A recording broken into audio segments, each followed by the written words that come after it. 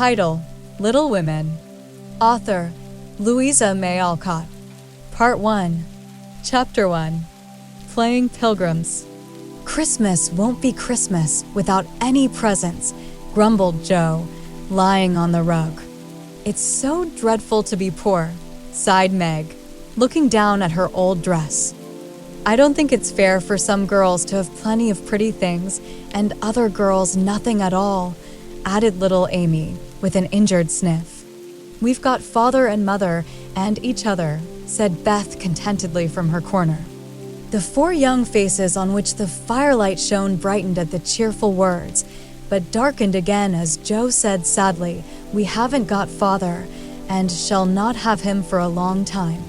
She didn't say perhaps never, but each silently added it, thinking of father far away, where the fighting was. Nobody spoke for a minute.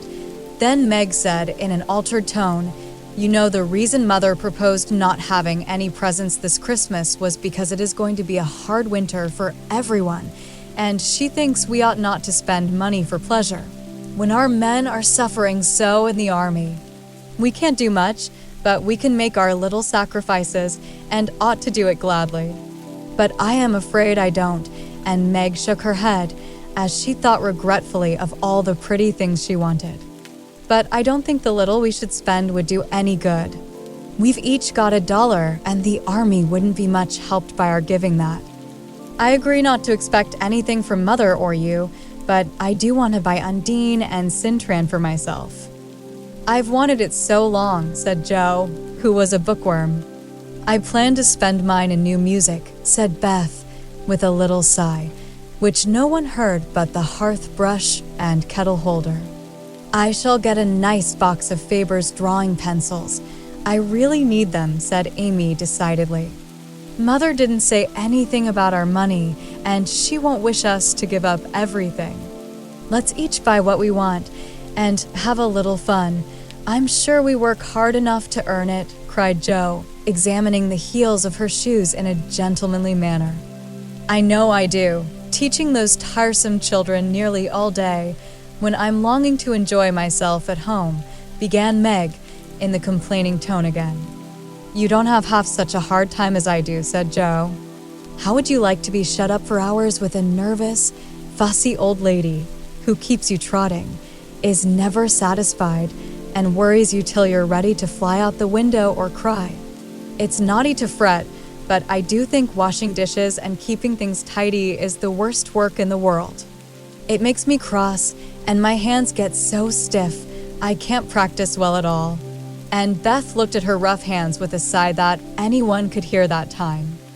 "I don't believe any of you suffer as I do," cried Amy, "for you don't have to go to school with impertinent girls who plague you if you don't know your lessons and laugh at your dresses and label your father if he isn't rich, and insult you when your nose isn't nice. If you mean libel, I'd say so, and not talk about labels as if Papa was a pickle bottle," advised Joe, laughing.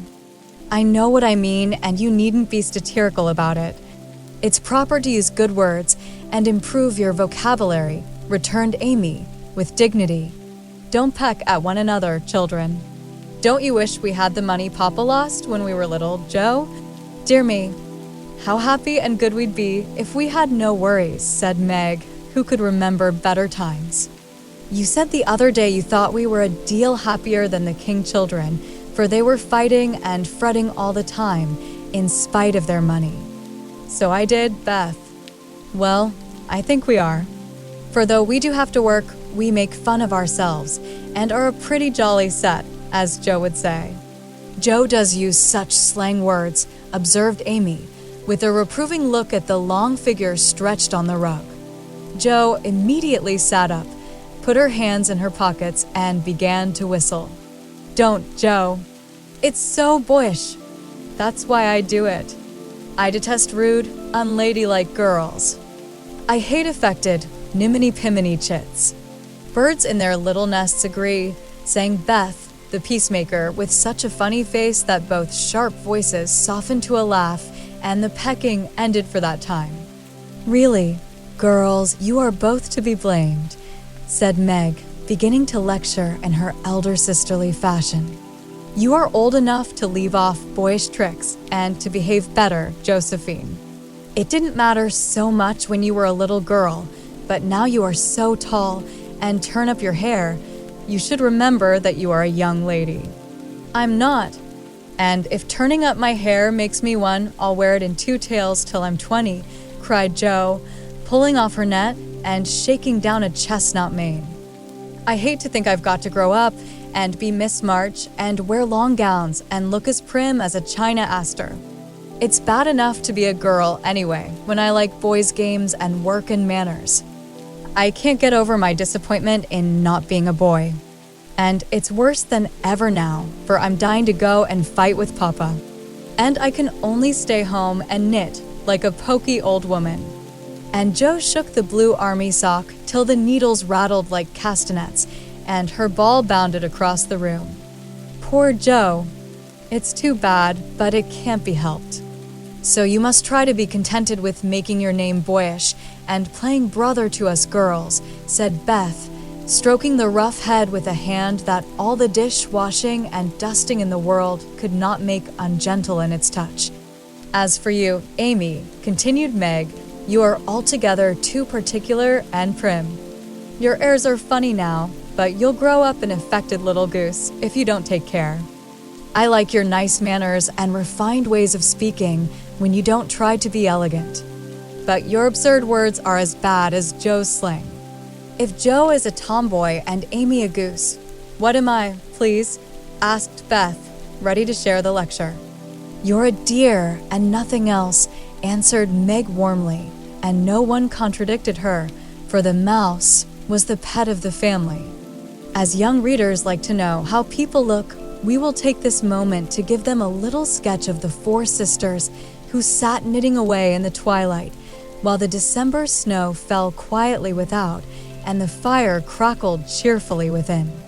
It was a comfortable room, though the carpet was faded and the furniture very plain, for a good picture or 2 hung on the walls. Books filled the recesses, chrysanthemums and Christmas roses bloomed in the windows, and a pleasant atmosphere of home peace pervaded it. Margaret, the eldest of the 4, was 16 and very pretty, being plump and fair, with large eyes, plenty of soft brown hair, a sweet mouth, and white hands, of which she was rather vain. 15-year-old Jo was very tall, thin, and brown, and reminded one of a colt, for she never seemed to know what to do with her long limbs, which were very much in her way. She had a decided mouth, a comical nose, and sharp, gray eyes, which appeared to see everything and were by turns fierce, funny, or thoughtful. Her long, thick hair was her one beauty, but it was usually bundled into a net to be out of her way.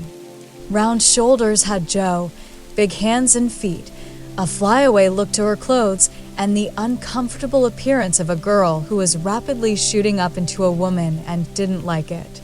Elizabeth, or Beth, as everyone called her, was a rosy, smooth-haired, bright-eyed girl of 13, with a shy manner, a timid voice, and a peaceful expression which was seldom disturbed.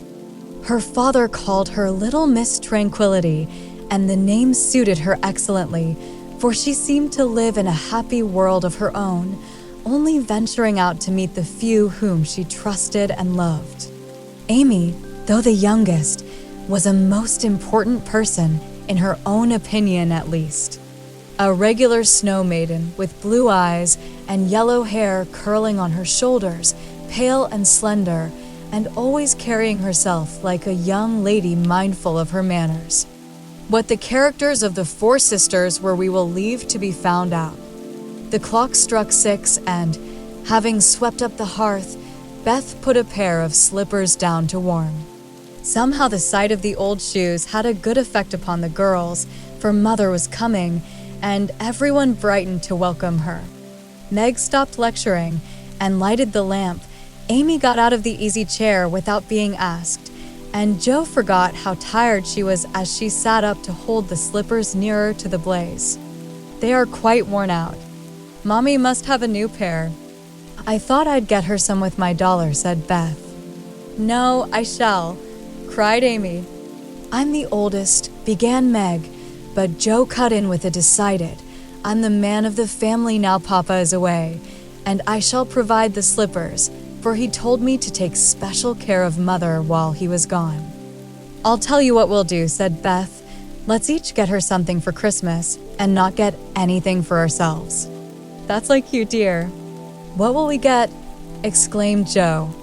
Everyone thought soberly for a minute, then Meg announced, as if the idea was suggested by the sight of her own pretty hands, I shall give her a nice pair of gloves.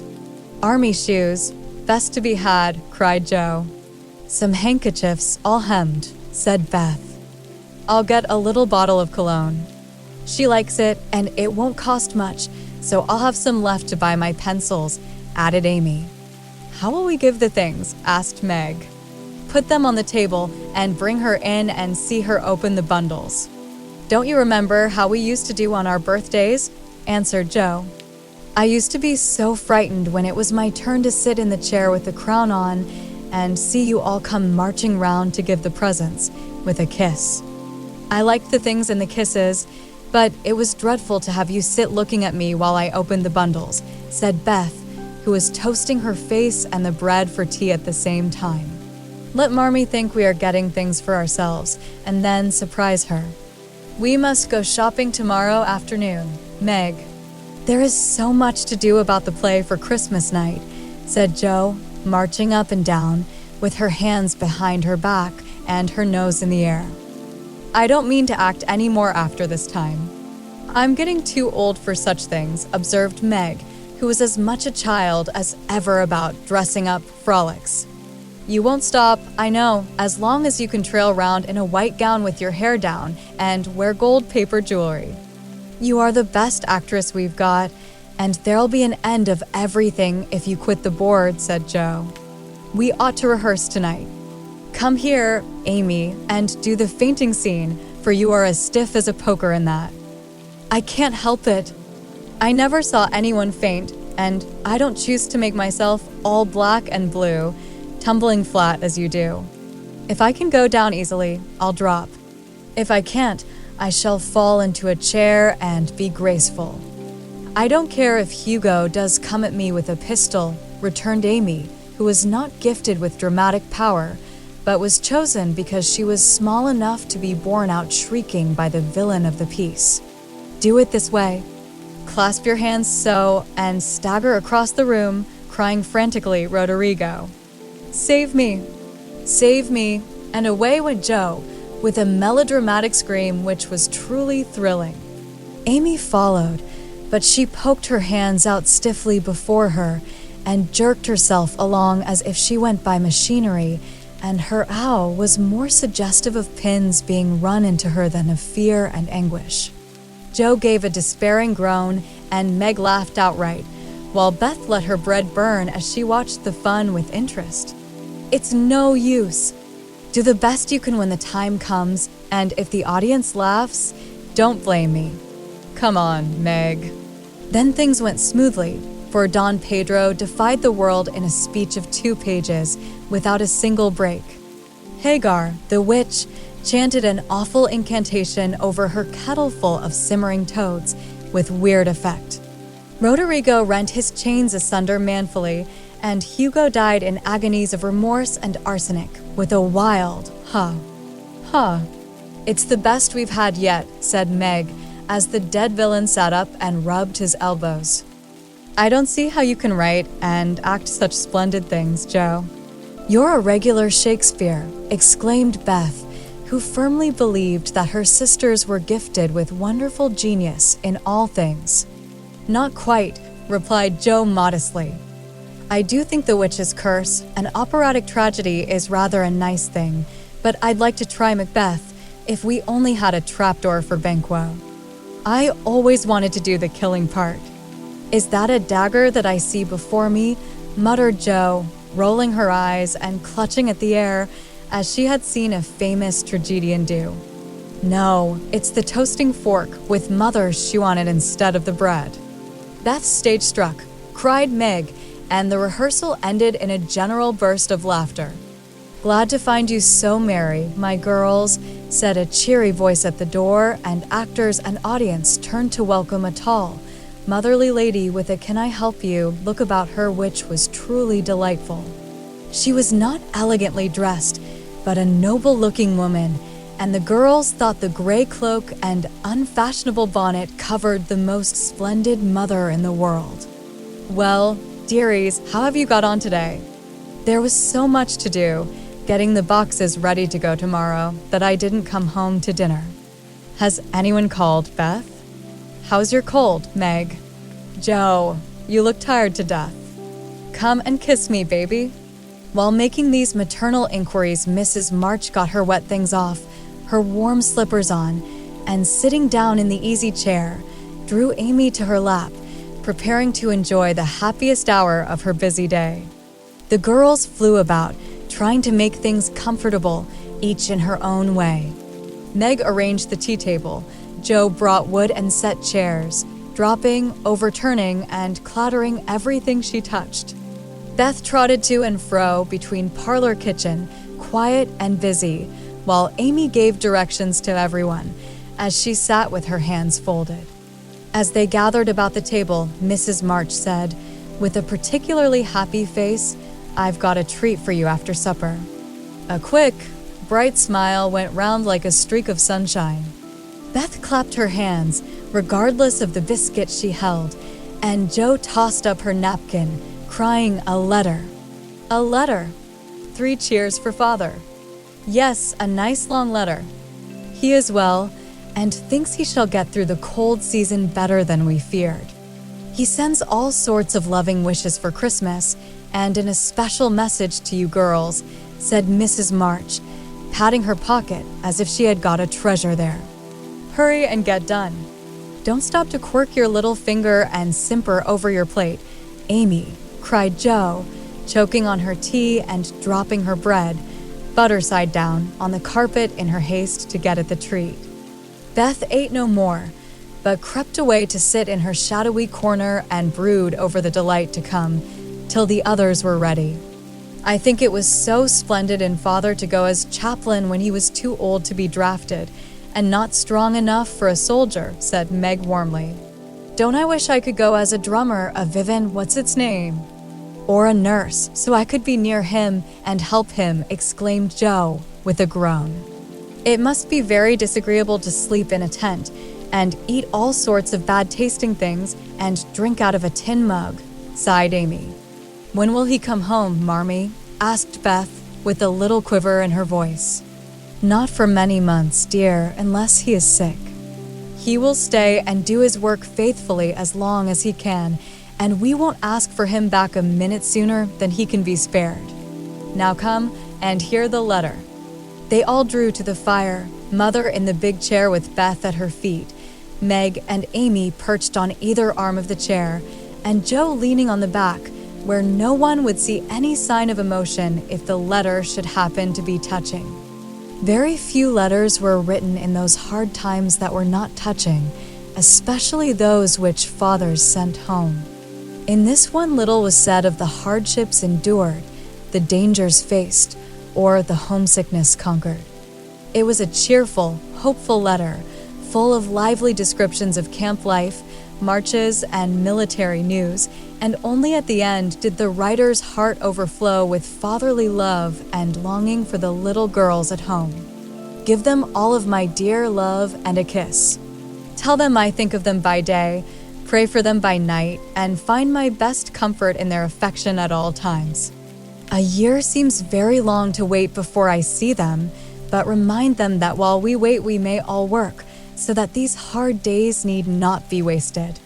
I know they will remember all I said to them, that they will be loving children to you, will do their duty faithfully, fight their bosom enemies bravely, and conquer themselves so beautifully that when I come back to them, I may be fonder and prouder than ever of my little women." Everybody sniffed when they came to that part. Joe wasn't ashamed of the great tear that dropped off the end of her nose, and Amy never minded the rumpling of her curls as she hid her face on her mother's shoulder and sobbed out, "I am a selfish girl. But I'll truly try to be better, so he mayn't be disappointed in me by and by." "We all will," cried Meg. "I think too much of my looks and hate to work, but won't anymore if I can help it. I'll try and be what he loves to call me, a little woman, and not be rough and wild, but do my duty here instead of wanting to be somewhere else," said Jo, thinking that keeping her temper at home was a much harder task than facing a rebel or two down south. Beth said nothing, but wiped away her tears with the blue army sock and began to knit with all her might, losing no time in doing the duty that lay nearest her, while she resolved in her quiet little soul to be all that Father hoped to find her when the year brought round the happy coming home. Mrs. March broke the silence that followed Jo's words by saying in her cheery voice, "Do you remember how you used to play Pilgrim's Progress when you were little things? Nothing delighted you more than to have me tie my piece bags on your backs for burdens, give you hats and sticks and rolls of paper, and let you travel through the house from the cellar, which was the city of destruction, up, to the housetop, where you had all the lovely things you could collect to make a celestial city. What fun it was, especially going by the lions, fighting Apollyon, and passing through the valley where the hobgoblins were," said Jo. "I liked the place where the bundles fell off and tumbled downstairs," said Meg. "I don't remember much about it, except that I was afraid of the cellar and the dark entry, and always liked the cake and milk we had up at the top. If I wasn't too old for such things, I'd rather like to play it over again," said Amy, who began to talk of renouncing childish things at the mature age of 12. "We never are too old for this, my dear, because it is a play we are playing all the time in one way or another. Our burdens are here, our road is before us, and the longing for goodness and happiness is the guide that leads us through many troubles and mistakes to the peace, which is a true celestial city. Now, my little pilgrims, suppose you begin again, not in play, but in earnest, and see how far on you can get before Father comes home." "Really, Mother?" "Where are our bundles?" asked Amy, who was a very literal young lady. "Each of you told what your burden was just now, except Beth." "I rather think she hasn't got any," said her mother. "Yes, I have. Mine is dishes and dusters, and envying girls with nice pianos, and being afraid of people." Beth's bundle was such a funny one that everybody wanted to laugh, but nobody did, for it would have hurt her feelings very much. "Let us do it," said Meg thoughtfully. "It is only another name for trying to be good, and the story may help us, for though we do want to be good, it's hard work and we forget, and don't do our best. We were in the Slough of Despond tonight, and Mother came and pulled us out as help did in the book. We ought to have our roll of directions, like Christian. What shall we do about that?" asked Jo, delighted with the fancy which lent a little romance to the very dull task of doing her duty. "Look under your pillows Christmas morning, and you will find your guidebook," replied Mrs. March. They talked over the new plan while old Hannah cleared the table. Then out came the 4 little work baskets, and the needles flew as the girls made sheets for Aunt March. It was uninteresting sewing, but tonight no one grumbled. They adopted Jo's plan of dividing the long seams into 4 parts and calling the quarters Europe, Asia, Africa, and America, and in that way got on capitally, especially when they talked about the different countries as they stitched their way through them. At 9 they stopped work and sang, as usual, before they went to bed. No one but Beth could get much music out of the old piano, but she had a way of softly touching the yellow keys and making a pleasant accompaniment to the simple songs they sang. Meg had a voice like a flute, and she and her mother led the little choir. Amy chirped like a cricket, and Jo wandered through the airs at her own sweet will, always coming out at the wrong place with a croak or a quaver that spoiled the most pensive tune. They had always done this from the time they could lisp. Crinkle, crinkle, it'll tar. And it had become a household custom, for the mother was a born singer. The first sound in the morning was her voice as she went about the house singing like a lark, and the last sound at night was the same cheery sound, for the girls never grew too old for that familiar lullaby. Chapter 2. A Merry Christmas. Joe was the first to wake in the gray dawn of Christmas morning. No stockings hung at the fireplace, and for a moment she felt as much disappointed as she did long ago when her little sock fell down because it was crammed so full of goodies. Then she remembered her mother's promise and, slipping her hand under her pillow, drew out a little crimson-covered book. She knew it very well, for it was that beautiful old story of the best life ever lived, and Joe felt that it was a true guidebook for any pilgrim going on a long journey. She woke Meg with a Merry Christmas and bade her see what was under her pillow. A green-covered book appeared, with the same picture inside, and a few words written by their mother, which made their one present very precious in their eyes. Presently Beth and Amy woke to rummage and find their little books also, one dove-colored, the other blue, and all sat looking at and talking about them, while the east grew rosy with the coming day. In spite of her small vanities, Margaret had a sweet and pious nature, which unconsciously influenced her sisters, especially Joe, who loved her very tenderly and obeyed her because her advice was so gently given. "Girls," said Meg seriously, looking from the tumbled head beside her to the two little night-capped ones in the room beyond, "Mother wants us to read and love and mind these books, and we must begin at once. We used to be faithful about it, but since Father went away and all this war trouble unsettled us, we have neglected many things. You can do as you please, but I shall keep my book on the table here and read a little every morning as soon as I wake, for I know it will do me good and help me through the day." Then she opened her new book and began to read. Joe put her arm round her and, leaning cheek to cheek, read also, with the quiet expression so seldom seen on her restless face. "How good Meg is! Come, Amy, let's do as they do. I'll help you with the hard words, and they'll explain things if we don't understand," whispered Beth, very much impressed by the pretty books and her sister's example. "I'm glad mine is blue," said Amy. And then the rooms were very still while the pages were softly turned, and the winter sunshine crept in to touch the bright heads and serious faces with a Christmas greeting. "Where is Mother?" asked Meg, as she and Joe ran down to thank her for their gifts, half an hour later. "Goodness only knows. Some poor creeter came a-beggin', and your ma went straight off to see what was needed. There never was such a woman for givin' away victuals and drink, clothes and firin," replied Hannah, who had lived with the family since Meg was born and was considered by them all more as a friend than a servant. "She will be back soon, I think, so fry your cakes and have everything ready," said Meg, looking over the presents which were collected in a basket and kept under the sofa, ready to be produced at the proper time. "Why, where is Amy's bottle of cologne?" she added, as the little flask did not appear. "She took it out a minute ago and went off with it to put a ribbon on it, or some such notion," replied Joe, dancing about the room to take the first stiffness off the new army slippers. "How nice my handkerchiefs look, don't they? Hannah washed and ironed them for me, and I marked them all myself," said Beth, looking proudly at the somewhat uneven letters which had cost her such labor. "Bless the child. She's gone and put Mother on them instead of M. March." "How funny," cried Joe, taking one up. "Isn't that right?" "I thought it was better to do it so, because Meg's initials are MM, and I don't want anyone to use these but Marmee," said Beth, looking troubled.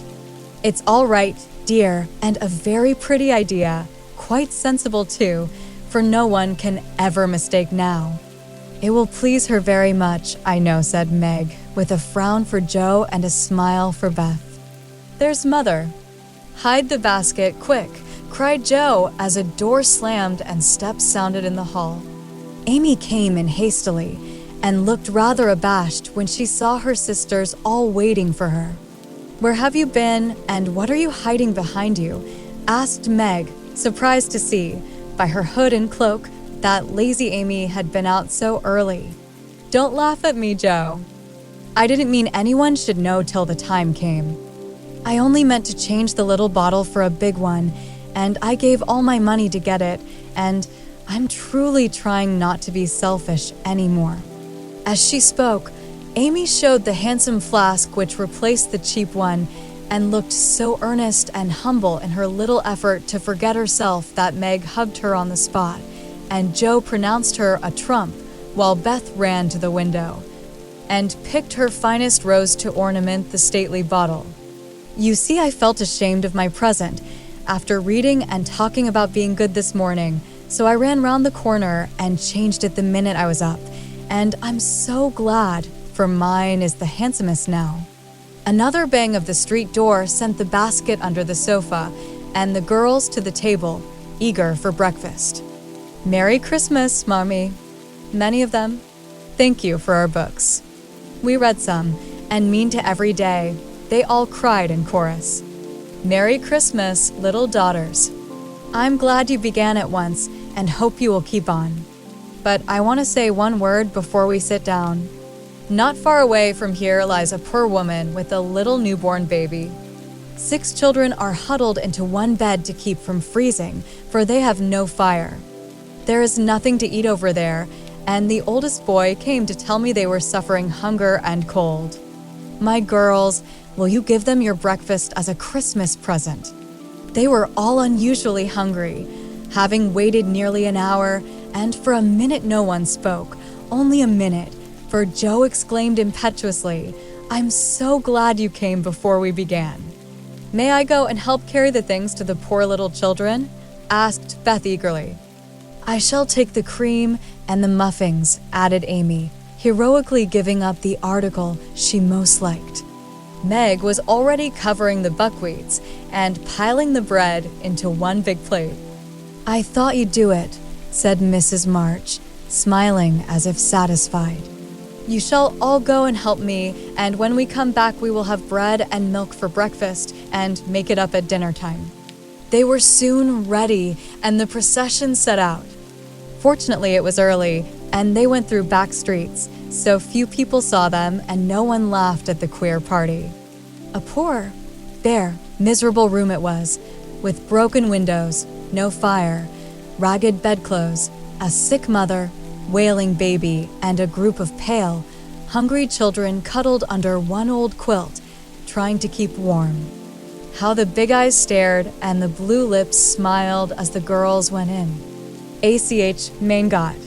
It is good angels come to us, said the poor woman, crying for joy.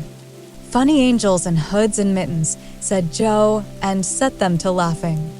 In a few minutes it really did seem as if kind spirits had been at work there. Hannah, who had carried wood, made a fire and stopped up the broken panes with old hats and her own cloak. Mrs. March gave the mother tea and gruel and comforted her with promises of help, while she dressed the little baby as tenderly as if it had been her own. The girls meantime spread the table, set the children round the fire, and fed them like so many hungry birds, laughing, talking, and trying to understand the funny broken English. Das ist gut.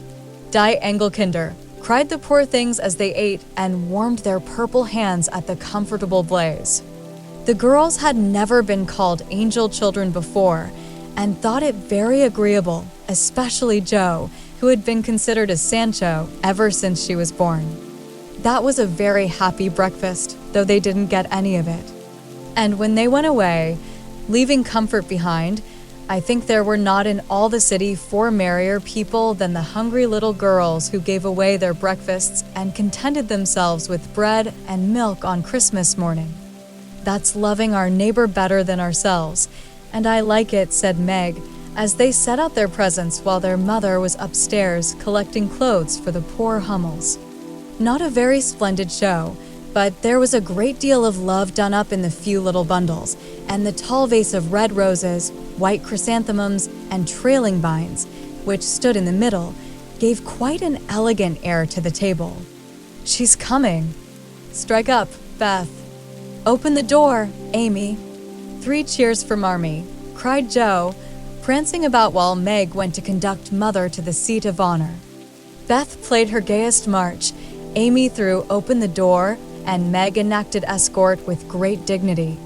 Mrs. March was both surprised and touched, and smiled with her eyes full as she examined her presents and read the little notes which accompanied them.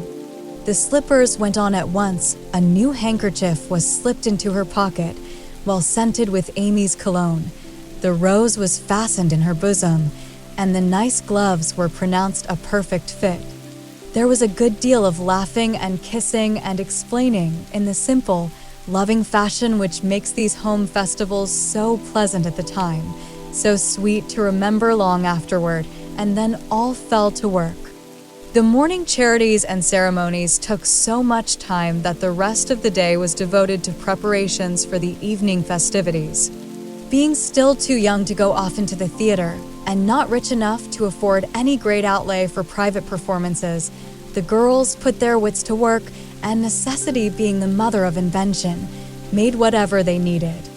Very clever were some of their productions: pasteboard guitars, antique lamps made of old-fashioned butter boats covered with silver paper, gorgeous robes of old cotton, glittering with tin spangles from a pickle factory, and armor covered with the same useful diamond-shaped bits left in sheets when the lids of preserved pots were cut out. The big chamber was the scene of many innocent revels. No gentlemen were admitted, so Jo played male parts to her heart's content and took immense satisfaction in a pair of russet leather boots given her by a friend who knew a lady who knew an actor. These boots, an old foil, and a slashed doublet once used by an artist for some picture, were Jo's chief treasures and appeared on all occasions. The smallness of the company made it necessary for the two principal actors to take several parts apiece, and they certainly deserve some credit for the hard work they did in learning 3 or 4 different parts, whisking in and out of various costumes, and managing the stage besides. It was excellent drill for their memories, a harmless amusement, and employed many hours which otherwise would have been idle, lonely, or spent in less profitable society. On Christmas night, a dozen girls piled onto the bed, which was the dress circle, and sat before the blue and yellow chintz curtains in a most flattering state of expectancy. There was a good deal of rustling and whispering behind the curtain, a trifle of lamp smoke, and an occasional giggle from Amy, who was apt to get hysterical in the excitement of the moment. Presently a bell sounded, the curtains flew apart, and the operatic tragedy began. A gloomy wood, according to the one playbill, was represented by a few shrubs in pots, green vase on the floor, and a cave in the distance.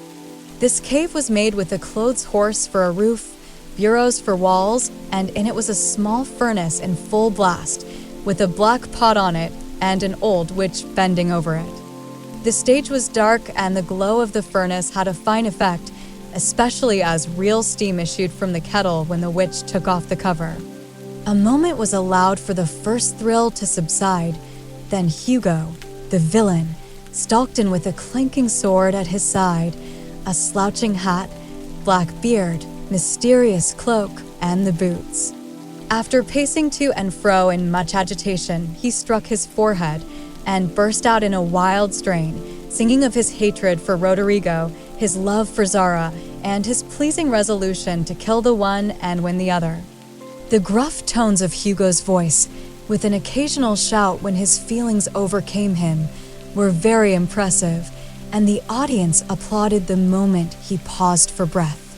Bowing with the air of one accustomed to public praise, he stole to the cavern and ordered Hagar to come forth with a commanding, "What ho, minion? I need thee." Out came Meg, with gray horsehair hanging about her face, a red and black robe, a staff, and cabalistic signs upon her cloak. Hugo demanded a potion to make Zara adore him, and one to destroy Roderigo. Hagar, in a fine dramatic melody, promised both, and proceeded to call up the spirit who would bring the love philtre. "Hither, hither from thy home. Airy sprite, I bid thee come. Born of roses, fed on dew. Charms and potions canst thou brew? bring me here with elfin speed. The fragrant philter which I need, make it sweet and swift and strong. Spirit, answer now my song. A soft strain of music sounded, and then at the back of the cave appeared a little figure in cloudy white, with glittering wings, golden hair, and a garland of roses on its head. Waving a wand, it sang, "Hither I come, from my airy home, afar in the silver moon. Take the magic spell, and use it well, or its power will vanish soon." And dropping a small, gilded bottle at the witch's feet, the spirit vanished. Another chant from Hagar produced another apparition, not a lovely one, for with a bang an ugly black imp appeared, and, having croaked a reply, tossed a dark bottle at Hugo and disappeared with a mocking laugh. Having warbled his thanks and put the potions in his boots, Hugo departed, and Hagar informed the audience that as he had killed a few of her friends in times past, she had cursed him and intends to thwart his plans and be revenged on him. Then the curtain fell, and the audience reposed and ate candy while discussing the merits of the play. A good deal of hammering went on before the curtain rose again, but when it became evident what a masterpiece of stage carpentry had been got up, no one murmured at the delay. It was truly superb. A tower rose to the ceiling. Halfway up appeared a window with a lamp burning in it, and behind the white curtain appeared Zara in a lovely blue and silver dress, waiting for Roderigo. He came in gorgeous array, with plumed cap, red cloak, chestnut lovelocks, a guitar, and the boots, of course. Kneeling at the foot of the tower, he sang a serenade in melting tones. Zara replied and, after a musical dialogue, consented to fly. Then came the grand effect of the play. Roderigo produced a rope ladder, with 5 steps to it, threw up one end, and invited Zara to descend. Timidly she crept from her lattice, put her hand on Roderigo's shoulder, and was about to leap gracefully down when, alas for Zara, she forgot her train. It caught in the window, the tower tottered, leaned forward, fell with a crash, and buried the unhappy lovers in the ruins.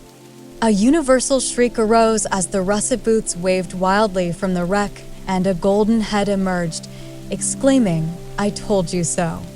I told you so." With wonderful presence of mind, Don Pedro, the cruel sire, rushed in, dragged out his daughter, with a hasty aside. "Don't laugh.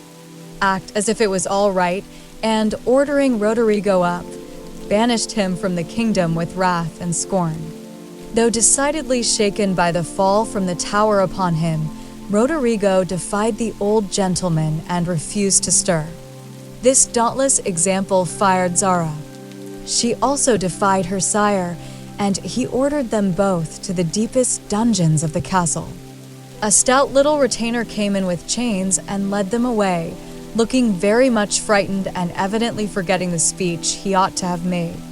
Act 3 was the castle hall, and here Hagar appeared, having come to free the lovers and finish Hugo.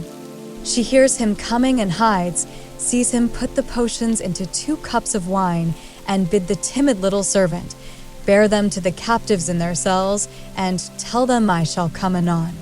The servant takes Hugo aside to tell him something, and Hagar changes the cups for 2 others, which are harmless. Ferdinando, the minion, carries them away, and Hagar puts back the cup which holds the poison meant for Roderigo. Hugo, getting thirsty after a long warble, drinks it, loses his wits, and after a good deal of clutching and stamping, falls flat and dies, while Hagar informs him what she has done in a song of exquisite power and melody. This was a truly thrilling scene, though some persons might have thought that the sudden tumbling down of a quantity of long red hair rather marred the effect of the villain's death. He was called before the curtain, and with great propriety appeared, leading Hagar, whose singing was considered more wonderful than all the rest of the performance put together. Act 4 displayed the despairing Roderigo on the point of stabbing himself, because he has been told that Zara has deserted him. Just as the dagger is at his heart, a lovely song is sung under his window, informing him that Zara is true but in danger, and he can save her if he will. A key is thrown in, which unlocks the door, and in a spasm of rapture, he tears off his chains and rushes away to find and rescue his ladylove. Act 5 opened with a stormy scene between Zara and Don Pedro. He wishes her to go into a convent, but she won't hear of it, and after a touching appeal, is about to faint when Rodrigo dashes in and demands her hand. Don Pedro refuses because he is not rich. They shout and gesticulate tremendously, but cannot agree, and Rodrigo is about to bear away the exhausted Zara when the timid servant enters with a letter and a bag from Hagar, who has mysteriously disappeared. The latter informs the party that she bequeaths untold wealth to the young pair and an awful doom to Don Pedro if he doesn't make them happy. The bag is opened, and several quarts of tin money shower down upon the stage till it is quite glorified with the glitter. This entirely softens the stern sire. He consents without a murmur. All join in a joyful chorus, and the curtain falls upon the lovers kneeling to receive Don Pedro's blessing in attitudes of the most romantic grace. Tumultuous applause followed, but received an unexpected check, for the cot bed, on which the dress circle was built, suddenly shut up and extinguished the enthusiastic audience. Rodrigo and Don Pedro flew to the rescue, and all were taken out unhurt, though many were speechless with laughter. The excitement had hardly subsided when Hannah appeared, with Mrs. March's compliments, and would the ladies walk down to supper. This was a surprise even to the actors, and when they saw the table, they looked at one another in rapturous amazement. It was like Marmee to get up a little treat for them, but anything so fine as this was unheard of since the departed days of plenty.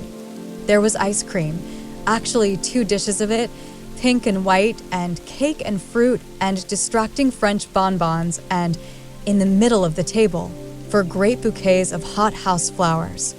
It quite took their breath away, and they stared first at the table and then at their mother, who looked as if she enjoyed it immensely. "Is it fairies?" asked Amy. "Santa Claus," said Beth. "Mother did it." And Meg smiled her sweetest, in spite of her gray beard and white eyebrows. "Aunt March had a good fit and sent the supper," cried Joe, with a sudden inspiration. "All wrong. Old Mr. Lawrence sent it," replied Mrs. March. "The Lawrence boy's grandfather.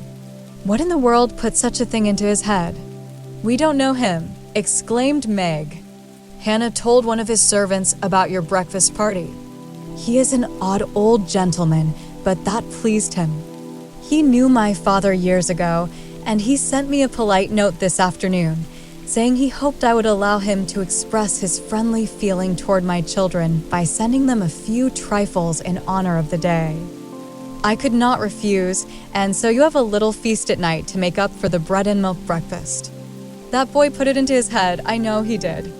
He's a capital fellow, and I wish we could get acquainted. He looks as if he'd like to know us, but he's bashful, and Meg is so prim she won't let me speak to him when we pass," said Joe, as the plates went round, and the ice began to melt out of sight, with O's and AHS of satisfaction. "You mean the people who live in the big house next door, don't you?" asked one of the girls. "My mother knows old Mr. Lawrence, but says he's very proud and doesn't like to mix with his neighbors. He keeps his grandson shut up when he isn't writing or walking with his tutor, and makes him study very hard. We invited him to our party, but he didn't come. Mother says he's very nice, though he never speaks to us girls. Our cat ran away once, and he brought her back, and we talked over the fence, and were getting on capitally, all about cricket, and so on, when he saw Meg coming and walked off. I mean to know him someday, for he needs fun. I'm sure he does," said Joe decidedly. "I like his manners, and he looks like a little gentleman, so I've no objection to your knowing him, if a proper opportunity comes. He brought the flowers himself, and I should have asked him in if I had been sure what was going on upstairs. He looked so wistful as he went away, hearing the frolic and evidently having none of his own. "It's a mercy you didn't, Mother," laughed Joe, looking at her boots. "But we'll have another play sometime that he can see. Perhaps he'll help act. Wouldn't that be jolly? I never had such a fine bouquet before. How pretty it is." And Meg examined her flowers with great interest. "They are lovely, but Beth's roses are sweeter to me," said Mrs. March, smelling the half-dead posy in her belt. Beth nestled up to her and whispered softly, "I wish I could send my bunch to Father. I'm afraid he isn't having such a Merry Christmas as we are." Chapter 3. The Lawrence Boy. "Joe! Joe! Where are you?" cried Meg at the foot of the garret stairs. "Here," answered a husky voice from above, and, running up, Meg found her sister eating apples and crying over the air of Redcliffe, wrapped up in a comforter on an old three-legged sofa by the sunny window. This was Joe's favorite refuge, and here she loved to retire with half a dozen russets and a nice book, to enjoy the quiet and the society of a pet rat who lived nearby and didn't mind her a particle. As Meg appeared, Scrabble whisked into his hole. Joe shook the tears off her cheeks and waited to hear the news. "Such fun! Only see, a regular note of invitation from Mrs. Gardiner for tomorrow night," cried Meg, waving the precious paper and then proceeding to read it with girlish delight. "Mrs. Gardiner would be happy to see Miss March and Miss Josephine at a little dance on New Year's Eve. Marmee is willing we should go. Now what shall we wear?" "What's the use of asking that, when you know we shall wear our poplins, because we haven't got anything else," answered Joe with her mouth full. "If I only had a silk," sighed Meg. "Mother says I may when I'm 18 perhaps, but 2 years is an everlasting time to wait. I'm sure our pops look like silk, and they are nice enough for us. Yours is as good as new, but I forgot the burn and the tear in mine. Whatever shall I do? The burn shows badly, and I can't take any out. You must sit still all you can and keep your back out of sight. The front is all right. I shall have a new ribbon for my hair, and Marmee will lend me her little pearl pin, and my new slippers are lovely, and my gloves will do, though they aren't as nice as I'd like. Mine are spoiled with lemonade, and I can't get any new ones, so I shall have to go without," said Joe, who never troubled herself much about dress. "You must have gloves, or I won't go," cried Meg decidedly. "Gloves are more important than anything else. You can't dance without them, and if you don't, I should be so mortified. Then I'll stay still. I don't care much for company dancing. It's no fun to go sailing round. I like to fly about and cut capers. You can't ask Mother for new ones. They are so expensive, and you are so careless. She said when you spoiled the others that she shouldn't get you any more this winter. Can't you make them do? I can hold them crumpled up in my hand, so no one will know how stained they are. That's all I can do." "No. I'll tell you how we can manage. Each wear one good one and carry a bad one. Don't you see? Your hands are bigger than mine, and you will stretch my glove dreadfully," began Meg, whose gloves were a tender point with her. "Then I'll go without. I don't care what people say," cried Joe, taking up her book. "You may have it, you may. Only don't stain it, and do behave nicely. Don't put your hands behind you, or stare, or say, 'Christopher Columbus,' will you? Don't worry about me. I'll be as prim as I can and not get into any scrapes, if I can help it. Now go and answer your note, and let me finish this splendid story."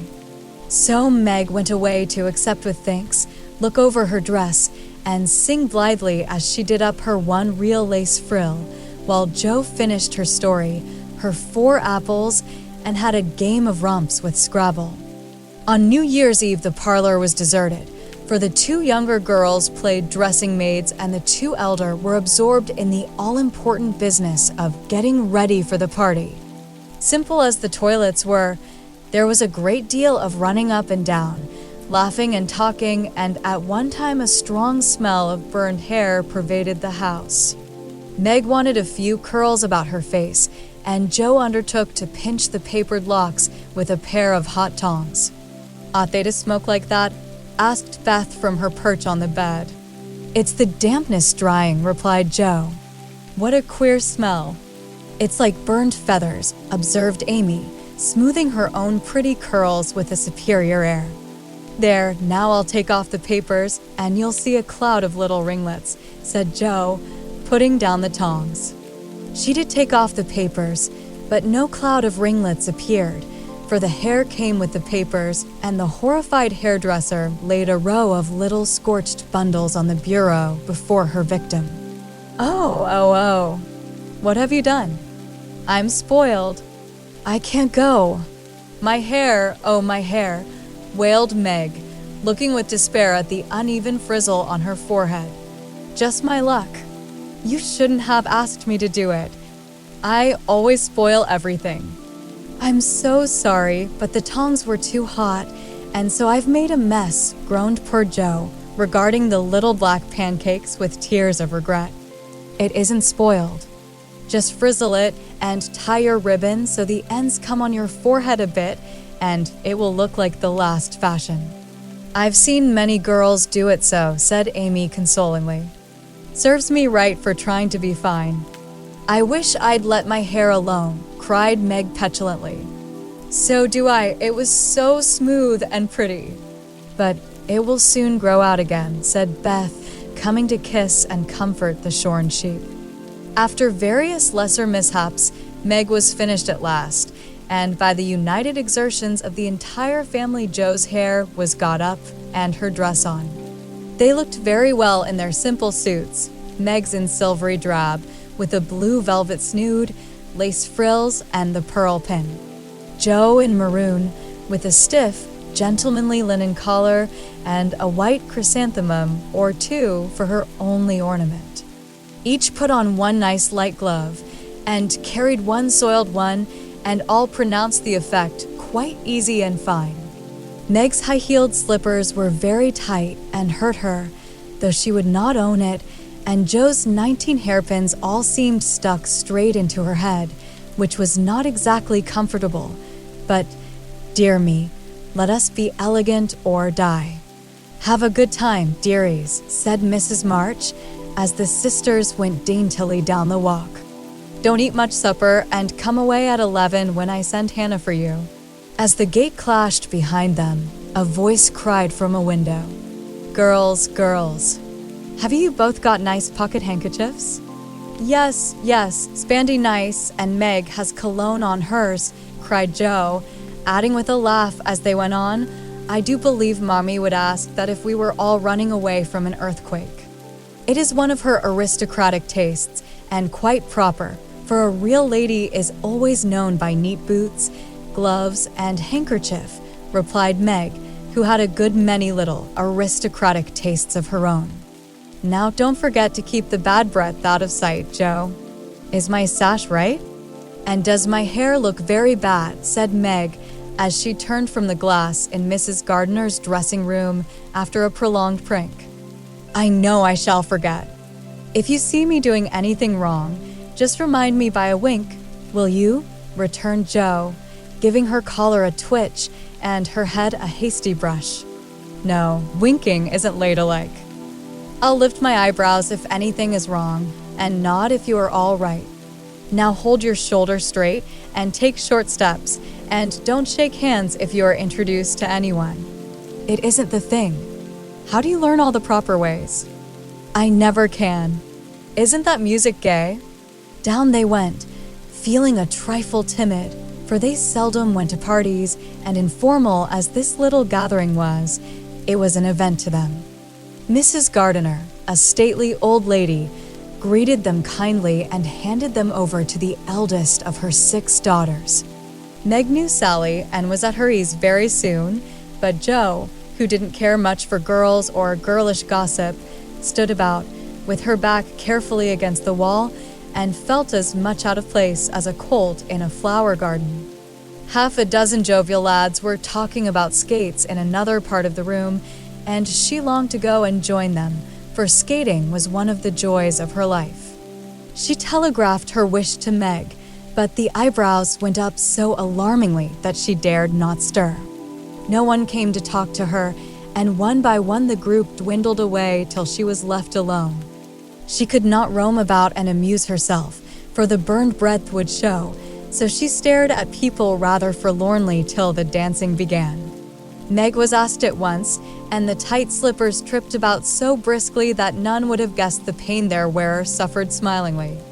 Jo saw a big red-headed youth approaching her corner, and fearing he meant to engage her, she slipped into a curtained recess, intending to peep and enjoy herself in peace. Unfortunately, another bashful person had chosen the same refuge, for, as the curtain fell behind her, she found herself face to face with the Lawrence boy. "Dear me, I didn't know anyone was here," stammered Jo, preparing to back out as speedily as she had bounced in. But the boy laughed and said pleasantly, though he looked a little startled, "Don't mind me, stay if you like." "Shan't I disturb you?" "Not a bit. I only came here because I don't know many people and felt rather strange at first, you know." "So did I. Don't go away, please, unless you'd rather." The boy sat down again and looked at his pumps, till Jo said, trying to be polite and easy, "I think I've had the pleasure of seeing you before. You live near us, don't you?" "Next door." And he looked up and laughed outright, for Jo's prim manner was rather funny when he remembered how they had chatted about cricket when he brought the cat home. That put Jo at her ease, and she laughed too, as she said, in her heartiest way, "We did have such a good time over your nice Christmas present. Grandpa sent it, but you put it into his head, didn't you now?" "How is your cat, Miss March?" asked the boy, trying to look sober while his black eyes shone with fun. "Nicely, thank you, Mr. Lawrence." "But I am not Miss March, I'm only Jo," returned the young lady. "I'm not Mr. Lawrence, I'm only Laurie." "Laurie Lawrence, what an odd name." "My first name is Theodore, but I don't like it, for the fellows called me Dora, so I made them say Laurie instead. I hate my name, too, so sentimental. I wish everyone would say Jo instead of Josephine." "How did you make the boys stop calling you Dora?" "I thrashed M." "I can't thrash Aunt March, so I suppose I shall have to bear it." And Jo resigned herself with a sigh. "Don't you like to dance, Miss Jo?" asked Laurie, looking as if he thought the name suited her. "I like it well enough if there is plenty of room and everyone is lively. In a place like this, I'm sure to upset something, tread on people's toes, or do something dreadful, so I keep out of mischief and let Meg sail about." "Don't you dance?" "Sometimes. You see, I've been abroad a good many years, and haven't been into company enough yet to know how you do things here." "Abroad?" cried Jo. "Oh, tell me about it." "I love dearly to hear people describe their travels." Laurie didn't seem to know where to begin, but Jo's eager questions soon set him going, and he told her how he had been at school in Vevey, where the boys never wore hats and had a fleet of boats on the lake, and for holiday fun went on walking trips about Switzerland with their teachers. "Don't I wish I'd been there," cried Jo. "Did you go to Paris?" "We spent last winter there." "Can you talk French?" "We were not allowed to speak anything else at Vevey." "Do say some." "I can read it, but can't pronounce." "Quelle nom est cette jeune demoiselle en les pantoufles jolies?" "How nicely you do it." "Let me see. You said, 'Who is the young lady in the pretty slippers,' didn't you?" "Oui, mademoiselle." "It's my sister Margaret, and you knew it was." "Do you think she is pretty?" "Yes, she makes me think of the German girls. She looks so fresh and quiet, and dances like a lady." Jo quite glowed with pleasure at this boyish praise of her sister, and stored it up to repeat to Meg. Both peeped and criticized and chatted till they felt like old acquaintances. Lori's bashfulness soon wore off, for Joe's gentlemanly demeanor amused and set him at his ease, and Joe was her merry self again, because her dress was forgotten and nobody lifted their eyebrows at her. She liked the Lawrence boy better than ever and took several good looks at him, so that she might describe him to the girls, for they had no brothers, very few male cousins, and boys were almost unknown creatures to them. Curly black hair, brown skin, big black eyes, handsome nose, fine teeth, small hands and feet, taller than I am, very polite, for a boy, and altogether jolly. Wonder how old he is.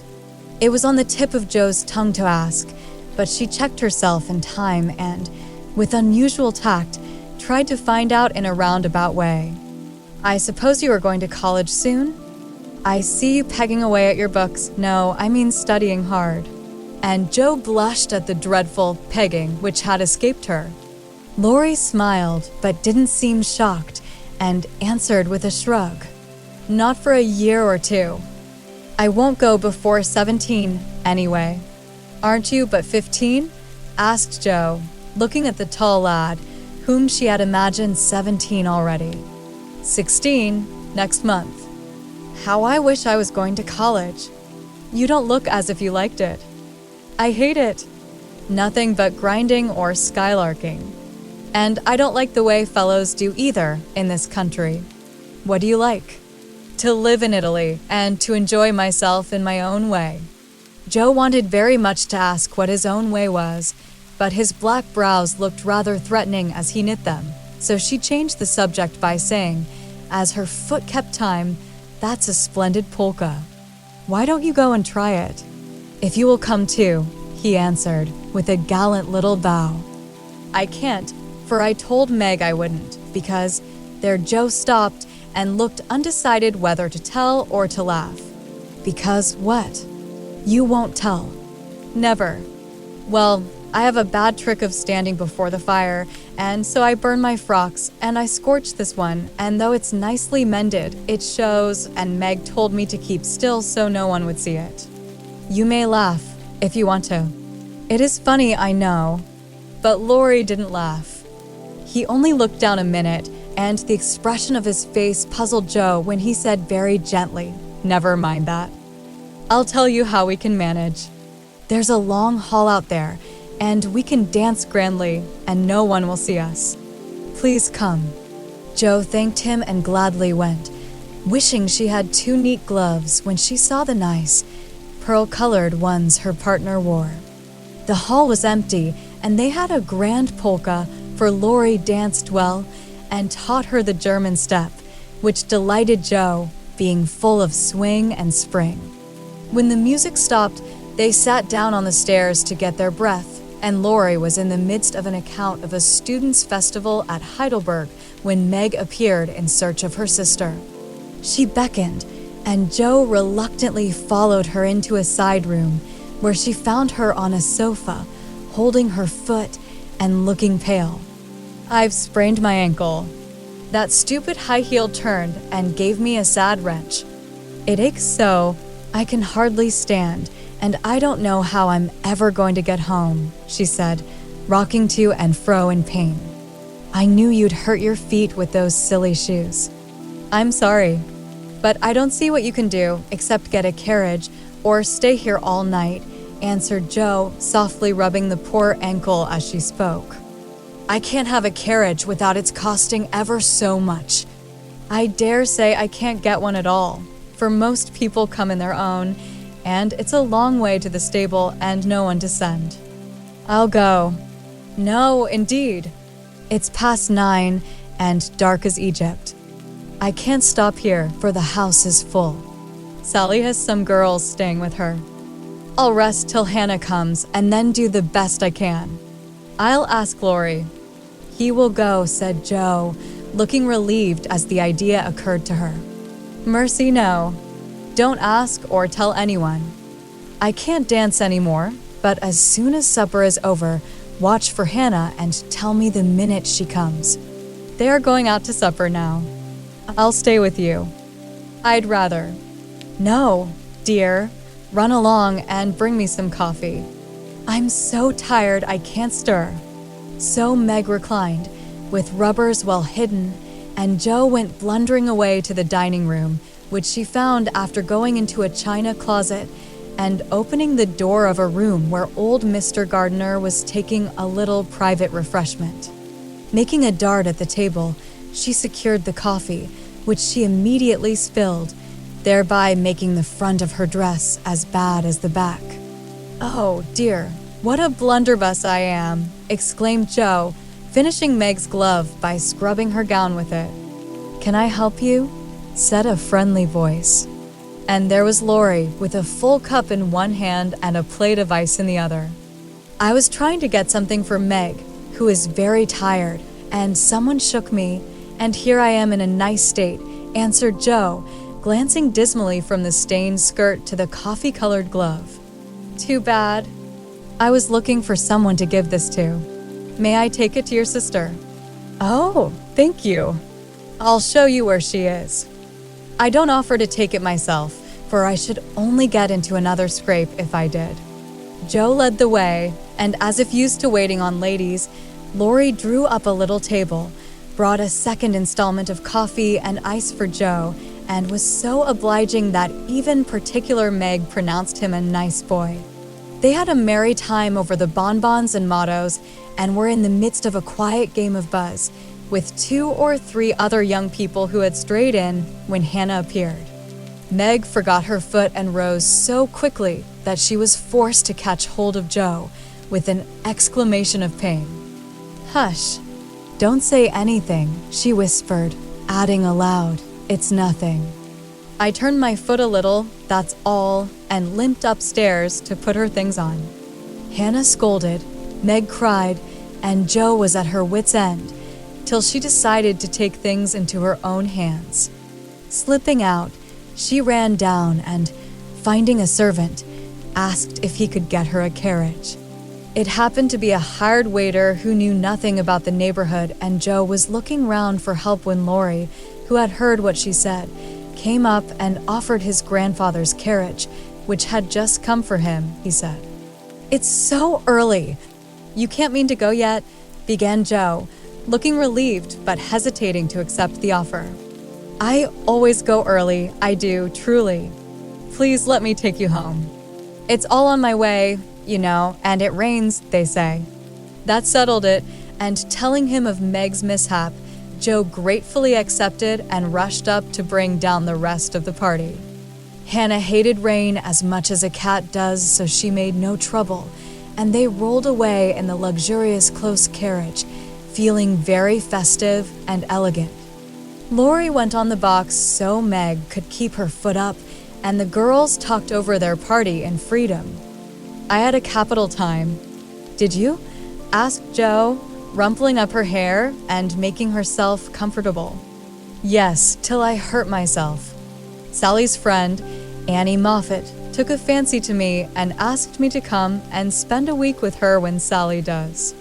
She is going in the spring when the opera comes, and it will be perfectly splendid, if Mother only lets me go," answered Meg, cheering up at the thought. "I saw you dancing with the red-headed man I ran away from. Was he nice?" "Oh, very. His hair is auburn, not red, and he was very polite, and I had a delicious redowa with him. He looked like a grasshopper in a fit when he did the new step." Laurie and I couldn't help laughing. "Did you hear us?" "No, but it was very rude." "What were you about all that time, hidden away there?" Jo told her adventures, and by the time she had finished they were at home. With many thanks, they said good night and crept in, hoping to disturb no one, but the instant their door creaked, 2 little nightcaps bobbed up, and 2 sleepy but eager voices cried out, "Tell about the party! Tell about the party!" With what Meg called a great want of manners, Jo had saved some bonbons for the little girls, and they soon subsided, after hearing the most thrilling events of the evening. I declare, it really seems like being a fine young lady to come home from the party in a carriage and sit in my dressing gown with a maid to wait on me, said Meg, as Jo bound up her foot with arnica and brushed her hair. I don't believe fine young ladies enjoy themselves a bit more than we do, in spite of our burned hair, old gowns, one glove apiece, and tight slippers that sprain our ankles when we are silly enough to wear them. And I think Jo was quite right. Chapter 4. Burdens. Oh dear, how hard it does seem to take up our packs and go on, sighed Meg the morning after the party, for now the holidays were over. The week of merrymaking did not fit her for going on easily with the task she never liked. I wish it was Christmas or New Year's all the time. Wouldn't it be fun? Answered Jo, yawning dismally. We shouldn't enjoy ourselves half so much as we do now. But it does seem so nice to have little suppers and bouquets and go to parties and drive home and read and rest and not work. It's like other people, you know, and I always envy girls who do such things. I'm so fond of luxury, said Meg, trying to decide which of two shabby gowns was the least shabby. Well, we can't have it, so don't let us grumble, but shoulder our bundles and trudge along as cheerfully as Marmee does. I'm sure Aunt March is a regular old man of the sea to me, but I suppose when I've learned to carry her without complaining, she will tumble off, or get so light that I shan't mind her. This idea tickled Jo's fancy and put her in good spirits, but Meg didn't brighten, for her burden, consisting of 4 spoiled children, seemed heavier than ever. She had not hard enough even to make herself pretty as usual by putting on a blue neck ribbon and dressing her hair in the most becoming way.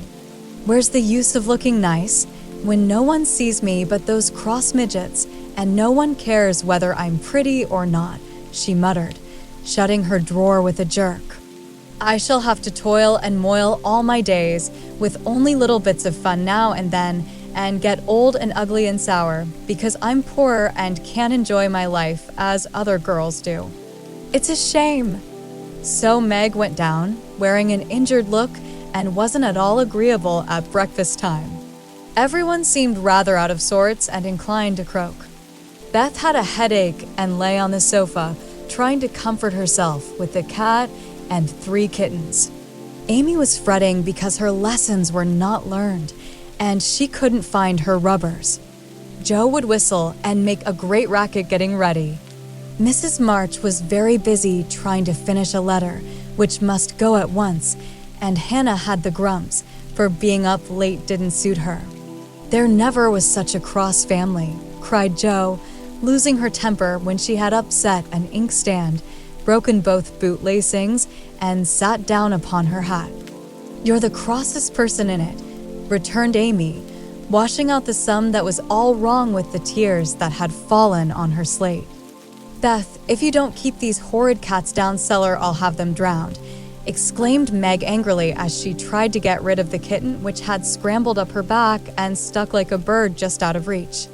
Jo laughed, Meg scolded, Beth implored, and Amy wailed because she couldn't remember how much 9 times 12 was. Girls, do be quiet 1 minute.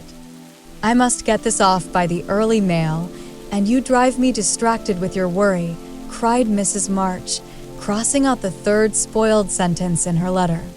There was a momentary lull, broken by Hannah, who stalked in, laid 2 hot turnovers on the table, and stalked out again. These turnovers were an institution, and the girls called them muffs, for they had no others and found the hot pies very comforting to their hands on cold mornings. Hannah never forgot to make them, no matter how busy or grumpy she might be, for the walk was long and bleak. The poor things got no other lunch and were seldom home before 2. Cuddle your cats and get over your headache, Bethy. Goodbye, Mommy. We are a set of rascals this morning, but we'll come home regular angels.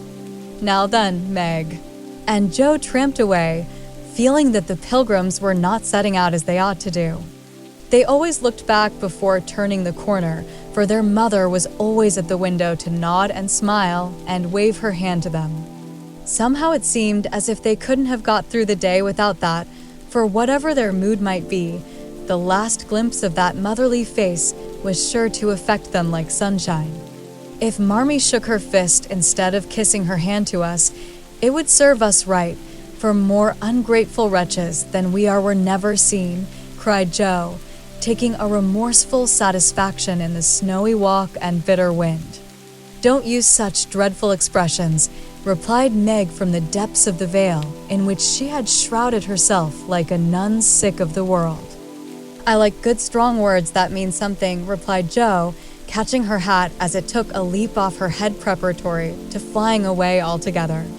Call yourself any names you like, but I am neither a rascal nor a wretch, and I don't choose to be called so. You're a blighted being, and decidedly cross today because you can't sit in the lap of luxury all the time. Poor dear, just wait till I make my fortune, and you shall revel in carriages and ice cream and high-heeled slippers and posies and red-headed boys to dance with. How ridiculous you are, Joe. But Meg laughed at the nonsense and felt better in spite of herself. Lucky for you I am, for if I put on crushed airs and tried to be dismal, as you do, we should be in a nice state. Thank goodness, I can always find something funny to keep me up. Don't croak any more, but come home jolly, there's a dear.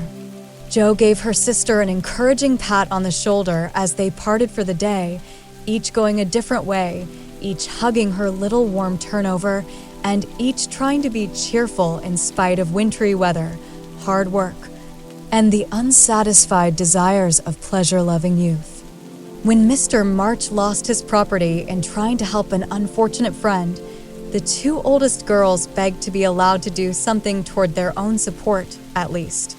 Believing that they could not begin too early to cultivate energy, industry, and independence, their parents consented, and both fell to work with the hearty goodwill which, in spite of all obstacles, is sure to succeed at last.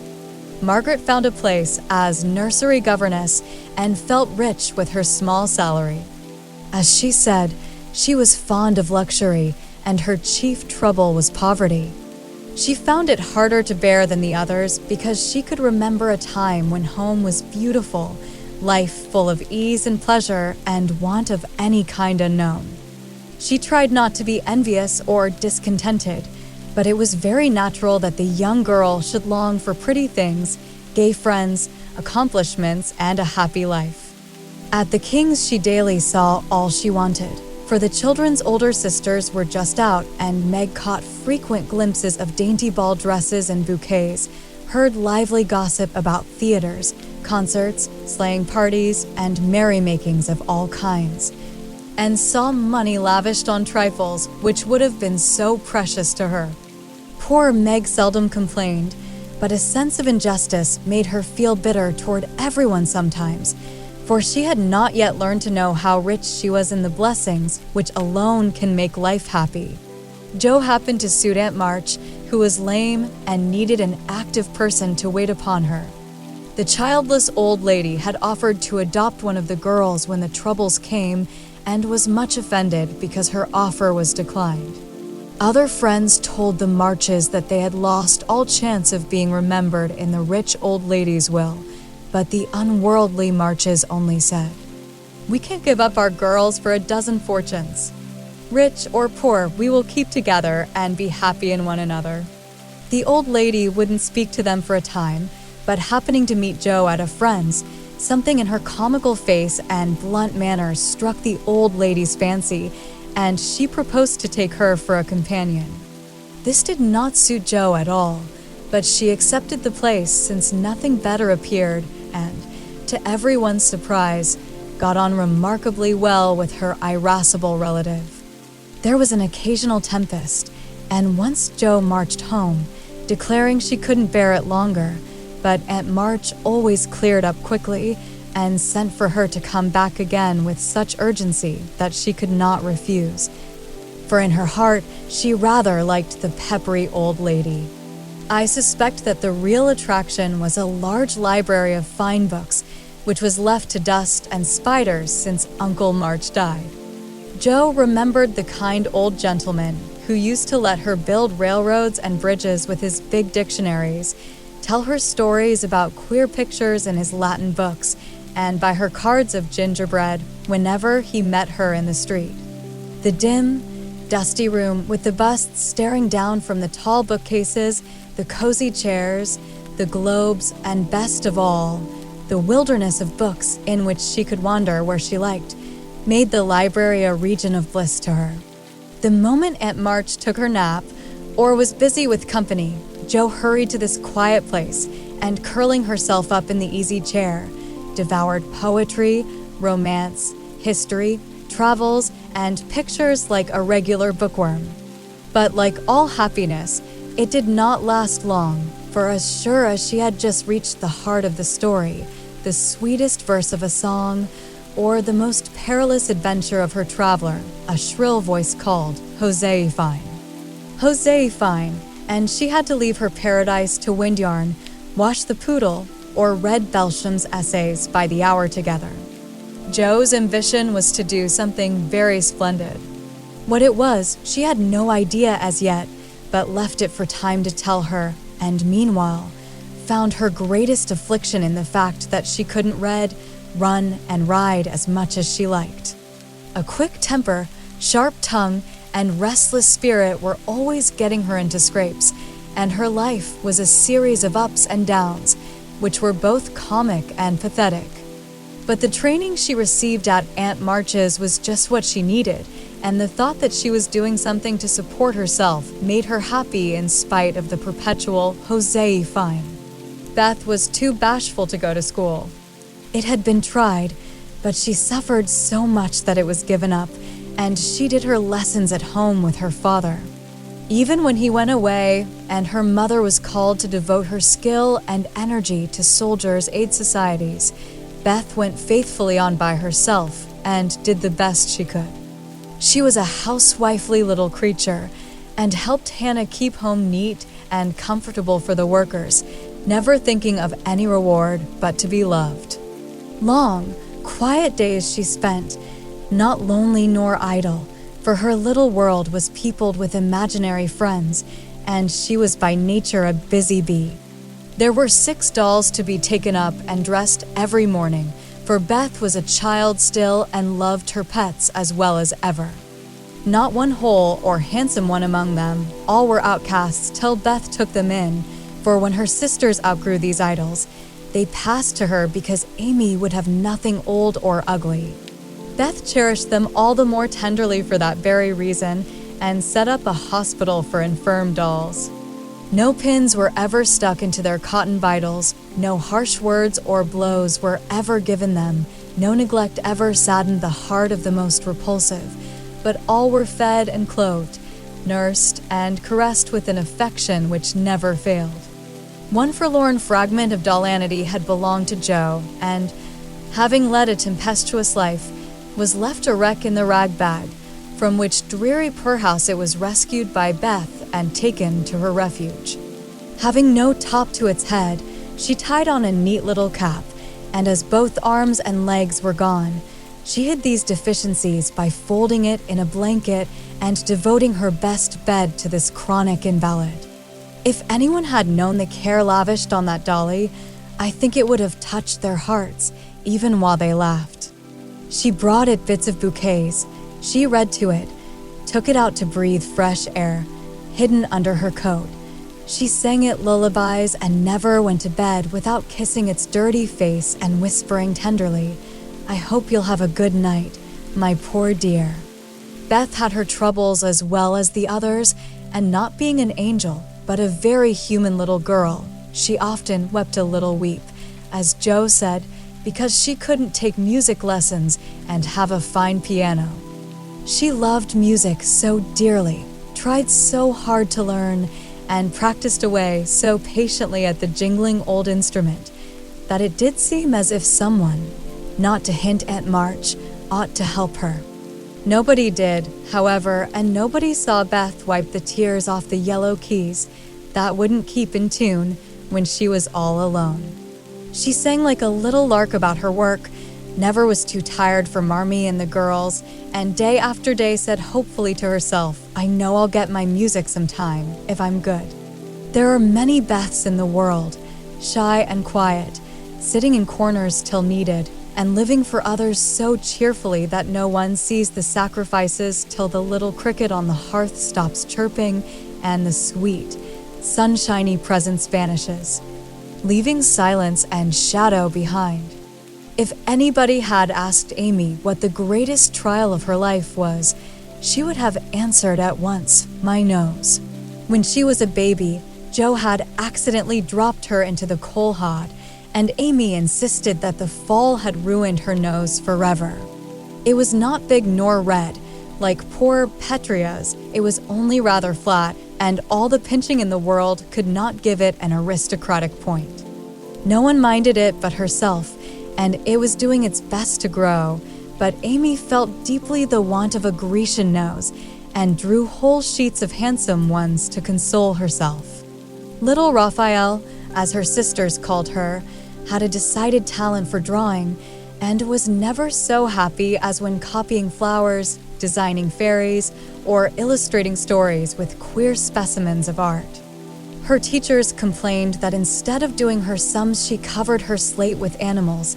The blank pages of her atlas were used to copy maps on, and caricatures of the most ludicrous description came fluttering out of all her books at unlucky moments. She got through her lessons as well as she could, and managed to escape reprimands by being a model of deportment. She was a great favorite with her mates, being good-tempered and possessing the happy art of pleasing without effort. Her little airs and graces were much admired, so were her accomplishments, for besides her drawing, she could play 12 tunes, crochet, and read French without mispronouncing more than 2/3 of the words. She had a plaintive way of saying, "When Papa was rich we did so and so," which was very touching, and her long words were considered perfectly elegant by the girls. Amy was in a fair way to be spoiled, for everyone petted her, and her small vanities and selfishnesses were growing nicely. One thing, however, rather quenched the vanities. She had to wear her cousin's clothes. Now Florence's mama hadn't a particle of taste, and Amy suffered deeply at having to wear a red instead of a blue bonnet, unbecoming gowns, and fussy aprons that did not fit. Everything was good, well made, and little worn, but Amy's artistic eyes were much afflicted, especially this winter, when her school dress was a dull purple with yellow dots and no trimming. "My only comfort," she said to Meg, with tears in her eyes, "is that Mother doesn't take tucks in my dresses whenever I'm naughty, as Maria Parks's mother does. My dear, it's really dreadful, for sometimes she is so bad her frock is up to her knees, and she can't come to school. When I think of this degradation, I feel that I can bear even my flat nose and purple gown with yellow skyrockets on it." Meg was Amy's confidant and monitor, and by some strange attraction of opposites, Joe was gentle Beth's. To Joe alone did the shy child tell her thoughts, and over her big harum-scarum sister Beth unconsciously exercised more influence than anyone in the family. The two older girls were a great deal to one another, but each took one of the younger sisters into her keeping and watched over her in her own way, playing mother, they called it, and put their sisters in the places of discarded dolls with the maternal instinct of little women. Has anybody got anything to tell? "It's been such a dismal day, I'm really dying for some amusement," said Meg, as they sat sewing together that evening. "I had a queer time with Aunt today, and as I got the best of it, I'll tell you about it," began Joe, who dearly loved to tell stories. "I was reading that everlasting Belsham, and droning away as I always do, for Aunt soon drops off, and then I take out some nice book and read like fury till she wakes up. I actually made myself sleepy, and before she began to nod, I gave such a gape that she asked me what I meant by opening my mouth wide enough to take the whole book in at once. I wish I could, and be done with it, said I, trying not to be saucy. Then she gave me a long lecture on my sins and told me to sit and think them over while she just lost herself for a moment. She never finds herself very soon, so the minute her cap began to bob like a top-heavy dahlia, I whipped the Vicar of Wakefield out of my pocket and read away, with one eye on him and one on Aunt. I just got to where they all tumbled into the water when I forgot and laughed out loud. Aunt woke up and, being more good-natured after her nap, told me to read a bit and show what frivolous work I preferred to the worthy and instructive Belsham. I did my very best, and she liked it, though she only said, "I don't understand what it's all about. Go back and begin it, child."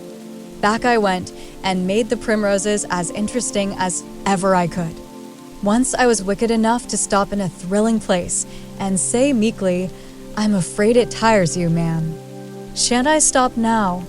She caught up her knitting, which had dropped out of her hands, gave me a sharp look through her specs, and said, in her short way, "Finish the chapter and don't be impertinent, miss." "Did she own she liked it?" asked Meg. "Oh, bless you, no."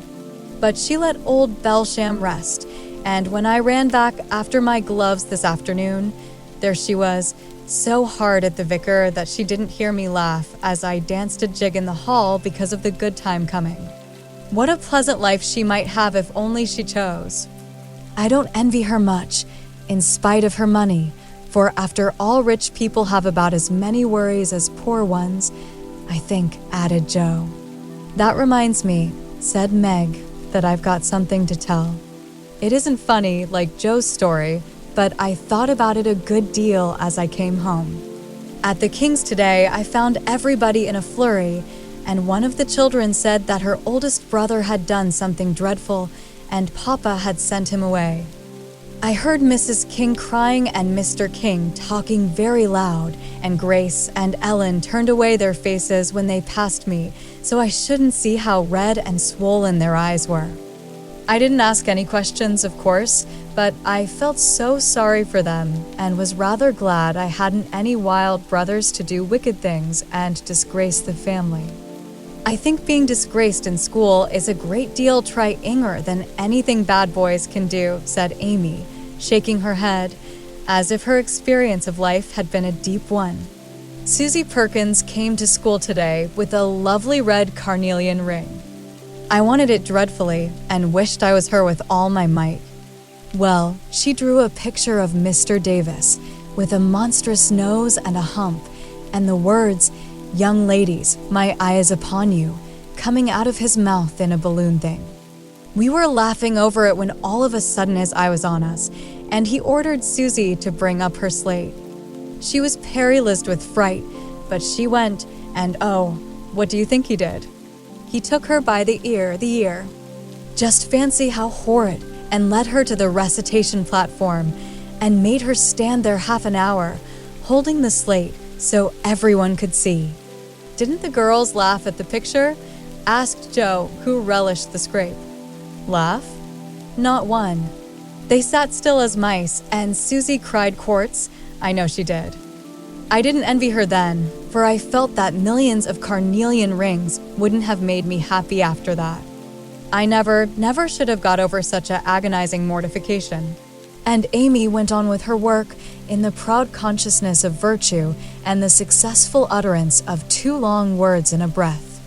"I saw something I liked this morning, and I meant to tell it at dinner, but I forgot," said Beth, putting Joe's topsy-turvy basket in order as she talked. "When I went to get some oysters for Hannah, Mr. Lawrence was in the fish shop, but he didn't see me, for I kept behind the fish barrel, and he was busy with Mr. Cutter the fishman. A poor woman came in with a pail and a mop and asked Mr. Cutter if he would let her do some scrubbing for a bit of fish, because she hadn't any dinner for her children and had been disappointed of a day's work. Mr. Cutter was in a hurry and said no, rather crossly, so she was going away, looking hungry and sorry, when Mr. Lawrence hooked up a big fish with the crooked end of his cane and held it out to her. She was so glad and surprised she took it right into her arms and thanked him over and over. He told her to go along and cook it, and she hurried off, so happy. Wasn't it good of him? Oh, she did look so funny, hugging the big, slippery fish, and hoping Mr. Lawrence's bed in heaven would be AC. When they had laughed at Beth's story, they asked their mother for one, and after a moment's thought, she said soberly, "As I sat cutting out blue flannel jackets today at the rooms, I felt very anxious about Father and thought how lonely and helpless we should be if anything happened to him. It was not a wise thing to do, but I kept on worrying till an old man came in with an order for some clothes. He sat down near me, and I began to talk to him, for he looked poor and tired and anxious. 'Have you sons in the army?' I asked, for the note he brought was not to me. 'Yes, ma'am. I had 4, but 2 were killed. One is a prisoner, and I'm going to the other, who is very sick in a Washington hospital,' he answered quietly. 'You have done a great deal for your country, sir,' I said, feeling respect now instead of pity. 'Not a mite more than I ought, ma'am. I'd go myself if I was any use. As I ain't, I give my boys and give 'em free.' He spoke so cheerfully, looked so sincere, and seemed so glad to give his all, that I was ashamed of myself. I'd given 1 man and thought it too much, while he gave 4 without grudging them. I had all my girls to comfort me at home, and his last son was waiting, miles away, to say goodbye to him, perhaps. I felt so rich, so happy thinking of my blessings, that I made him a nice bundle, gave him some money, and thanked him heartily for the lesson he had taught me. Tell another story, Mother, one with a moral to it, like this. I like to think about them afterward, if they are real and not too preachy," said Joe after a minute's silence. Mrs. March smiled and began at once, for she had told stories to this little audience for many years and knew how to please them. Once upon a time, there were 4 girls who had enough to eat and drink and wear, a good many comforts and pleasures, kind friends and parents who loved them dearly, and yet they were not contented. Here the listeners stole sly looks at one another and began to sew diligently. These girls were anxious to be good and made many excellent resolutions, but they did not keep them very well and were constantly saying, "If only we had this," or "If we could only do that," quite forgetting how much they already had, and how many things they actually could do. So they asked an old woman what spell they could use to make them happy, and she said, "When you feel discontented, think over your blessings and be grateful." Here Joe looked up quickly, as if about to speak, but changed her mind, seeing that the story was not done yet. Being sensible girls, they decided to try her advice and soon were surprised to see how well off they were. One discovered that money couldn't keep shame and sorrow out of rich people's houses, another that, though she was poor, she was a great deal happier, with her youth, health, and good spirits, than a certain fretful, feeble old lady who couldn't enjoy her comforts. A third that, disagreeable as it was to help get dinner, it was harder still to go begging for it, and the fourth, that even carnelian rings were not so valuable as good behavior. So they agreed to stop complaining, to enjoy the blessings already possessed, and try to deserve them, lest they should be taken away entirely, instead of increased, and I believe they were never disappointed or sorry that they took the old woman's advice. "Now, Marmee, that is very cunning of you to turn our own stories against us and give us a sermon instead of a romance," cried Meg. "I like that kind of sermon. It's the sort Father used to tell us," said Beth thoughtfully, putting the needles straight on Joe's cushion. "I don't complain near as much as the others do, and I shall be more careful than ever now, for I've had warning from Susie's downfall," said Amy morally. "We needed that lesson, and we won't forget it.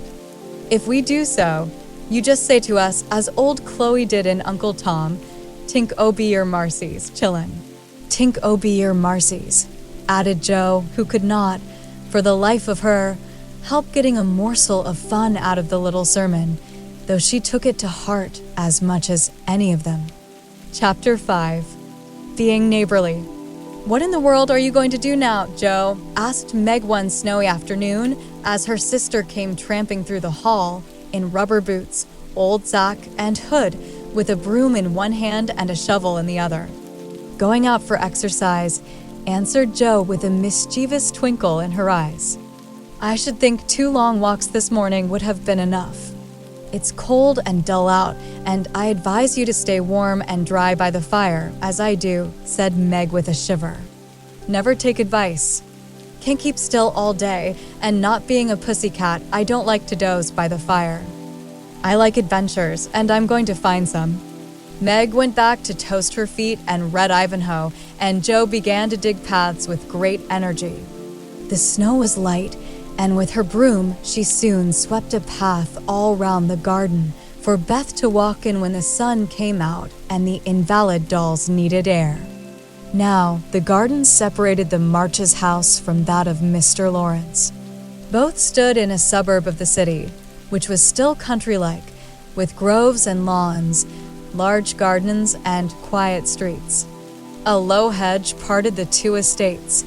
On one side was an old, brown house, looking rather bare and shabby, robbed of the vines that in summer covered its walls and the flowers, which then surrounded it. On the other side was a stately stone mansion, plainly betokening every sort of comfort and luxury, from the big coach house and well-kept grounds to the conservatory and the glimpses of lovely things one caught between the rich curtains. Yet it seemed a lonely, lifeless sort of house, for no children frolicked on the lawn, no motherly face ever smiled at the windows, and few people went in and out, except the old gentleman and his grandson. To Joe's lively fancy, this fine house seemed a kind of enchanted palace, full of splendors and delights which no one enjoyed. She had long wanted to behold these hidden glories, and to know the Lawrence boy, who looked as if he would like to be known, if he only knew how to begin. Since the party, she had been more eager than ever and had planned many ways of making friends with him, but he had not been seen lately, and Joe began to think he had gone away, when she one day spied a brown face at an upper window, looking wistfully down into their garden, where Beth and Amy were snowballing one another. "That boy is suffering for society and fun," she said to herself.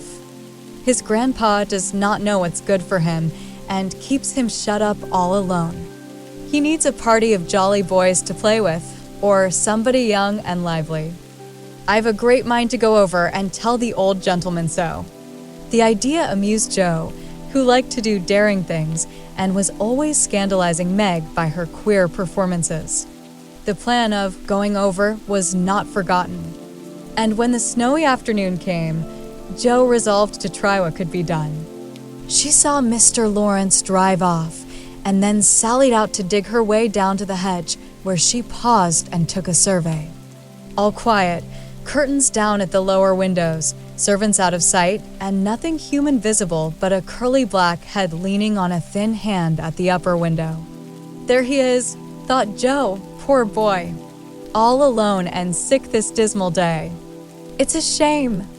I'll toss up a snowball and make him look out, and then say a kind word to him." Up went a handful of soft snow, and the head turned at once, showing a face which lost its listless look in a minute, as the big eyes brightened and the mouth began to smile. Joe nodded and laughed, and flourished her broom as she called out, "How do you do? Are you sick?" Laurie opened the window and croaked out as hoarsely as a raven, "Better, thank you. I've had a bad cold and been shut up a week. I'm sorry. What do you amuse yourself with?" "Nothing. It's dull as tombs up here. Don't you read?"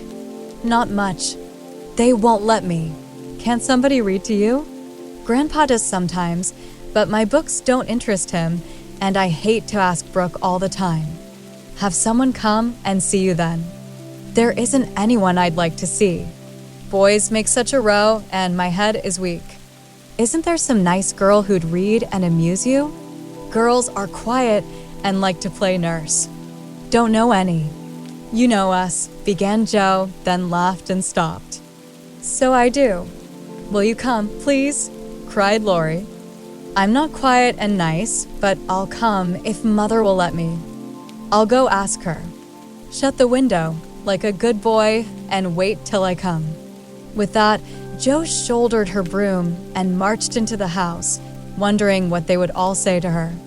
Lori was in a flutter of excitement at the idea of having company and flew about to get ready, for as Mrs. March said, he was a little gentleman and did honor to the coming guest by brushing his curly pate, putting on a fresh color, and trying to tidy up the room, which in spite of half a dozen servants, was anything but neat. Presently there came a loud ring, then a decided voice asking for Mr. Lori, and a surprised-looking servant came running up to announce a young lady. All right, show her up. It's Miss Jo, said Lori, going to the door of his little parlor to meet Jo, who appeared, looking rosy and quite at her ease, with a covered dish in one hand and Beth's 3 kittens in the other. Here I am, bag and baggage, she said briskly. Mother sent her love and was glad if I could do anything for you. Meg wanted me to bring some of her blanc mange. She makes it very nicely, and Beth thought her cats would be comforting. I knew you'd laugh at them, but I couldn't refuse. She was so anxious to do something. It so happened that Beth's funny loan was just the thing, for in laughing over the kits, Lori forgot his bashfulness and grew sociable at once. That looks too pretty to eat, he said, smiling with pleasure as Jo uncovered the dish and showed the blanc mange, surrounded by a garland of green leaves and the scarlet flowers of Amy's pet geranium. It isn't anything, only they all felt kindly and wanted to show it.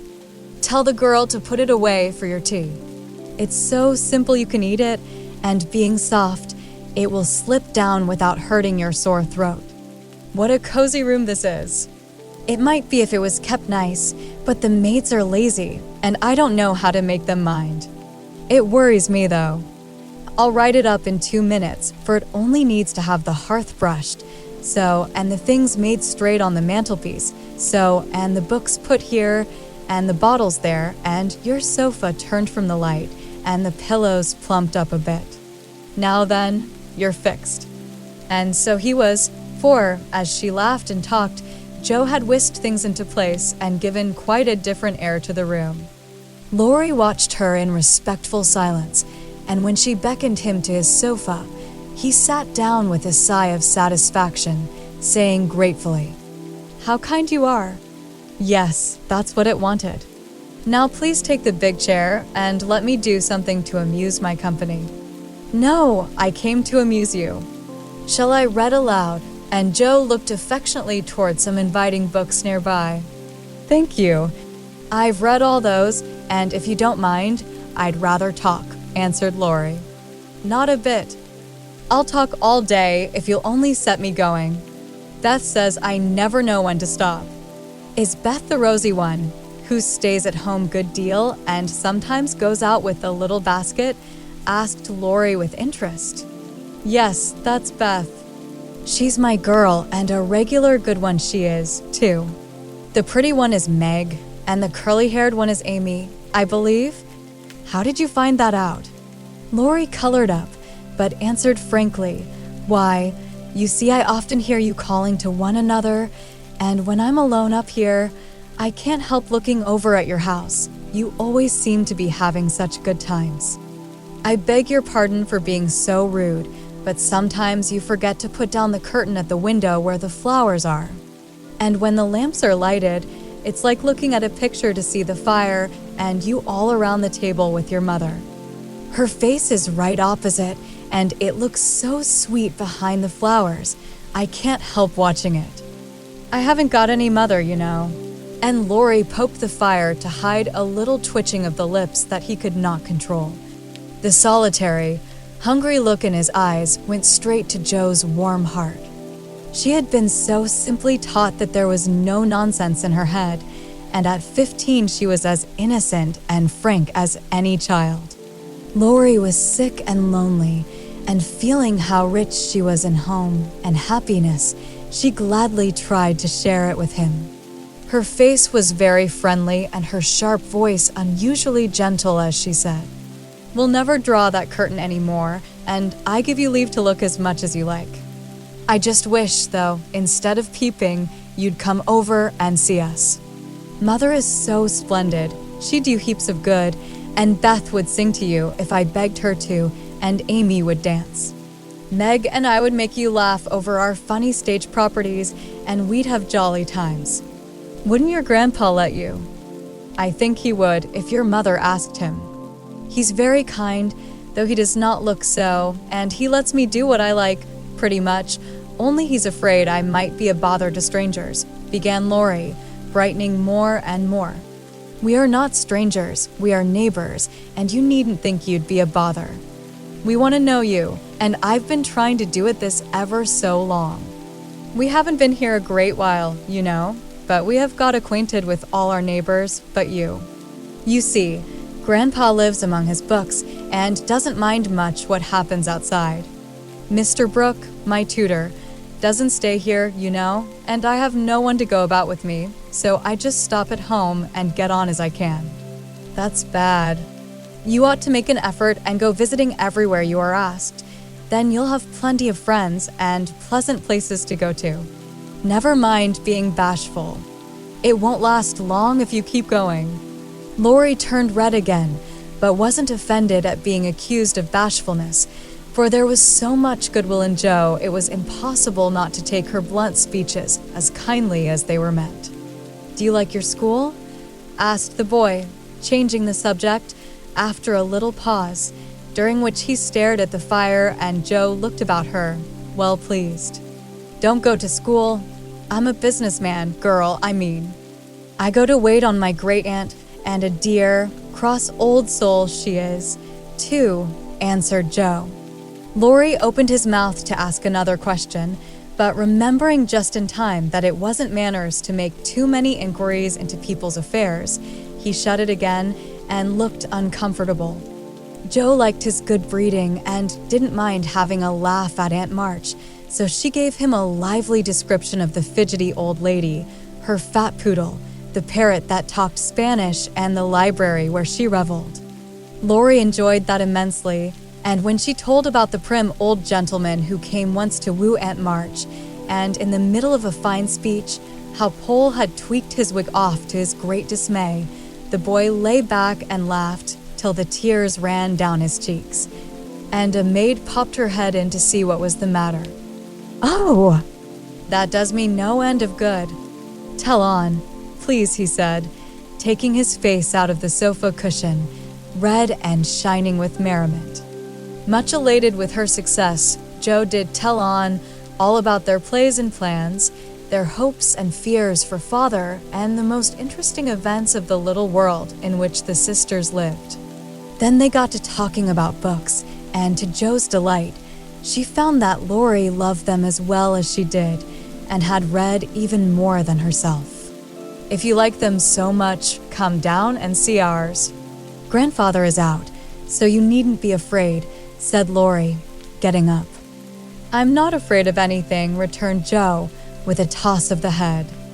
"I don't believe you are," exclaimed the boy, looking at her with much admiration, though he privately thought she would have good reason to be a trifle afraid of the old gentleman if she met him in some of his moods. The atmosphere of the whole house being summer-like, Laurie led the way from room to room, letting Jo stop to examine whatever struck her fancy. And so, at last, they came to the library, where she clapped her hands and pranced, as she always did when especially delighted. It was lined with books, and there were pictures and statues, and distracting little cabinets full of coins and curiosities, and sleepy hollow chairs, and queer tables, and bronzes, and best of all, a great open fireplace with quaint tiles all round it. "What richness!" sighed Jo, sinking into the depth of a velour chair and gazing about her with an air of intense satisfaction. "Theodore Lawrence, you ought to be the happiest boy in the world," she added impressively. "A fellow can't live on books," said Laurie, shaking his head as he perched on a table opposite. Before he could say more, a bell rang and Jo flew up, exclaiming with alarm, "Mercy me. It's your grandpa." "Well, what if it is?" "You are not afraid of anything, returned the boy, looking wicked. "I think I am a little bit afraid of him, but I don't know why I should be."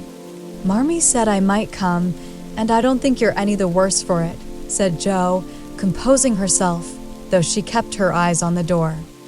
"I'm a great deal better for it, and ever so much obliged. I'm only afraid you are very tired of talking to me."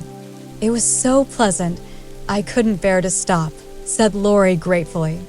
"The doctor to see you, sir," and the maid beckoned as she spoke. "Would you mind if I left you for a minute?" "I suppose I must see him," said Laurie. "Don't mind me. I'm happy as a cricket here," answered Jo. Laurie went away, and his guest amused herself in her own way. She was standing before a fine portrait of the old gentleman when the door opened again, and without turning, she said decidedly, "I'm sure now that I shouldn't be afraid of him, for he's got kind eyes, though his mouth is grim. And he looks as if he had a tremendous will of his own. He isn't as handsome as my grandfather, but I like him." "Thank you, ma'am," said a gruff voice behind her, and there, to her great dismay, stood old Mr. Lawrence. Poor Jo blushed till she couldn't blush any redder, and her heart began to beat uncomfortably fast as she thought what she had said. For a minute a wild desire to run away possessed her, but that was cowardly, and the girls would laugh at her, so she resolved to stay and get out of the scrape as she could. A second look showed her that the living eyes, under the bushy eyebrows, were kinder even than the painted ones, and there was a sly twinkle in them, which lessened her fear a good deal. The gruff voice was gruffer than ever as the old gentleman said abruptly, after the dreadful pause, "So you're not afraid of me, hey?" "Not much, sir." "And you don't think me as handsome as your grandfather?" "Not quite, sir." "And I've got a tremendous will, have I?" "I only said I thought so." "But you like me in spite of it?" "Yes, I do, sir." That answer pleased the old gentleman.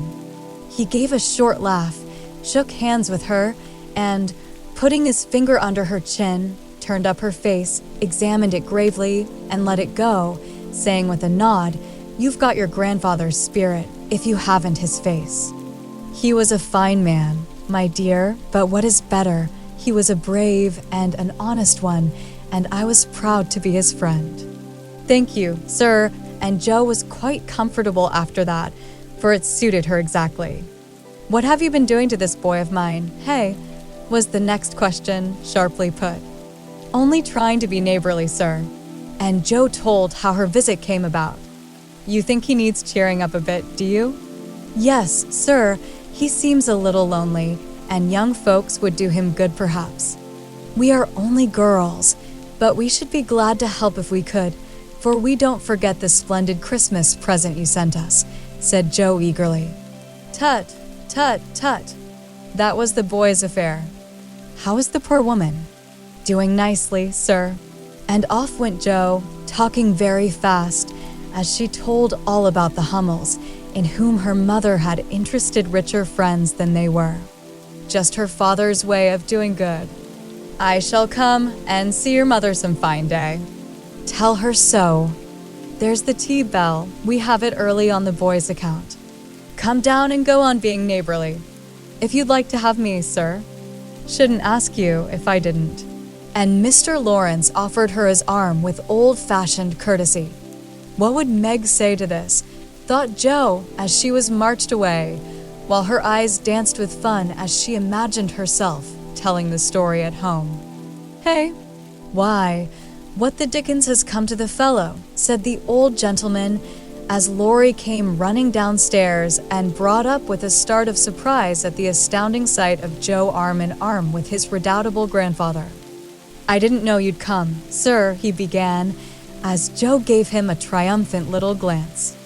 "That's evident by the way you rack it downstairs. Come to your tea, sir, and behave like a gentleman." And having pulled the boy's hair by way of a caress, Mr. Lawrence walked on, while Laurie went through a series of comic evolutions behind their backs, which nearly produced an explosion of laughter from Joe. The old gentleman did not say much as he drank his 4 cups of tea, but he watched the young people, who soon chatted away like old friends, and the change in his grandson did not escape him. There was color, light, and life in the boy's face now, vivacity in his manner, and genuine merriment in his laugh. She's right, the lad is lonely. I'll see what these little girls can do for him, thought Mr. Lawrence, as he looked and listened. He liked Joe, for her odd, blunt way suited him, and she seemed to understand the boy almost as well as if she had been one herself. If the Lawrences had been what Joe called prim and poky, she would not have got on at all, for such people always made her shy and awkward. But finding them free and easy, she was so herself and made a good impression. When they rose, she proposed to go, but Laurie said he had something more to show her and took her away to the conservatory, which had been lighted for her benefit.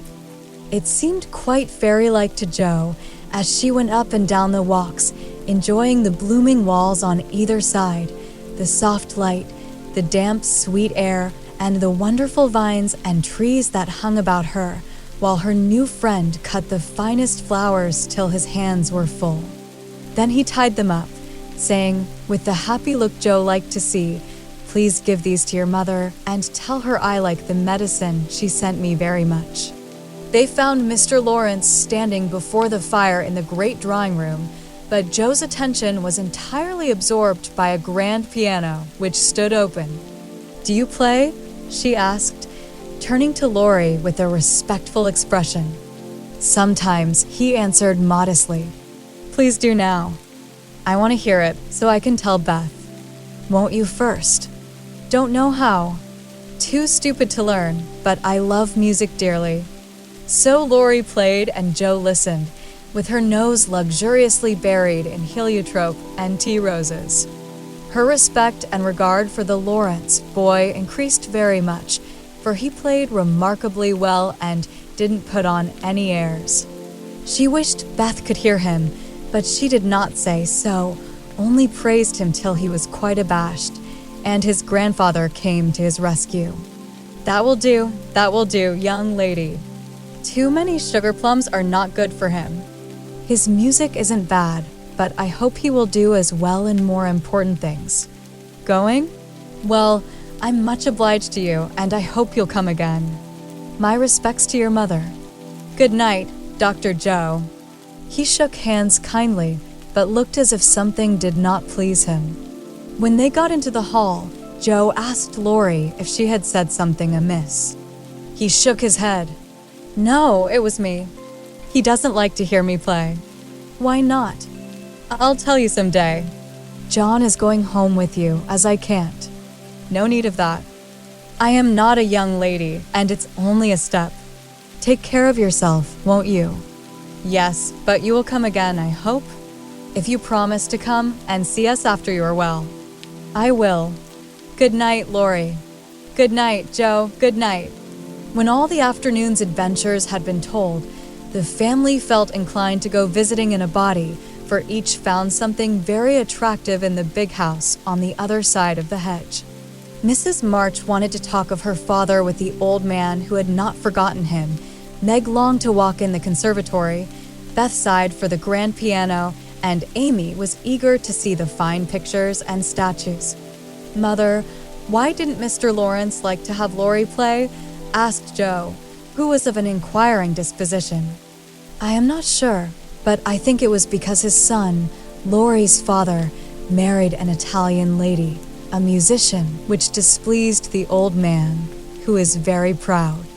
The lady was good and lovely and accomplished, but he did not like her and never saw his son after he married. They both died when Laurie was a little child, and then his grandfather took him home. I fancy the boy, who was born in Italy, is not very strong, and the old man is afraid of losing him, which makes him so careful. Laurie comes naturally by his love of music, for he is like his mother, and I dare say his grandfather fears that he may want to be a musician. At any rate, his skill reminds him of the woman he did not like, and so he glowered, as Joe said. "Dear me, how romantic," exclaimed Meg. "How silly," said Joe. "Let him be a musician if he wants to, and not plague his life out sending him to college, when he hates to go. That's why he has such handsome black eyes and pretty manners, I suppose." "Italians are always nice," said Meg, who was a little sentimental. "What do you know about his eyes and his manners?" "You never spoke to him." "Hardly," cried Joe, who was not sentimental. "I saw him at the party, and what you tell shows that he knows how to behave." "That was a nice little speech about the medicine mother sent him." "He meant the blancmange, I suppose." "How stupid you are, child." "He meant you, of course." "Did he?" And Joe opened her eyes as if it had never occurred to her before. "I never saw such a girl." "You don't know a compliment when you get it," said Meg, with the air of a young lady who knew all about the matter. "I think they are great nonsense, and I'll thank you not to be silly and spoil my fun. Laurie's a nice boy, and I like him, and I won't have any sentimental stuff about compliments and such rubbish. We'll all be good to him because he hasn't got any mother, and he may come over and see us, mayn't he, Marmee?" "Yes, Joe, your little friend is very welcome, and I hope Meg will remember that children should be children as long as they can." "I don't call myself a child, and I'm not in my teens yet," observed Amy. "What do you say, Beth?" "I was thinking about our Pilgrim's Progress," answered Beth, who had not heard a word. "How we got out of the slough and through the wicket gate by resolving to be good, and up the steep hill by trying, and that maybe the house over there, full of splendid things, is going to be our palace beautiful. We have got to get by the lions first," said Joe, as if she rather liked the prospect. Chapter 6. Beth finds the palace beautiful. The big house did prove a palace beautiful, though it took some time for all to get in, and Beth found it very hard to pass the lions. Old Mr. Lawrence was the biggest one, but after he had called, said something funny or kind to each one of the girls, and talked over old times with their mother, nobody felt much afraid of him, except timid Beth.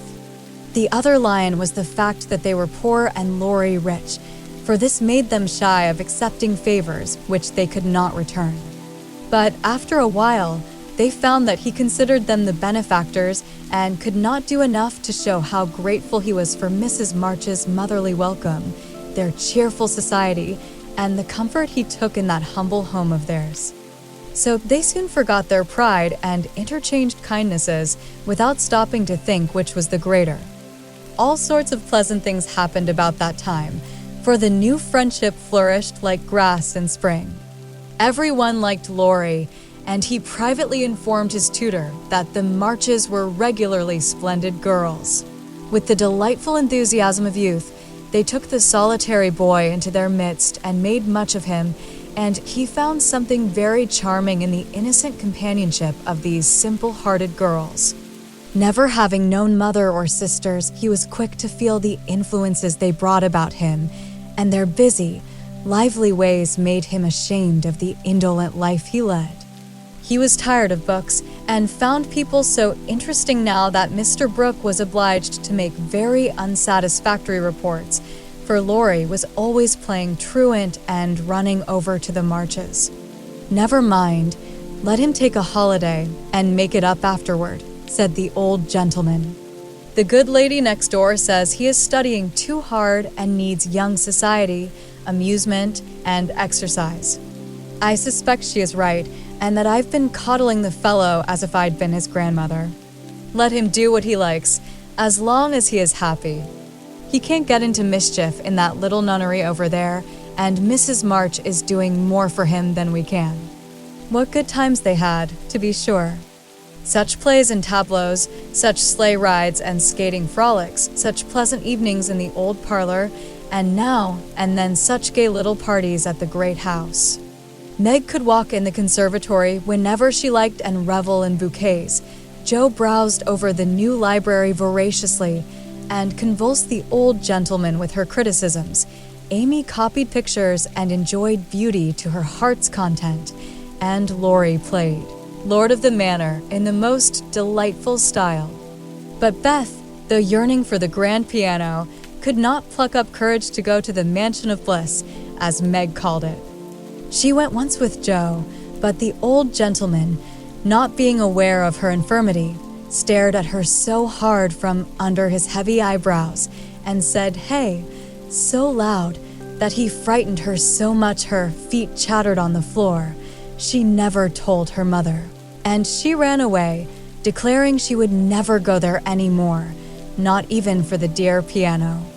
No persuasions or enticements could overcome her fear, till, the fact coming to Mr. Lawrence's ear in some mysterious way, he set about mending matters. During one of the brief calls he made, he artfully led the conversation to music and talked away about great singers whom he had seen, fine organs he had heard, and told such charming anecdotes that Beth found it impossible to stay in her distant corner, but crept nearer and nearer as if fascinated. At the back of his chair, she stopped and stood listening, with her great eyes wide open and her cheeks red with excitement of this unusual performance. Taking no more notice of her than if she had been a fly, Mr. Lawrence talked on about Laurie's lessons and teachers. And presently, as if the idea had just occurred to him, he said to Mrs. March, "The boy neglects his music now, and I'm glad of it, for he was getting too fond of it. But the piano suffers for want of use. Wouldn't some of your girls like to run over and practice on it now and then, just to keep it in tune, you know, ma'am?" Beth took a step forward and pressed her hands tightly together to keep from clapping them, for this was an irresistible temptation, and the thought of practicing on that splendid instrument quite took her breath away. Before Mrs. March could reply, Mr. Lawrence went on with an odd little nod and smile. "They needn't see or speak to anyone, but run in at any time. For I'm shut up in my study at the other end of the house. Laurie is out a great deal, and the servants are never near the drawing room after 9 o'clock. Here he rose, as if going, and Beth made up her mind to speak, for that last arrangement left nothing to be desired. "Please tell the young ladies what I say, and if they don't care to come, why, never mind." Here a little hand slipped into his, and Beth looked up at him with a face full of gratitude, as she said, in her earnest yet timid way, "Oh, sir, they do care, very, very much." "Are you the musical girl?" he asked, without any startling "hey," as he looked down at her very kindly. "I'm Beth. I love it dearly, and I'll come if you are quite sure nobody will hear me and be disturbed," she added, fearing to be rude and trembling at her own boldness as she spoke. "Not a soul, my dear. The house is empty half the day, so come and drum away as much as you like, and I shall be obliged to you." "How kind you are, sir." Beth blushed like a rose under the friendly look he wore, but she was not frightened now, and gave the hand a grateful squeeze, because she had no words to thank him for the precious gift he had given her. The old gentleman softly stroked the hair off her forehead, and, stooping down, he kissed her, saying, in a tone few people ever heard, "I had a little girl once with eyes like these. God bless you, my dear. Good day, madam." And away he went, in a great hurry. Beth had a rapture with her mother, and then rushed up to impart the glorious news to her family of invalids, as the girls were not home. How blithely she sang that evening, and how they all laughed at her because she woke Amy in the night by playing the piano on her face in her sleep. Next day, having seen both the old and young gentlemen out of the house, Beth, after 2 or 3 retreats, fairly got in at the side door and made her way as noiselessly as any mouse to the drawing room where her idol stood. Quite by accident, of course, some pretty, easy music lay on the piano, and with trembling fingers and frequent stops to listen and look about, Beth at last touched the great instrument and straightway forgot her fear, herself, and everything else, but the unspeakable delight which the music gave her, for it was like the voice of a beloved friend. She stayed till Hannah came to take her home to dinner, but she had no appetite and could only sit and smile upon everyone in a general state of beatitude. After that, the little Brown had slipped through the hedge nearly every day, and the great drawing room was haunted by a tuneful spirit that came and went unseen. She never knew that Mr. Lawrence opened his study door to hear the old-fashioned airs he liked. She never saw Laurie mount guard in the hall to warn the servants away. She never suspected that the exercise books and new songs which she found in the rack were put there for her especial benefit, and when he talked to her about music at home, she only thought how kind he was to tell things that helped her so much. So she enjoyed herself heartily and found, what isn't always the case, that her granted wish was all she had hoped. Perhaps it was because she was so grateful for this blessing that a greater was given her. At any rate, she deserved both. Mother, I'm going to work Mr. Lawrence a pair of slippers. He is so kind to me, I must thank him, and I don't know any other way. Can I do it? Asked Beth a few weeks after that eventful call of his. Yes, dear. It will please him very much, and be a nice way of thanking him. The girls will help you about them, and I will pay for the making up, replied Mrs. March, who took peculiar pleasure in granting Beth's requests because she so seldom asked anything for herself. After many serious discussions with Meg and Joe, the pattern was chosen, the materials bought, and the slippers begun. A cluster of grave yet cheerful pansies on a deeper purple ground was pronounced very appropriate and pretty, and Beth worked away early and late, with occasional lifts over hard parts. She was a nimble little needlewoman, and they were finished before anyone got tired of them. Then she wrote a short, simple note, and with Laurie's help, got them smuggled onto the study table one morning before the old gentleman was up. When this excitement was over, Beth waited to see what would happen. All day passed and a part of the next before any acknowledgement arrived, and she was beginning to fear she had offended her crochet friend. On the afternoon of the second day, she went out to do an errand and give poor Joanna, the invalid doll, her daily exercise. As she came up the street, on her return, she saw three, yes, for heads popping in and out of the parlor windows, and the moment they saw her, several hands were waved and several joyful voices screamed. Here's a letter from the old gentleman. Come quick and read it. Oh, Beth, he sent you, began Amy, gesticulating with unseemly energy, but she got no further, for Joe quenched her by slamming down the window. Beth hurried on in a flutter of suspense. At the door her sisters seized and bore her to the parlor in a triumphal procession, all pointing and all saying at once, "Look there, look there." Beth did look, and turned pale with delight and surprise, for there stood a little cabinet piano, with a letter lying on the glossy lid, directed like a signboard to Miss Elizabeth March. "For me," gasped Beth, holding on to Joe and feeling as if she should tumble down. It was such an overwhelming thing altogether. "Yes, all for you, my precious." Isn't it splendid of him? Don't you think he's the dearest old man in the world? Here's the key in the letter. We didn't open it, but we are dying to know what he says, cried Joe, hugging her sister and offering the note. You read it. I can't, I feel so queer. Oh, it is too lovely, and Beth hid her face in Joe's apron, quite upset by her present. Joe opened the paper and began to laugh, for the first words she saw were, Miss March, dear madam. How nice it sounds. I wish someone would write to me so, said Amy, who thought the old-fashioned address very elegant. I have had many pairs of slippers in my life, but I never had any that suited me so well as yours, continues Joe. Heartsease is my favorite flower, and these will always remind me of the gentle giver. I like to pay my debts, so I know you will allow the old gentleman to send you something which once belonged to the little granddaughter he lost.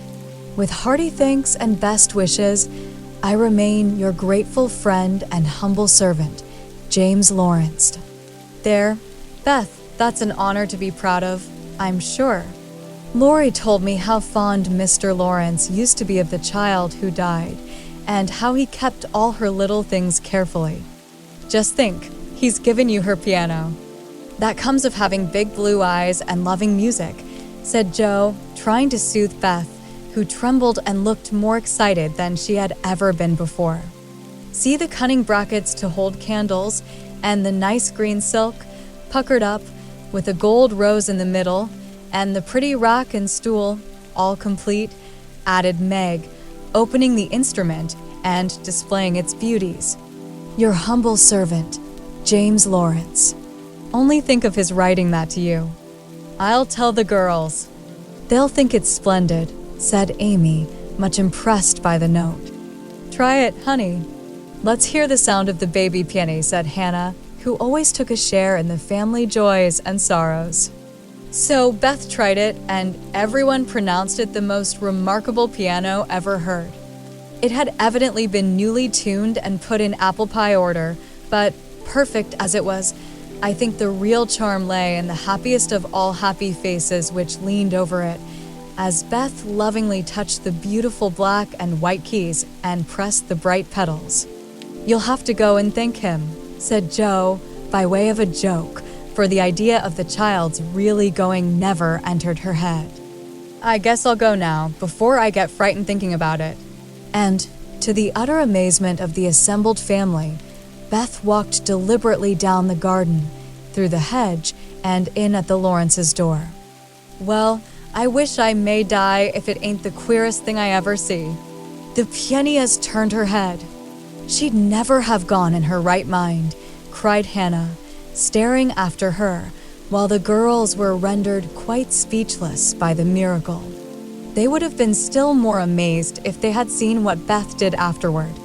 If you will believe me, she went and knocked at the study door before she gave herself time to think, and when a gruff voice called out, "Come in," she did go in, right up to Mr. Lawrence, who looked quite taken aback and held out her hand, saying, with only a small quaver in her voice, "I came to thank you, sir, for—" But she didn't finish, for he looked so friendly that she forgot her speech and, only remembering that he had lost the little girl he loved, she put both arms round his neck and kissed him. If the roof of the house had suddenly flown off, the old gentleman wouldn't have been more astonished. But he liked it. Oh, dear, yes, he liked it amazingly, and was so touched and pleased by that confiding little kiss that all his crustiness vanished, and he just set her on his knee and laid his wrinkled cheek against her rosy one, feeling as if he had got his own little granddaughter back again. Beth ceased to fear him from that moment, and sat there talking to him as cozily as if she had known him all her life, for love casts out fear, and gratitude can conquer pride. When she went home, he walked with her to her own gate, shook hands cordially, and touched his hat as he marched back again, looking very stately and erect, like a handsome, soldierly old gentleman as he was. When the girls saw that performance, Jo began to dance a jig. By way of expressing her satisfaction, Amy nearly fell out of the window in her surprise, and Meg exclaimed, with uplifted hands, "Well, I do believe the world is coming to an end." Chapter 7. Amy's Valley of Humiliation. "That boy is a perfect Cyclops, isn't he?" said Amy one day, as Laurie clattered by on horseback, with a flourish of his whip as he passed. "How dare you say so, when he's got both his eyes?" "And very handsome ones they are, too," cried Jo, who resented any slighting remarks about her friend. "I didn't say anything about his eyes, and I don't see why you need fire up when I admire his writing." "Oh, my goodness! That little goose means a centaur, and she called him a Cyclops," exclaimed Jo, with a burst of laughter. "You needn't be so rude. "It's only a lapse of lingy, as Mr. Davis says," retorted Amy, finishing Joe with her Latin.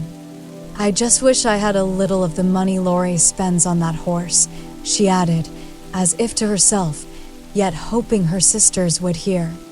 "Why?" asked Meg kindly, for Joe had gone off in another laugh at Amy's second blunder. "I need it so much. I'm dreadfully in debt, and it won't be my turn to have the rag money for a month." "In debt, Amy? What do you mean?" And Meg looked sober. "Why, I owe at least a dozen pickled limes, and I can't pay them, till I have money, for Marmee forbade my having anything charged at the shop." "Tell me all about it. Are limes the fashion now? It used to be pricking bits of rubber to make balls."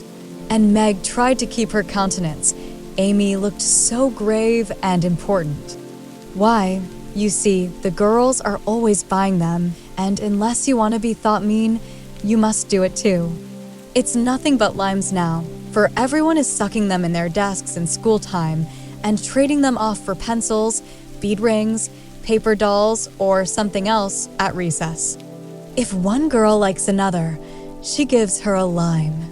If she's mad with her, she eats one before her face and doesn't offer even a suck.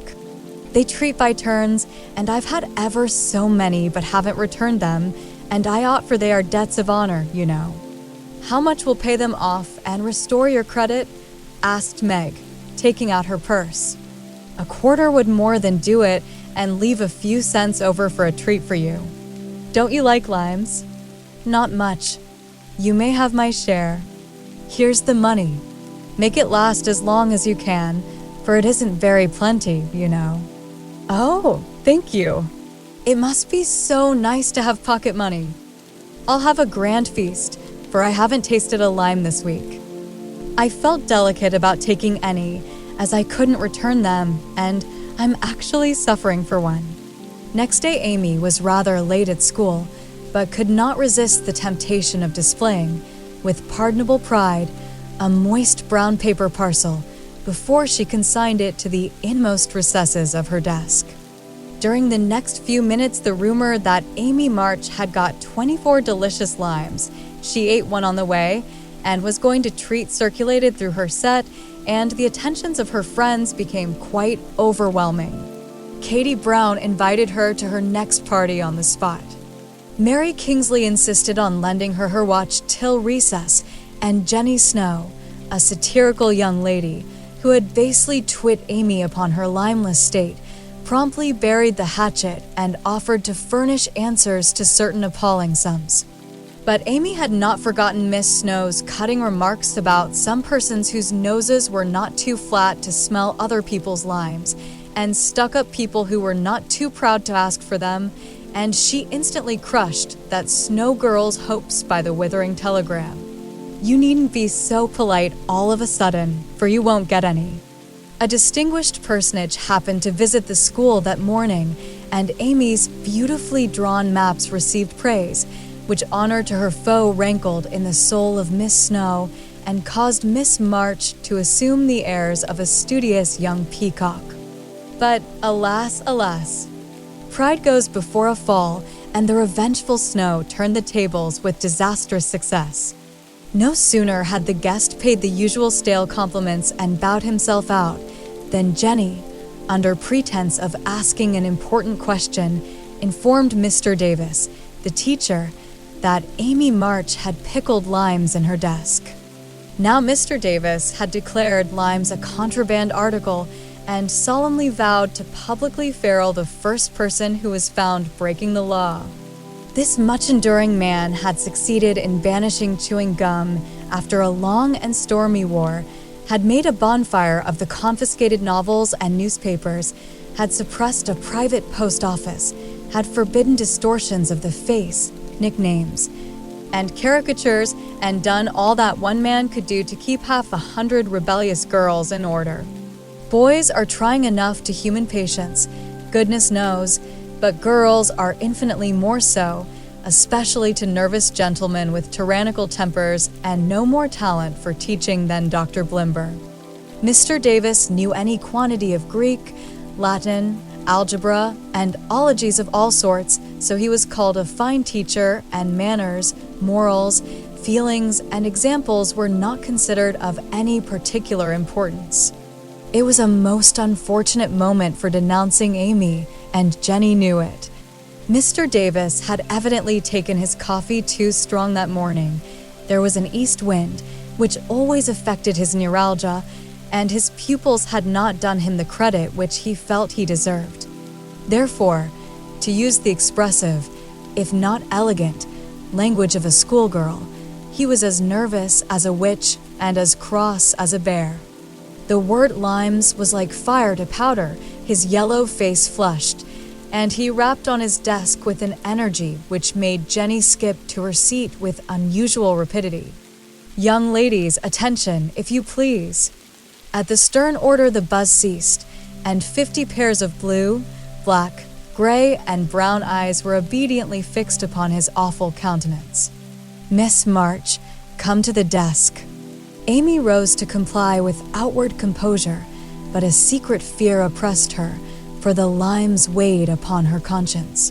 "Bring with you the limes you have in your desk," was the unexpected command which arrested her before she got out of her seat.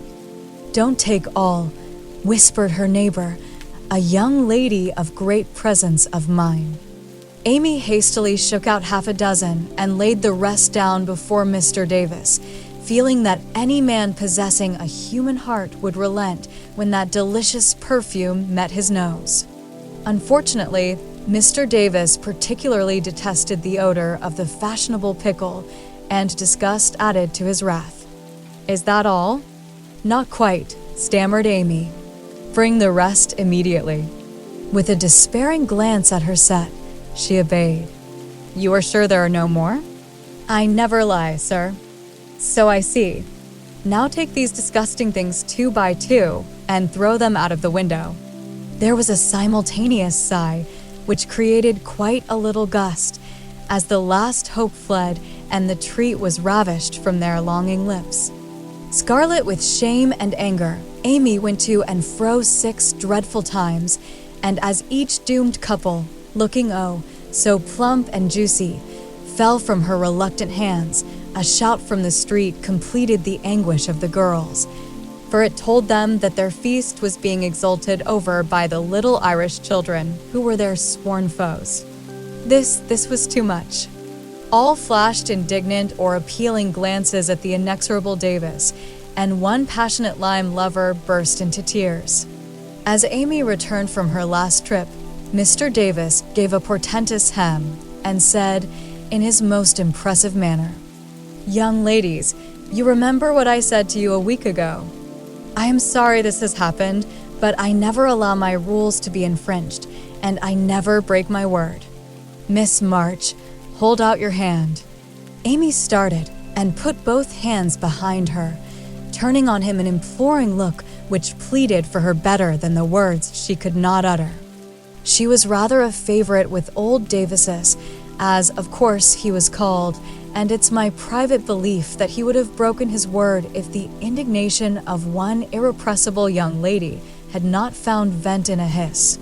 That hiss, faint as it was, irritated the irascible gentleman and sealed the culprit's fate. "Your hand, Miss March," was the only answer her mute appeal received, and too proud to cry or beseech, Amy set her teeth, threw back her head defiantly, and bore without flinching several tingling blows on her little palm. They were neither many nor heavy, but that made no difference to her. For the first time in her life she had been struck, and the disgrace, in her eyes, was as deep as if he had knocked her down. "You will now stand on the platform till recess," said Mr. Davis, resolved to do the thing thoroughly, since he had begun. That was dreadful.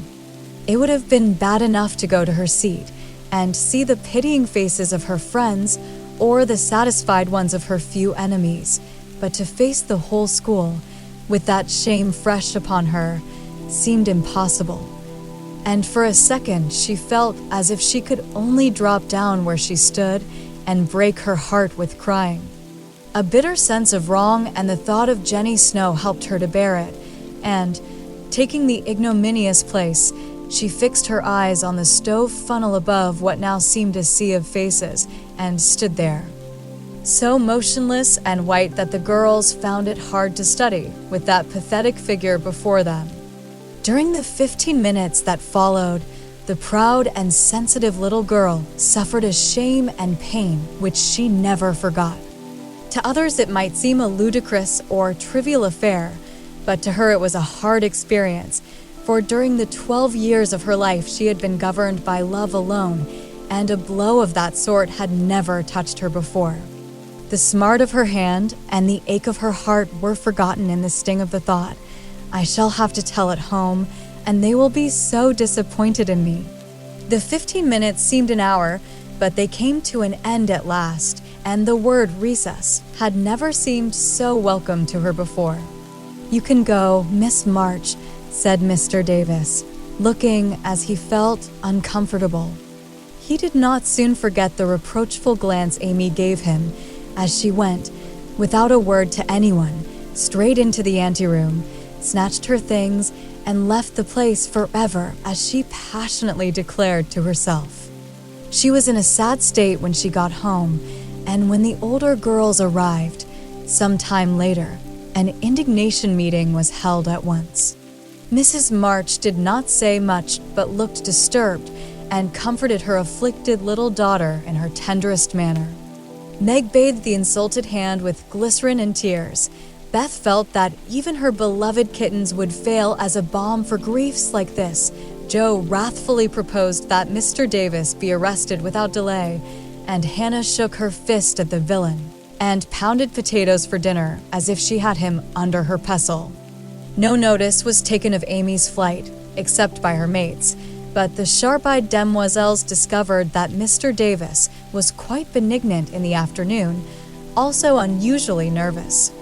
Just before school closed, Jo appeared, wearing a grim expression as she stalked up to the desk and delivered a letter from her mother, then collected Amy's property and departed, carefully scraping the mud from her boots on the doormat, as if she shook the dust of the place off her feet.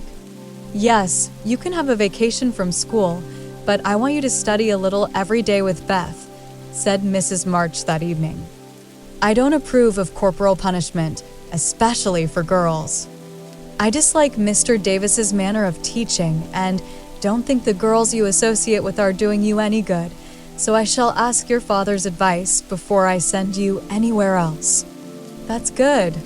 I wish all the girls would leave and spoil his old school. It's perfectly maddening to think of those lovely limes, sighed Amy, with the air of a martyr.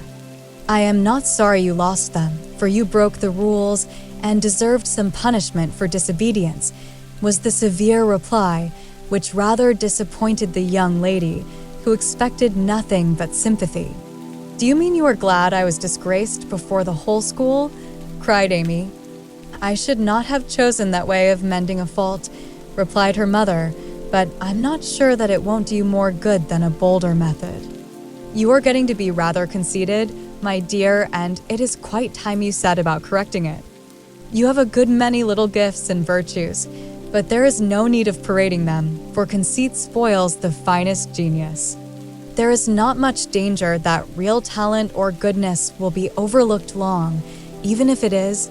The consciousness of possessing and using it well should satisfy one, and the great charm of all power is modesty. So it is, cried Laurie, who was playing chess in a corner with Jo. I knew a girl once who had a really remarkable talent for music, and she didn't know it, never guessed what sweet little things she composed when she was alone, and wouldn't have believed it if anyone had told her. I wish I'd known that nice girl. Maybe she would have helped me. I'm so stupid, said Beth, who stood beside him, listening eagerly. You do know her, and she helps you better than anyone else could, answered Laurie, looking at her with such mischievous meaning in his merry black eyes that Beth suddenly turned very red and hid her face in the sofa cushion, quite overcome by such an unexpected discovery. Jo let Laurie win the game to pay for that praise of her Beth, who could not be prevailed upon to play for them after her compliment. So Laurie did his best and sang delightfully, being in a particularly lively humor, for to the marches he seldom showed the moody side of his character. When he was gone, Amy, who had been pensive all evening, said suddenly, as if busy over some new idea, "Is Laurie an accomplished boy?" "Yes, he has had an excellent education and has much talent."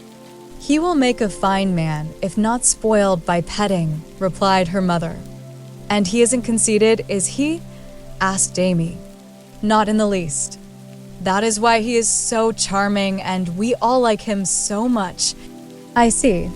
It's nice to have accomplishments and be elegant, but not to show off or get perked up," said Amy thoughtfully. "These things are always seen and felt in a person's manner and conversations, if modestly used, but it is not necessary to display them," said Mrs. March. "Any more than it's proper to wear all your bonnets and gowns and ribbons at once, that folks may know you've got them," added Joe, and the lecture ended in a laugh. Chapter 8. Joe Meets Apollyon. "Girls, where are you going?" asked Amy, coming into their room one Saturday afternoon and finding them getting ready to go out with an air of secrecy, which excited her curiosity. "Never mind. Little girls shouldn't ask questions," returned Joe sharply. "Now, if there is anything mortifying to our feelings when we are young, it is to be told that, and to be bidden to run away, dear, is still more trying to us." Amy bridled up at this insult and determined to find out the secret if she teased for an hour. Turning to Meg, who never refused her anything very long, she said coaxingly, "Do tell me. I should think you might let me go, too, for Beth is fussing over her piano, and I haven't got anything to do, and am so lonely." "I can't, dear, because you aren't invited," began Meg, but Joe broke in impatiently. "Now, Meg, be quiet, or you will spoil it all. You can't go, Amy, so don't be a baby and whine about it. You're going somewhere with Laurie, I know you are. You were whispering and laughing together on the sofa last night, and you stopped when I came in. Aren't you going with him?" "Yes, we are. Now do be still and stop bothering." Amy held her tongue, but used her eyes, and saw Meg slip a fan into her pocket. I know. You're going to the theater to see the 7 Castles," she cried, adding resolutely, "and I shall go, for Mother said I might see it, and I've got my rag money, and it was mean not to tell me in time." "Just listen to me a minute and be a good child," said Meg soothingly. "Mother doesn't wish you to go this week, because your eyes are not well enough yet to bear the light of this fairy piece. Next week you can go with Beth and Hannah and have a nice time. I don't like that half as well as going with you and Laurie. Please let me. I've been sick with this cold so long, and shut up, I'm dying for some fun." "Do, Meg." "I'll be ever so good," pleaded Amy, looking as pathetic as she could. "Suppose we take her." "I don't believe Mother would mind, if we bundle her up well," began Meg. "If she goes I shan't, and if I don't, Laurie won't like it, and it will be very rude, after he invited only us, to go and drag in Amy." "I should think she'd hate to poke herself where she isn't wanted," said Joe crossly, for she disliked the trouble of overseeing a fidgety child when she wanted to enjoy herself. Her tone and manner angered Amy, who began to put her boots on, saying, in her most aggravating way, "I shall go. Meg says I may, and if I pay for myself, Laurie hasn't anything to do with it. You can't sit with us, for our seats are reserved, and you mustn't sit alone, so Laurie will give you his place, and that will spoil our pleasure. Or he'll get another seat for you, and that isn't proper when you weren't asked. You shan't stir a step, so you may just stay where you are," scolded Joe, crosser than ever, having just pricked her finger in her hurry. Sitting on the floor with one boot on, Amy began to cry and Meg to reason with her when Laurie called from below and the 2 girls hurried down, leaving their sister wailing. For now and then, she forgot her grown-up ways and acted like a spoiled child. Just as the party was setting out, Amy called over the banisters in a threatening tone. "You'll be sorry for this, Joe March. See if you ain't." "Fiddlesticks," returned Joe, slamming the door. They had a charming time, for the 7 castles of the Diamond Lake was as brilliant and wonderful as heart could wish. But in spite of the comical red imps, sparkling elves, and the gorgeous princes and princesses, Joe's pleasure had a drop of bitterness in it. The Fairy Queen's yellow curls reminded her of Amy, and between the acts she amused herself with wondering what her sister would do to make her sorry for it. She and Amy had had many lively skirmishes in the course of their lives, for both had quick tempers and were apt to be violent when fairly roused. Amy teased Joe, and Joe irritated Amy, and semi-occasional explosions occurred, of which both were much ashamed afterward. Although the oldest, Joe had the least self-control and had hard times trying to curb the fiery spirit which was continually getting her into trouble. Her anger never lasted long, and having humbly confessed her fault, she sincerely repented and tried to do better. Her sisters used to say that they rather liked to get Joe into a fury because she was such an angel afterward. Poor Joe tried desperately to be good, but her bosom enemy was always ready to flame up and defeat her, and it took years of patient effort to subdue it. When they got home, they found Amy reading in the parlor. She assumed an injured air as they came in, never lifted her eyes from her book, or asked a single question. Perhaps curiosity might have conquered resentment if Beth had not been there to inquire and receive a glowing description of the play. On going up to put away her best hat, Joe's first look was toward the bureau, for in their last quarrel Amy had soothed her feelings by turning Joe's top drawer upside down on the floor. Everything was in its place, however, and after a hasty glance into her various closets, bags, and boxes, Joe decided that Amy had forgiven and forgotten her wrongs. Their Joe was mistaken, for next day she made a discovery which produced a tempest.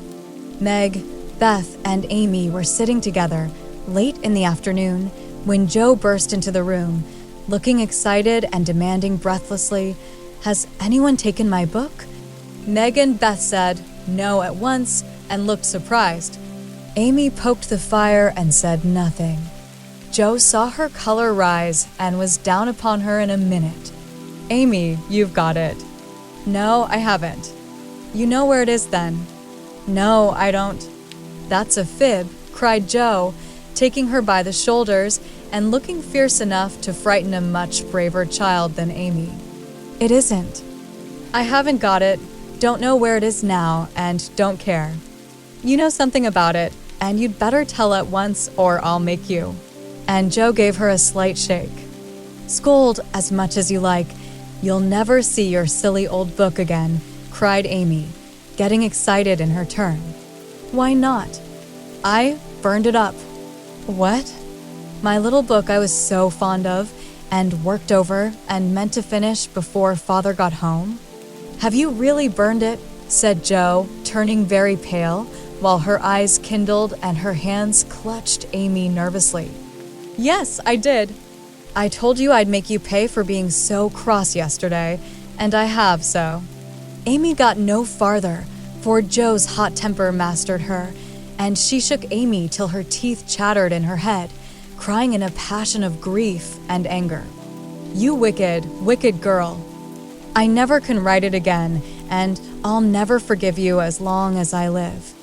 Meg flew to rescue Amy, and Beth to pacify Joe, but Joe was quite beside herself, and with a parting box on her sister's ear, she rushed out of the room up to the old sofa in the garret and finished her fight alone.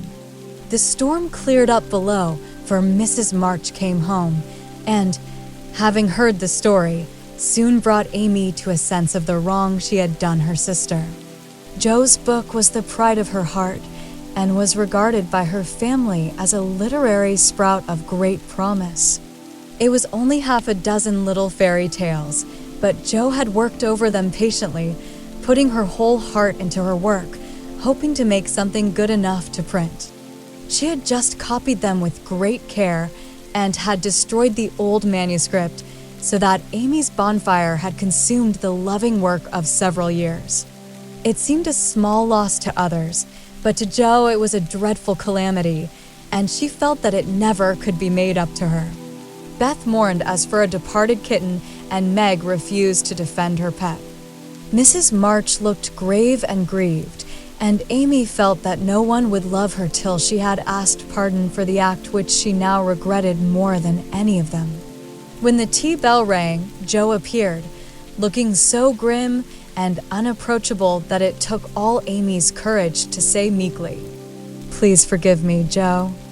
I'm very, very sorry." "I never shall forgive you," was Jo's stern answer, and from that moment she ignored Amy entirely. No one spoke of the great trouble, not even Mrs. March, for all had learned by experience that when Jo was in that mood words were wasted, and the wisest course was to wait till some little accident, or her own generous nature, softened Jo's resentment and healed the breach. It was not a happy evening, for though they sewed as usual, while their mother read aloud from Bremer, Scott, or Edgeworth, something was wanting and the sweet home peace was disturbed. They felt this most when singing time came, for Beth could only play, Jo stood dumb as a stone, and Amy broke down, so Meg and Mother sang alone. But in spite of their efforts to be as cheery as larks, the flute-like voices did not seem to chord as well as usual, and all felt out of tune. As Jo received her goodnight kiss, Mrs. March whispered gently, "My dear, don't let the sun go down upon your anger. Forgive each other, help each other, and begin again tomorrow." Jo wanted to lay her head down on that motherly bosom and cry her grief and anger all away, but tears were an unmanly weakness, and she felt so deeply injured that she really couldn't quite forgive yet. So she winked hard, shook her head, and said gruffly, because Amy was listening, it was an abominable thing, and she doesn't deserve to be forgiven. With that she marched off to bed, and there was no merry or confidential gossip that night. Amy was much offended that her overtures of peace had been repulsed, and began to wish she had not humbled herself, to feel more injured than ever, and to plume herself on her superior virtue in a way which was particularly exasperating. Jo still looked like a thundercloud, and nothing went well all day. It was bitter cold in the morning. She dropped her precious turnover in the gutter. Aunt March had an attack of the fidgets. Meg was sensitive. Beth would look grieved and wistful when she got home. And Amy kept making remarks about people who were always talking about being good and yet wouldn't even try when other people set them a virtuous example. "Everybody is so hateful. I'll ask Laurie to go skating. He is always kind and jolly, and will put me to rights. I know," said Jo to herself, and off she went. Amy heard the clash of skates and looked out with an impatient exclamation. "There. She promised I should go next time, for this is the last ice we shall have. But it's no use to ask such a cross patch to take me. Don't say that. You were very naughty, and it is hard to forgive the loss of her precious little book, but I think she might do it now, and I guess she will, if you try her at the right minute," said Meg. "Go after them. Don't say anything till Jo has got good-natured with Laurie, then take a quiet minute and just kiss her or do some kind thing, and I'm sure she'll be friends again with all her heart." "I'll try," said Amy, for the advice suited her, and after a flurry to get ready, she ran after the friends, who were just disappearing over the hill. It was not far to the river, but both were ready before Amy reached them. Jo saw her coming and turned her back. Laurie did not see, for he was carefully skating along the shore, sounding the ice, for a warm spell had preceded the cold snap. "I'll go on to the first bend and see if it's all right before we begin to race," Amy heard him say, as he shot away, looking like a young Russian in his fur-trimmed coat and cap. Jo heard Amy panting after her run, stamping her feet and blowing on her fingers as she tried to put her skates on, but Jo never turned and went slowly zigzagging down the river, taking a bitter, unhappy sort of satisfaction in her sister's troubles. She had cherished her anger till it grew strong and took possession of her, as evil thoughts and feelings always do unless cast out at once.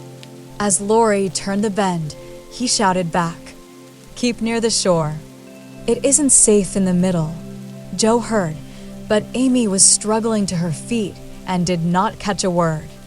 Jo glanced over her shoulder, and the little demon she was harboring said in her ear, "No matter whether she heard or not, let her take care of herself." Laurie had vanished round the bend. Jo was just at the turn, and Amy, far behind, striking out toward the smoother ice in the middle of the river. For a minute Jo stood still with a strange feeling in her heart. Then she resolved to go on, but something held and turned her round, just in time to see Amy throw up her hands and go down, with a sudden crash of rotten ice, the splash of water, and a cry that made Jo's heart stand still with fear.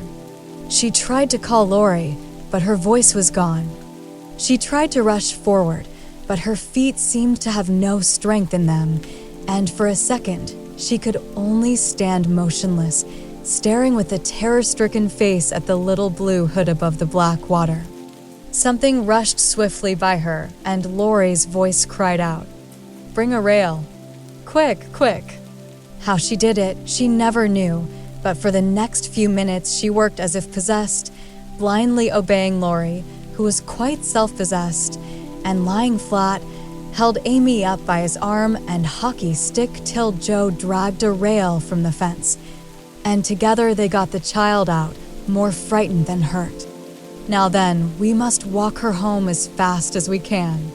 Pile our things on her, while I get off these confounded skates," cried Laurie, wrapping his coat round Amy and tugging away at the straps which never seemed so intricate before. Shivering, dripping, and crying, they got Amy home, and after an exciting time of it, she fell asleep, rolled in blankets before a hot fire.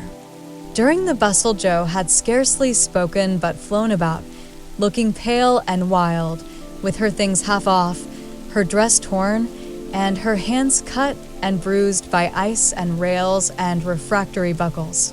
When Amy was comfortably asleep, the house quiet, and Mrs. March sitting by the bed, she called Jo to her and began to bind up the hurt hands. "Are you sure she is safe?" whispered Jo, looking remorsefully at the golden head, which might have been swept away from her sight forever under the treacherous ice. "Quite safe, dear. She is not hurt and won't even take cold. I think you were so sensible in covering and getting her home quickly," replied her mother cheerfully. "Laurie did it all. I only let her go. Mother, if she should die, it would be my fault." And Jo dropped down beside the bed in a passion of penitent tears, telling all that had happened, bitterly condemning her hardness of heart, and sobbing out her gratitude for being spared the heavy punishment which might have come upon her. "It's my dreadful temper. I try to cure it, I think I have, and then it breaks out worse than ever. Oh, Mother, what shall I do? What shall I do?" cried poor Jo in despair. "Watch and pray, dear. Never get tired of trying, and never think it is impossible to conquer your fault," said Mrs. March, drawing the blousy head to her shoulder and kissing the wet cheek, so tenderly that Jo cried even harder. "You don't know, you can't guess how bad it is. It seems as if I could do anything when I'm in a passion. I get so savage, I could hurt anyone and enjoy it. I'm afraid I shall do something dreadful someday and spoil my life and make everybody hate me. Oh, Mother, help me. Do help me." "I will, my child, I will. Don't cry so bitterly, but remember this day and resolve with all your soul that you will never know another like it. Jo, dear, we all have our temptations, some far greater than yours, and it often takes us all our lives to conquer them. You think your temper is the worst in the world, but mine used to be just like it. Yours, Mother? Why, you are never angry. And for the moment, Joe forgot remorse and surprise. I've been trying to cure it for 40 years and have only succeeded in controlling it. I am angry nearly every day of my life, Joe, but I have learned not to show it, and I still hope to learn not to feel it, though it may take me another 40 years to do so. The patience and the humility of the face she loved so well was a better lesson to Joe than the wisest lecture, the sharpest reproof. She felt comforted at once by the sympathy and confidence given her. The knowledge that her mother had a fault like hers and tried to mend it made her own easier to bear and strengthened her resolution to cure it, though 40 years seemed rather a long time to watch and pray to a girl of 15. Mother, are you angry when you fold your lips tight together and go out of the room sometimes? When Aunt March scolds or people worry you? Asked Joe, feeling nearer and dearer to her mother than ever before. Yes, I've learned to check the hasty words that rise to my lips, and when I feel that they mean to break out against my will, I just go away for a minute and give myself a little shake for being so weak and wicked, answered Mrs. March with a sigh and a smile. How did you learn to keep still? That is what troubles me, for the sharp words fly out before I know what I'm about, and the more I say the worse I get, till it's a pleasure to hurt people's feelings and say dreadful things. Tell me how you do it, Marmee dear. My good mother used to help me. As you do us, interrupted Joe with a grateful kiss. But I lost her when I was a little older than you are, and for years had to struggle on alone, for I was too proud to confess my weakness to anyone else. I had a hard time, Joe, and shed a good many bitter tears over my failures, for in spite of my efforts, I never seemed to get on. Then your father came, and I was so happy that I found it easy to be good. But by and by, when I had 4 little daughters round me and we were poor, then the old trouble began again, for I am not patient by nature, and it tried me very much to see my children wanting anything. Poor mother. What helped you then? Your father, Joe. He never loses patience, never doubts or complains, but always hopes and works and waits so cheerfully that one is ashamed to do otherwise before him. He helped and comforted me and showed me that I must try to practice all the virtues I would have my little girls possess, for I was their example. It was easier to try for your sakes than for my own. A startled or surprised look from one of you when I spoke sharply rebuked me more than any words could have done, and the love, respect, and confidence of my children was the sweetest reward I could receive for my efforts to be the woman I would have them copy. Oh, Mother, if I'm ever half as good as you, I shall be satisfied, cried Joe, much touched. I hope you will be a great deal better, dear, but you must keep watch over your bosom enemy, as Father calls it, or it may sadden, if not spoil your life. You have had a warning. Remember it, and try with heart and soul to master this quick temper before it brings you greater sorrow and regret than you have known today. I will try, Mother, I truly will. But you must help me, remind me, and keep me from flying out. I used to see Father sometimes put his finger on his lips and look at you with a very kind but sober face, and you always folded your lips tight and went away. Was he reminding you then? Asked Joe softly. Yes. I asked him to help me so, and he never forgot it, but saved me from many a sharp word by that little gesture and kind look. Joe saw that her mother's eyes filled and her lips trembled as she spoke, and fearing that she had said too much, she whispered anxiously, "Was it wrong to watch you and to speak of it? I didn't mean to be rude, but it's so comfortable to say all I think to you, and feel so safe and happy here. My Joe, you may say anything to your mother, for it is my greatest happiness and pride to feel that my girls confide in me and know how much I love them. I thought I'd grieved you. No, dear, but speaking of Father reminded me how much I miss him, how much I owe him, and how faithfully I should watch and work to keep his little daughters safe and good for him. Yet you told him to go, Mother, and didn't cry when he went, and never complain now or seem as if you needed any help," said Joe, wondering. "I gave my best to the country I love and kept my tears till he was gone. Why should I complain when we both have merely done our duty and will surely be the happier for it in the end? If I don't seem to need help, it is because I have a better friend, even than Father, to comfort and sustain me.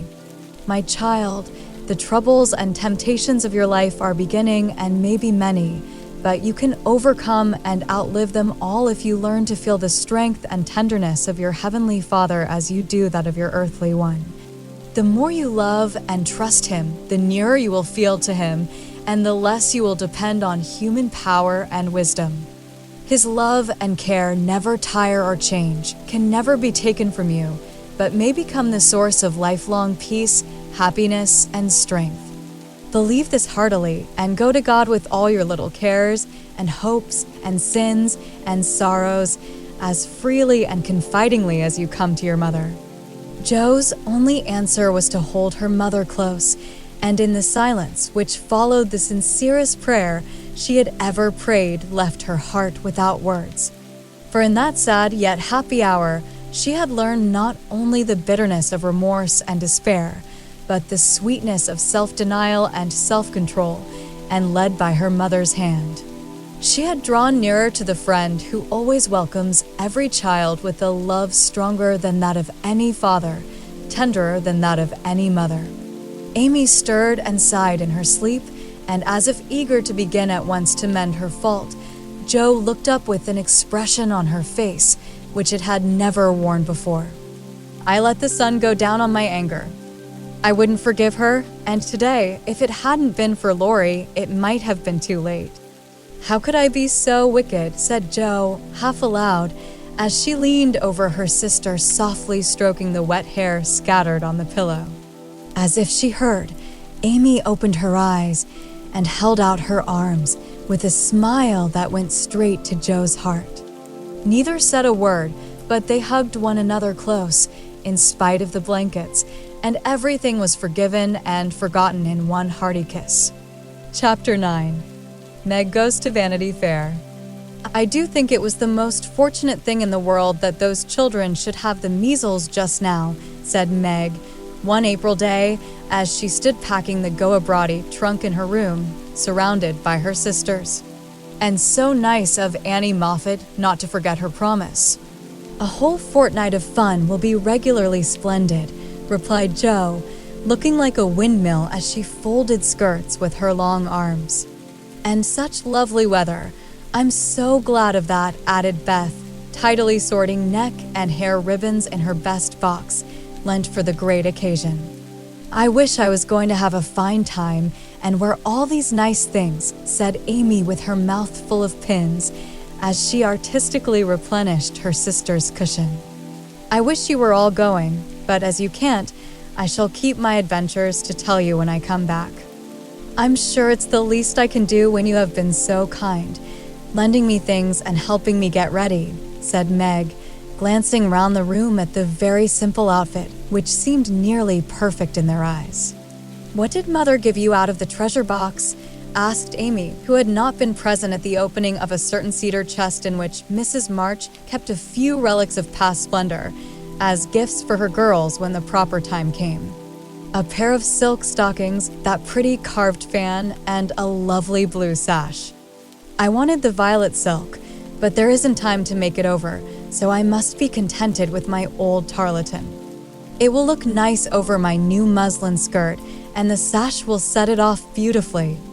I wish I hadn't smashed my coral bracelet, for you might have had it," said Joe, who loved to give and lend, but whose possessions were usually too dilapidated to be of much use.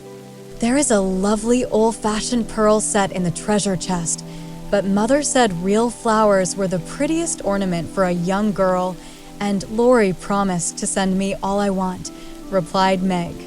"Now, let me see, there's my new gray walking suit. Just curl up the feather in my hat, Beth, then my poplin for Sunday and the small party. it looks heavy for spring, doesn't it? The violet silk would be so nice. Oh, dear. Never mind.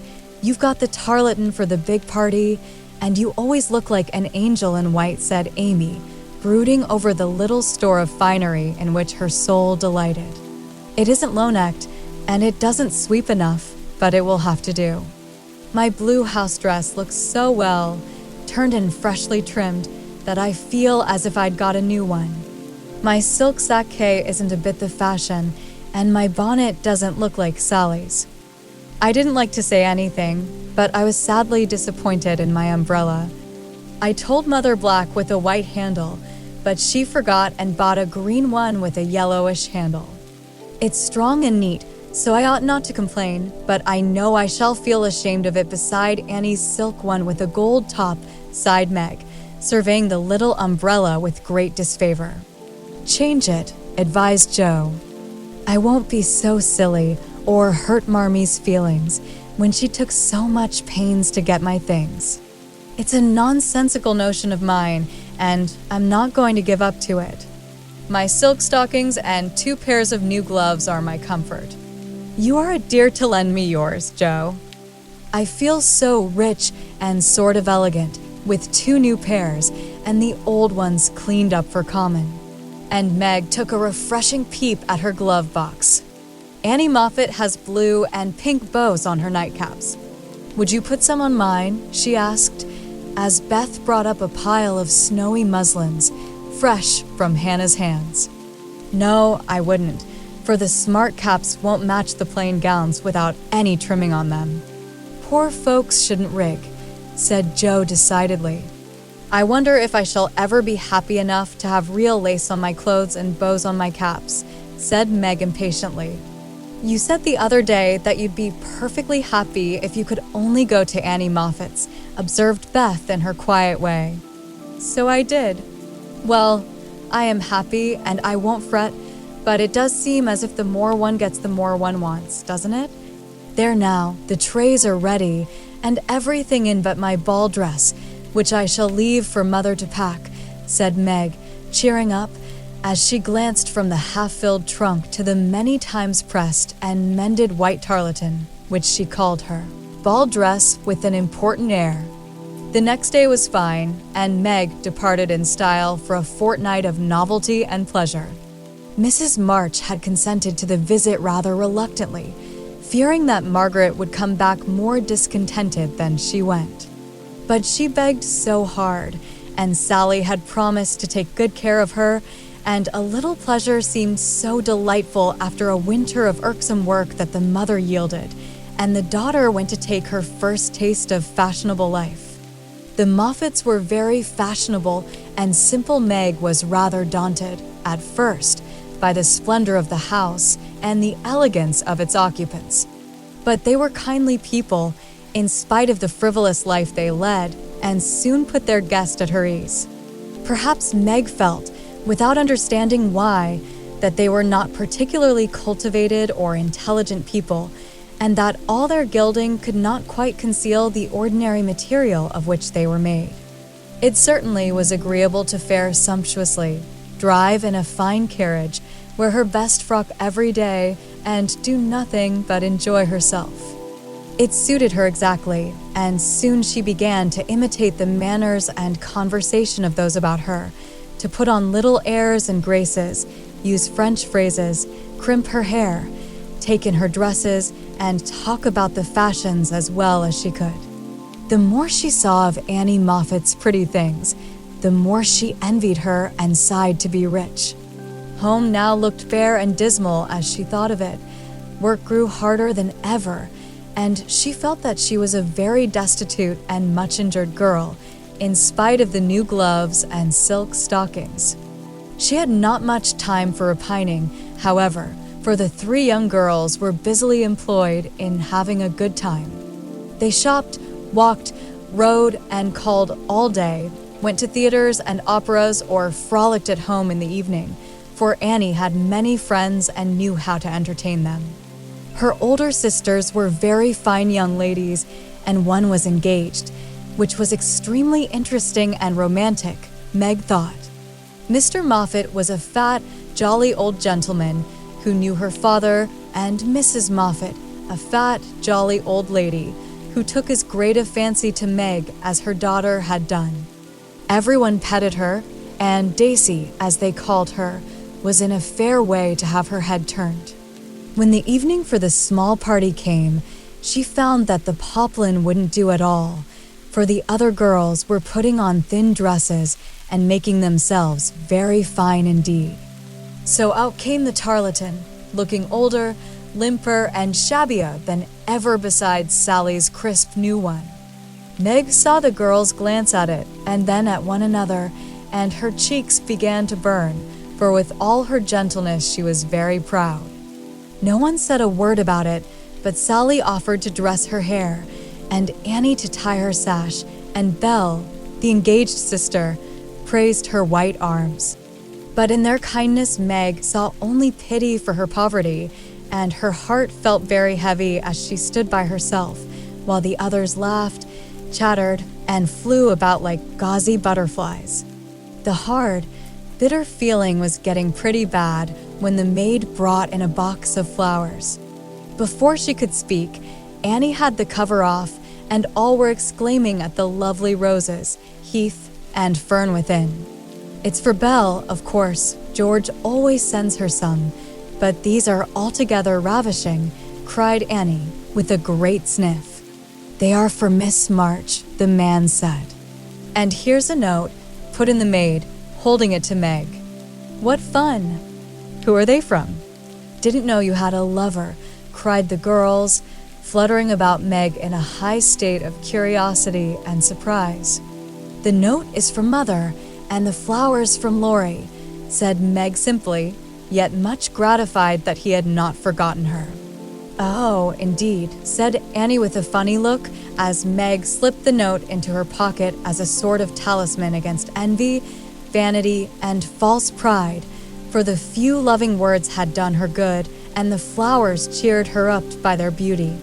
Feeling almost happy again, she laid by a few ferns and roses for herself, and quickly made up the rest in dainty bouquets for the breasts, hair, or skirts of her friends, offering them so prettily that Clara, the elder sister, told her she was the sweetest little thing she ever saw, and they looked quite charmed with her small attention. Somehow the kind act finished her despondency, and when all the rest went to show themselves to Mrs. Moffat, she saw a happy, bright-eyed face in the mirror. As she laid her ferns against her rippling hair and fastened the roses in the dress that didn't strike her as so very shabby now, she enjoyed herself very much that evening, for she danced to her heart's content. Everyone was very kind, and she had 3 compliments. Annie made her sing, and someone said she had a remarkably fine voice. Major Lincoln asked who the fresh little girl with the beautiful eyes was, and Mr. Moffat insisted on dancing with her because she didn't dawdle, but had some spring in her, as he gracefully expressed it. So, altogether she had a very nice time, till she overheard a bit of conversation which disturbed her extremely. She was sitting just inside the conservatory, waiting for her partner to bring her an ice, when she heard a voice ask on the other side of the flowery wall, "How old is he?" 16 or 17, I should say, replied another voice. It would be a grand thing for one of those girls, wouldn't it? Sally says they are very intimate now, and the old man quite dotes on them. Mrs. M. has made her plans, I dare say, and will play her cards well, early as it is. The girl evidently doesn't think of it yet, said Mrs. Moffat. She told that fib about her mamma, as if she did know, and colored up when the flowers came quite prettily. Poor thing. She'd be so nice if she was only got up in style. Do you think she'd be offended if we offered to lend her a dress for Thursday? Asked another voice. She's proud, but I don't believe she'd mind, for that dowdy tarleton is all she has got. She may tear it tonight, and that will be a good excuse for offering a decent one. Here Meg's partner appeared, to find her looking much flushed and rather agitated. She was proud, and her pride was useful just then, for it helped her hide her mortification, anger, and disgust at what she had just heard. For, innocent and unsuspicious as she was, she could not help understanding the gossip of her friends. She tried to forget it, but could not, and kept repeating to herself, Mrs. M has made her plans, that fib about her mama, and dowdy tarleton, till she was ready to cry and rush home to tell her troubles and ask for advice. As that was impossible, she did her best to seem gay, and being rather excited, she succeeded so well that no one dreamed what an effort she was making. She was very glad when it was all over and she was quiet in her bed, where she could think and wonder and fume till her head ached and her hot cheeks were cooled by a few natural tears. Those foolish yet well-meant words had opened a new world to Meg, and much disturbed the peace of the old one in which till now she had lived as happily as a child. Her innocent friendship with Laurie was spoiled by the silly speeches she had overheard. Her faith in her mother was a little shaken by the worldly plans attributed to her by Mrs. Moffat, who judged others by herself. And the sensible resolution to be contented with the simple wardrobe which suited a poor man's daughter was weakened by the unnecessary pity of girls who thought a shabby dress one of the greatest calamities under heaven. Poor Meg had a restless night, and got up heavy-eyed, unhappy, half resentful toward her friends, and half ashamed of herself for not speaking out frankly and setting everything right. Everybody dawdled that morning, and it was noon before the girls found energy enough even to take up their worsted work. Something in the manner of her friends struck Meg at once. They treated her with more respect, she thought, took quite a tender interest in what she said, and looked at her with eyes that plainly betrayed curiosity. All this surprised and flattered her, though she did not understand it till Miss Bell looked up from her writing and said, with a sentimental air, "Daisy, dear, I've sent an invitation to your friend, Mr. Lawrence, for Thursday. We should like to know him, and it's only a proper compliment to you." Meg colored, but a mischievous fancy to tease the girls made her reply demurely, "You are very kind, but I'm afraid he won't come." "Why not, Sherry?" asked Miss Bell. "He's too old." "My child, what do you mean?" "What is his age, I beg to know?" cried Miss Clara. "Nearly 70, I believe," answered Meg, counting stitches to hide the merriment in her eyes. "You sly creature." "Of course we meant the young man," exclaimed Miss Bell, laughing. "There isn't any. Laurie is only a little boy." And Meg laughed also at the queer look which the sisters exchanged as she thus described her supposed lover. "About your age," Nan said. "Nearer my sister Jo's. I am 17 in August," returned Meg, tossing her head. "It's very nice of him to send you flowers, isn't it?" said Annie, looking wise about nothing. "Yes, he often does, to all of us, for their house is full, and we're so fond of them. My mother and old Mr. Lawrence are friends, you know, so it is quite natural that we children should play together, and Meg hoped they would say no more. "It's evident Daisy isn't out yet," said Miss Clara to Belle with a nod. "Quite a pastoral state of innocence all round," returned Miss Bell with a shrug. "I'm going out to get some little matters for my girls." "Can I do anything for you, young ladies?" asked Mrs. Moffat, lumbering in like an elephant in silk and lace. "No, thank you, ma'am," replied Sally. "I've got my new pink silk for Thursday and don't want a thing." "Nor I," began Meg, but stopped because it occurred to her that she did want several things and could not have them. "What shall you wear?" asked Sally. "My old white one again, if I can mend it fit to be seen. It got sadly torn last night," said Meg, trying to speak quite easily, but feeling very uncomfortable. "Why don't you send home for another?" said Sally, who was not an observing young lady. "I haven't got any other." It cost Meg an effort to say that, but Sally did not see it and exclaimed in amiable surprise, "Only that? How funny. She did not finish her speech, for Belle shook her head at her and broke in, saying kindly, "Not at all. Where's the use of having a lot of dresses when she isn't out yet? There's no need of sending home, Daisy, even if you had a dozen, for I've got a sweet blue silk laid away, which I've outgrown, and you shall wear it to please me, won't you, dear?"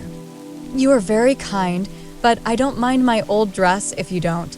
It does well enough for a little girl like me," said Meg. "Now do let me please myself by dressing you up in style. I admire to do it, and you'd be a regular little beauty with a touch here and there. I shan't let anyone see you till you are done, and then we'll burst upon them like Cinderella and her godmother going to the ball," said Belle in her persuasive tone. Meg couldn't refuse the offer so kindly made, for a desire to see if she would be a little beauty, after touching up caused her to accept and forget all her former uncomfortable feelings toward the Moffats. On the Thursday evening, Belle shut herself up with her maid, and between them they turned Meg into a fine lady.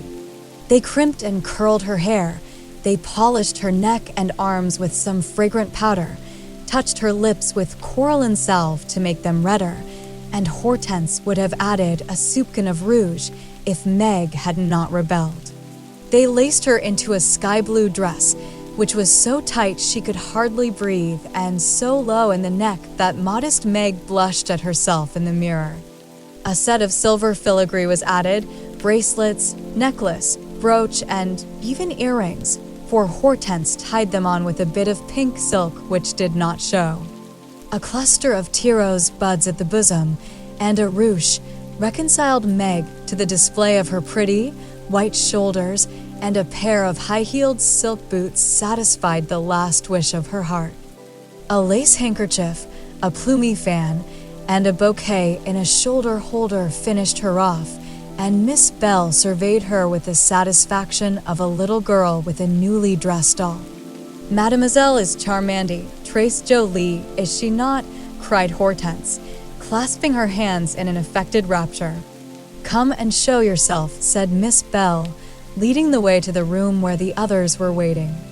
As Meg went rustling after, with her long skirts trailing, her earrings tinkling, her curls waving, and her heart beating, she felt as if her fun had really begun at last, for the mirror had plainly told her that she was a little beauty.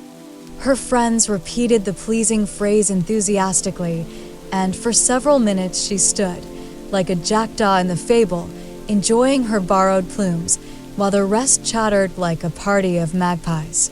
"While I dress, do you drill her, Nan, in the management of her skirt and those French heels, or she will trip herself up. Take your silver butterfly and catch up that long curl on the left side of her head, Clara, and don't any of you disturb the charming work of my hands," said Belle, as she hurried away, looking well pleased with her success. "You don't look a bit like yourself, but you are very nice. I'm nowhere beside you, for Belle has heaps of taste, and you're quite French, I assure you. Let your flowers hang. Don't be so careful of them, and be sure you don't trip," returned Sally, trying not to care that Meg was prettier than herself. Keeping that warning carefully in mind, Margaret got safely downstairs and sailed into the drawing rooms where the Moffats and a few early guests were assembled. She very soon discovered that there is a charm about fine clothes which attracts a certain class of people and secures their respect. Several young ladies who had taken no notice of her before were very affectionate all of a sudden. Several young gentlemen who had only stared at her at the other party now not only stared, but asked to be introduced, and said all manner of foolish but agreeable things to her and several old ladies who sat on the sofas, and criticized the rest of the party, inquired who she was with an air of interest. She heard Mrs. Moffat reply to one of them, "Daisy March, father a colonel in the army, one of our first families, but reverses of fortune, you know. Intimate friends of the Lawrences. Sweet creature, I assure you. My Ned is quite wild about her. Dear me, said the old lady, putting up her glass for another observation of Meg, who tried to look as if she had not heard and been rather shocked at Mrs. Moffat's fibs. The queer feeling did not pass away, but she imagined herself acting the new part of fine lady, and so got on pretty well. Though the tight dress gave her a side ache, the train kept getting under her feet, and she was in constant fear lest her earrings should fly off and get lost or broken.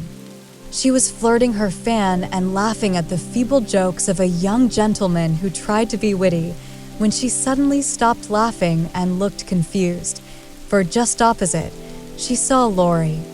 He was staring at her with undisguised surprise and disapproval also, she thought, for though he bowed and smiled, yet something in his honest eyes made her blush and wish she had her old dress on.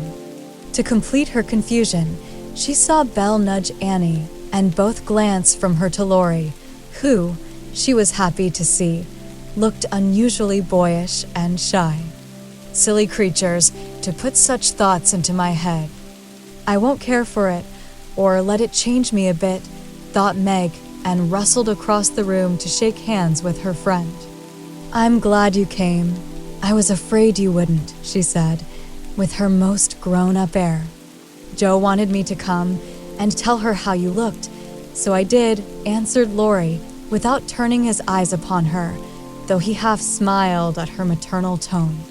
What shall you tell her? Asked Meg, full of curiosity to know his opinion of her, yet feeling ill at ease with him for the first time.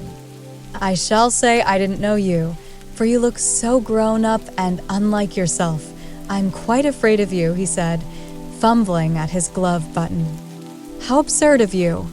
The girls dressed me up for fun, and I rather like it. Wouldn't Joe stare if she saw me, said Meg, bent on making him say whether he thought her improved or not. Yes, I think she would, returned Laurie gravely. Don't you like me so? Asked Meg. No, I don't, was the blunt reply. Why not? In an anxious tone. He glanced at her frizzled head, bare shoulders, and fantastically trimmed dress with an expression that abashed her more than his answer, which had not a particle of his usual politeness in it. I don't like fuss and feathers. That was altogether too much from a lad younger than herself, and Meg walked away, saying petulantly, You are the rudest boy I ever saw. Feeling very much ruffled, she went and stood at a quiet window to cool her cheeks, for the tight dress gave her an uncomfortably brilliant color. As she stood there, Major Lincoln passed by, and a minute after she heard him saying to his mother, They are making a fool of that little girl. I wanted you to see her, but they have spoiled her entirely.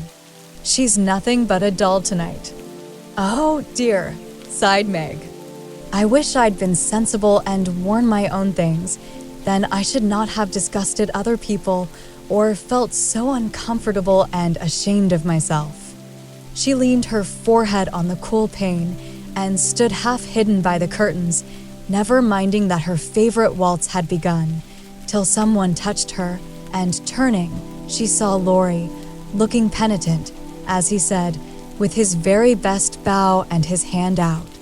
Please forgive my rudeness and come and dance with me. I'm afraid it will be too disagreeable to you, said Meg, trying to look offended and failing entirely. Not a bit of it. I'm dying to do it. Come, I'll be good. I don't like your gown, but I do think you are just splendid.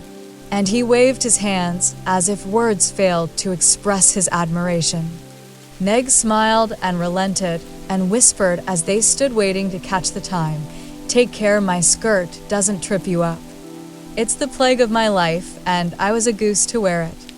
Pin it round your neck, and then it will be useful, said Laurie, looking down at the little blue boots, which he evidently approved of. Away they went fleetly and gracefully, for having practiced at home, they were well matched, and the blithe young couple were a pleasant sight to see, as they twirled merrily round and round, feeling more friendly than ever after their small tiff. Laurie, I want you to do me a favor, will you? Said Meg, as he stood fanning her when her breath gave out, which it did very soon, though she would not own why. "Won't I?" said Laurie with alacrity. "Please don't tell them at home about my dress tonight. They won't understand the joke, and it will worry Mother." "Then why did you do it?" said Laurie's eyes, so plainly that Meg hastily added, "I shall tell them myself all about it and fess to Mother how silly I've been. But I'd rather do it myself. So you'll not tell, will you?" "I give you my word I won't. Only what shall I say when they ask me?" "Just say I looked pretty well and was having a good time." "I'll say the first with all my heart, but how about the other?" "You don't look as if you were having a good time." "Are you?" And Laurie looked at her with an expression which made her answer in a whisper, "No, not just now. Don't think I'm horrid. I only wanted a little fun, but this sort doesn't pay, I find, and I'm getting tired of it. Here comes Ned Moffat." "What does he want?" said Laurie, knitting his black brows as if he did not regard his young host in the light of a pleasant addition to the party. "He put his name down for 3 dances, and I suppose he's coming for them." "What a bore," said Meg, assuming a languid air which amused Laurie immensely.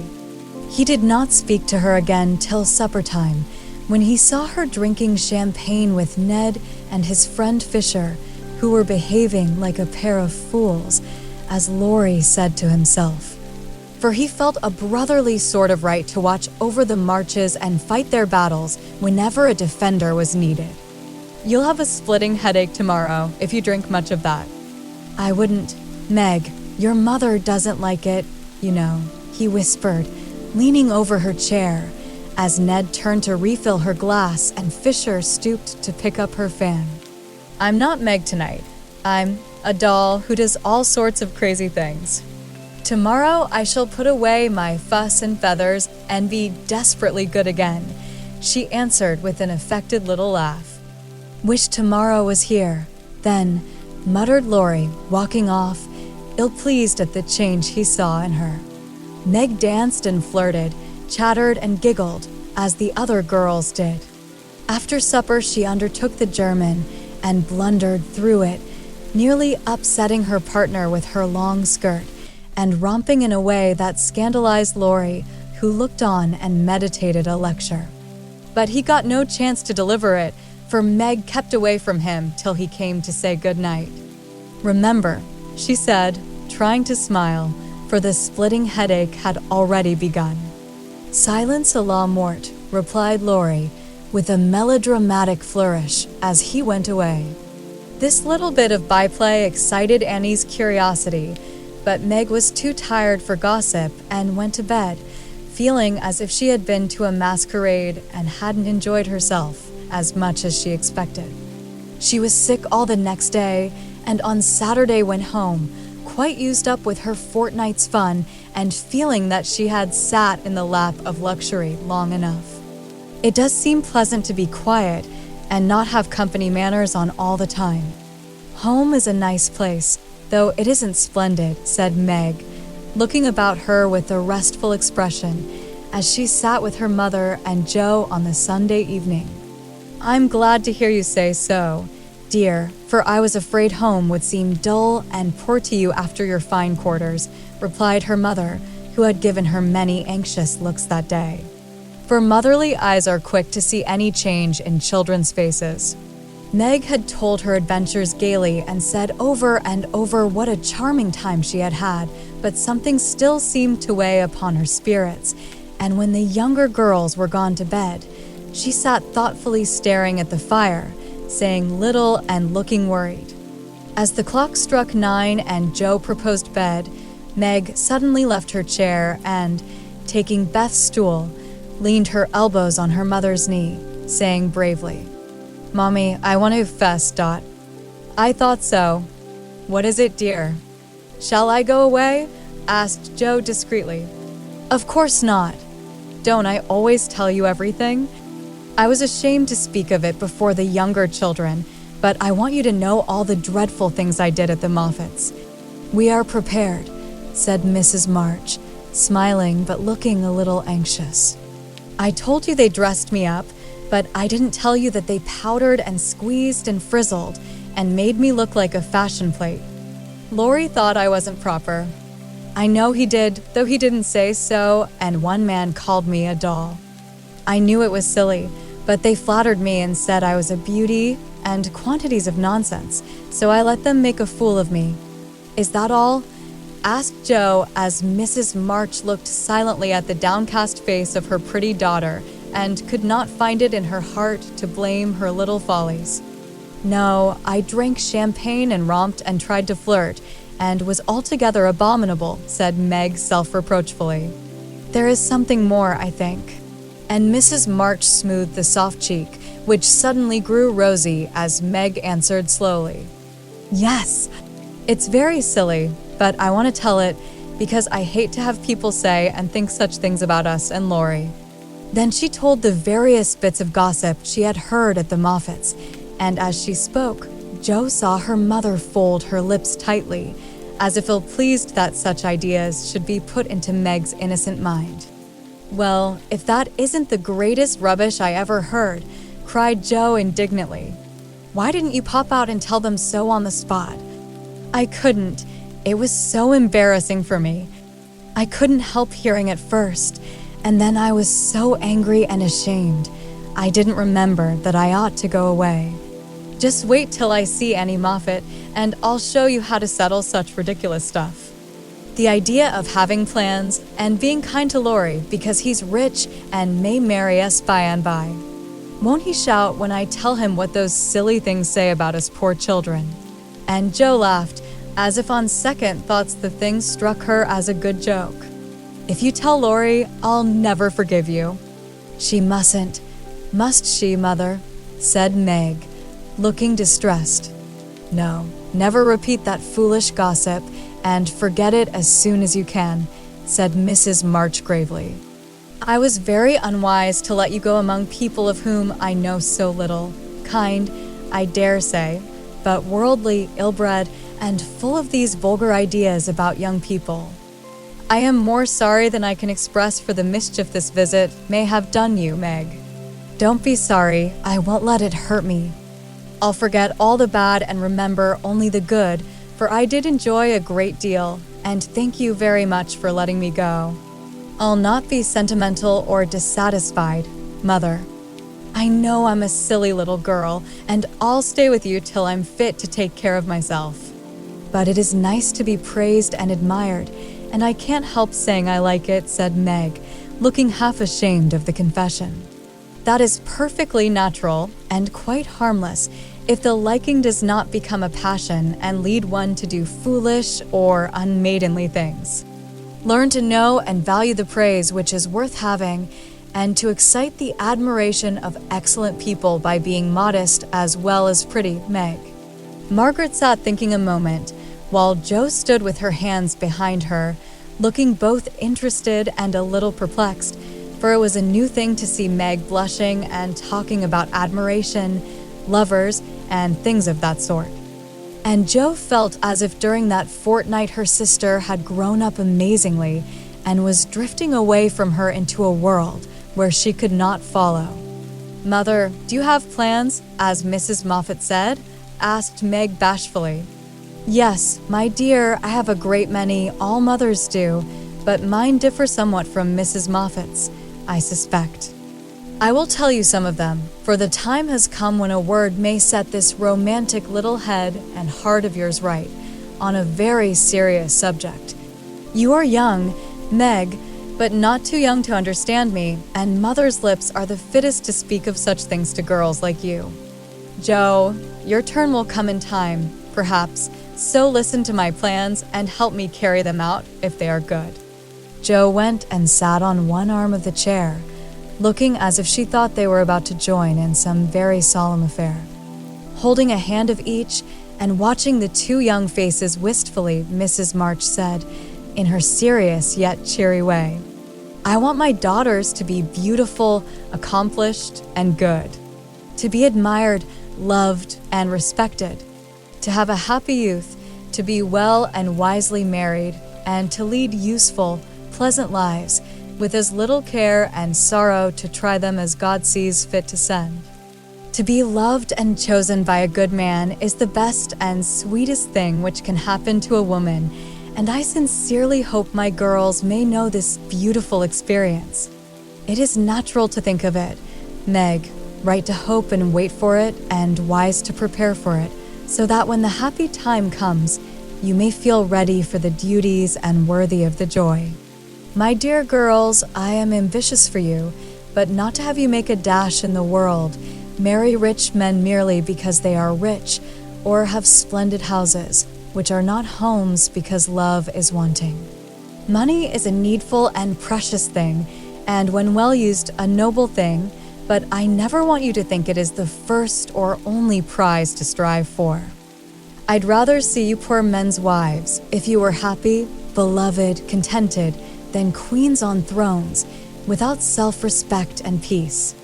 Poor girls don't stand any chance, Belle says, unless they put themselves forward, sighed Meg. Then we'll be old maids, said Joe stoutly. Right, Joe. Better be happy old maids than unhappy wives or unmaidenly girls, running about to find husbands, said Mrs. March decidedly. Don't be troubled, Meg. Poverty seldom daunts a sincere lover. Some of the best and most honored women I know were poor girls, but so love-worthy that they were not allowed to be old maids. Leave these things to time. Make this home happy, so that you may be fit for homes of your own if they are offered you, and contented here if they are not. One thing remember, my girls. Mother is always ready to be your confidant, Father to be your friend, and both of us hope and trust that our daughters, whether married or single, will be the pride and comfort of our lives. We will, Marmee, we will, cried both, with all their hearts, as she bade them good night. Chapter 10. The P.C. and P.O.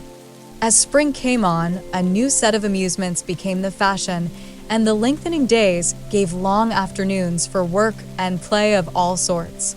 The garden had to be put in order, and each sister had a quarter of the little plot to do what she liked with. Hannah used to say, I'd know which each of them gardens belonged to, EFICM and Shiny, and so she might, for the girls' tastes differed as much as their characters.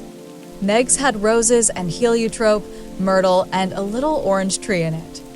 Jo's bed was never alike 2 seasons, for she was always trying experiments. This year it was to be a plantation of sunflowers, the seeds of which cheerful and aspiring plant were to feed Aunt Cockletop and her family of chicks.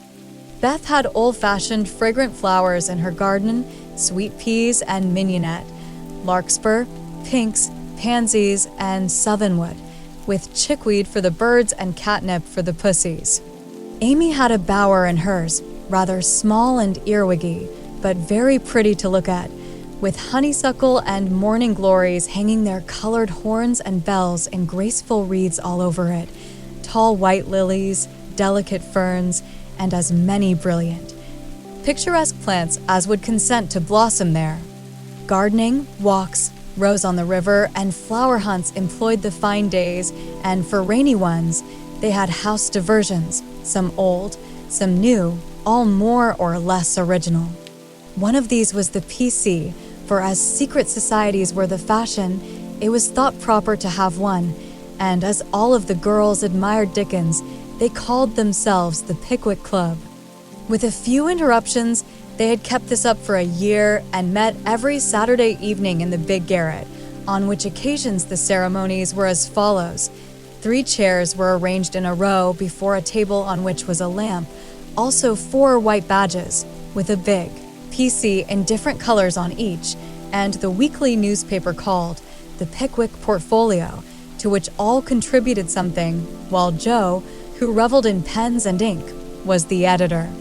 At 7 o'clock, the 4 members ascended to the clubroom, tied their badges round their heads, and took their seats with great solemnity. Meg, as the eldest, was Samuel Pickwick, Jo, being of a literary turn Augustus Snodgrass, Beth, because she was round and rosy, Tracy Tupman, and Amy, who was always trying to do what she couldn't, was Nathaniel Winkle. Pickwick, the president, read the paper, which was filled with original tales, poetry, local news, funny advertisements, and hints in which they good-naturedly reminded each other of their faults and shortcomings. On one occasion, Mr. Pickwick put on a pair of spectacles without any glass wrapped upon the table, hemmed, and having stared hard at Mr. Snodgrass, who was tilting back in his chair, till he arranged himself properly, began to read. The Pickwick Portfolio. May 20th, 18. Poet's Corner. Anniversary Ode. Again we meet to celebrate, with badge and solemn rite, our 52nd anniversary. In Pickwick Hall, tonight. We all are here in perfect health. None gone from our small band. Again we see each well-known face, and press each friendly hand. Our Pickwick, always at his post. With reverence we greet. As spectacles on nose, he reads our well-filled weekly sheet. Although he suffers from a cold, we joy to hear him speak. For words of wisdom from him fall, in spite of croak or squeak. Old 6-foot Snodgrass looms on high, with elephantine grace, and beams upon the company, with brown and jovial face. Poetic fire lights up his eye. He struggles 'gainst his lot. Behold ambition on his brow, and on his nose a blot. Next our peaceful Tupman comes, so rosy, plump, and sweet, who chokes with laughter at the puns, and tumbles off his seat. Prim little Winkle too is here, with every hair in place, a model of propriety, though he hates to wash his face. The year is gone, we still unite, to joke and laugh and read, and tread the path of literature, that doth to glory lead. Long may our paper prosper well, our club unbroken be, and coming years their blessings pour on the useful, gay P.C. Hey! Snodgrass. The Masked Marriage, a Tale of Venice. Gondola after gondola swept up to the marble steps and left its lovely load to swell the brilliant throng that filled the stately halls of Count Adelon. Knights and ladies, elves and pages, monks and flower girls, all mingled gaily in the dance. Sweet voices and rich melody filled the air, and so with mirth and music the masquerade went on. Has your highness seen the Lady Viola tonight? Asked a gallant troubadour of the fairy queen who floated down the hall upon his arm. Yes, is she not lovely, though so sad? Her dress is well chosen, too, for in a week she weds Count Antonio, whom she passionately hates. By my faith, I envy him. Yonder he comes, arrayed like a bridegroom, except the black mask. When that is off, we shall see how he regards the fair maid whose heart he cannot win, though her stern father bestows her hand, returned the troubadour. 'Tis whispered that she loves the young English artist who haunts her steps, and is spurned by the old count, said the lady, as they joined the dance. The revel was at its height when a priest appeared, and withdrawing the young pair to an alcove, hung with purple velvet, he motioned them to kneel. Instant silence fell on the gay throng, and not a sound, but the dash of fountains or the rustle of orange groves sleeping in the moonlight, broke the hush as Countess Adelon spoke thus. My lords and ladies, pardon the ruse by which I have gathered you here to witness the marriage of my daughter. Father, we wait your services. All eyes turned toward the bridal party, and a murmur of amazement went through the throng, for neither bride nor groom removed their masks. Curiosity and wonder possessed all hearts, but respect restrained all tongues till the holy rite was over. Then the eager spectators gathered round the count, demanding an explanation. Gladly would I give it if I could, but I only know that it was the whim of my timid Viola, and I yielded to it. Now, my children, let the play end. unmask and receive my blessing." But neither bent the knee, for the young bridegroom replied in a tone that startled all listeners as the mask fell, disclosing the noble face of Ferdinand Devereux, the artist lover. And leaning on the breast where now flashed the star of an English earl was the lovely Viola, radiant with joy and beauty. "My lord, you scornfully bade me claim your daughter when I could boast as high a name and vast a fortune as the Count Antonio. I can do more, for even your ambitious soul cannot refuse the Earl of Devereux and De Vere when he gives his ancient name and boundless wealth in return for the beloved hand of this fair lady, now my wife." The Count stood like one changed to stone, and turning to the bewildered crowd, Ferdinand added, with a gay smile of triumph, "To you, my gallant friends, I can only wish that your wooing may prosper as mine has done, and that you may all win as fair a bride as I have by this masked marriage." S. Pickwick. Why is the P, C, like the Tower of Babel? It is full of unruly members. The history of a squash. Once upon a time, a farmer planted a little seed in his garden, and after a while it sprouted and became a vine and bore many squashes. One day in October, when they were ripe, he picked one and took it to market. A grocer man bought and put it in his shop. That same morning, a little girl in a brown hat and blue dress, with a round face and snub nose, went and bought it for her mother. She lugged it home, cut it up, and boiled it in the big pot, mashed some of it with salt and butter for dinner. And to the rest she added a pint of milk, 2 eggs, 4 spoons of sugar, nutmeg, and some crackers, put it in a deep dish, and baked it till it was brown and nice, and next day it was eaten by a family named March. T. Tupman. Mr. Pickwick, sir. I address you upon the subject of sin. The sinner I mean is a man named Winkle, who makes trouble in his club by laughing and sometimes won't write his piece in this fine paper. I hope you will. Pardon his badness and let him send a French fable, because he can't right out of his head, as he has so many lessons to do and no brains.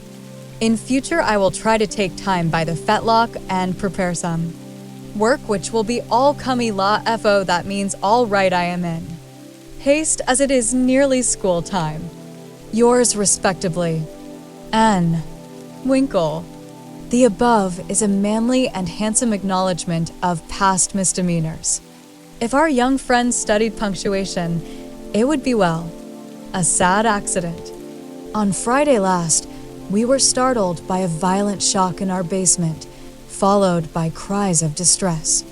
On rushing in a body to the cellar, we discovered our beloved president prostrate upon the floor, having tripped and fallen while getting wood for domestic purposes.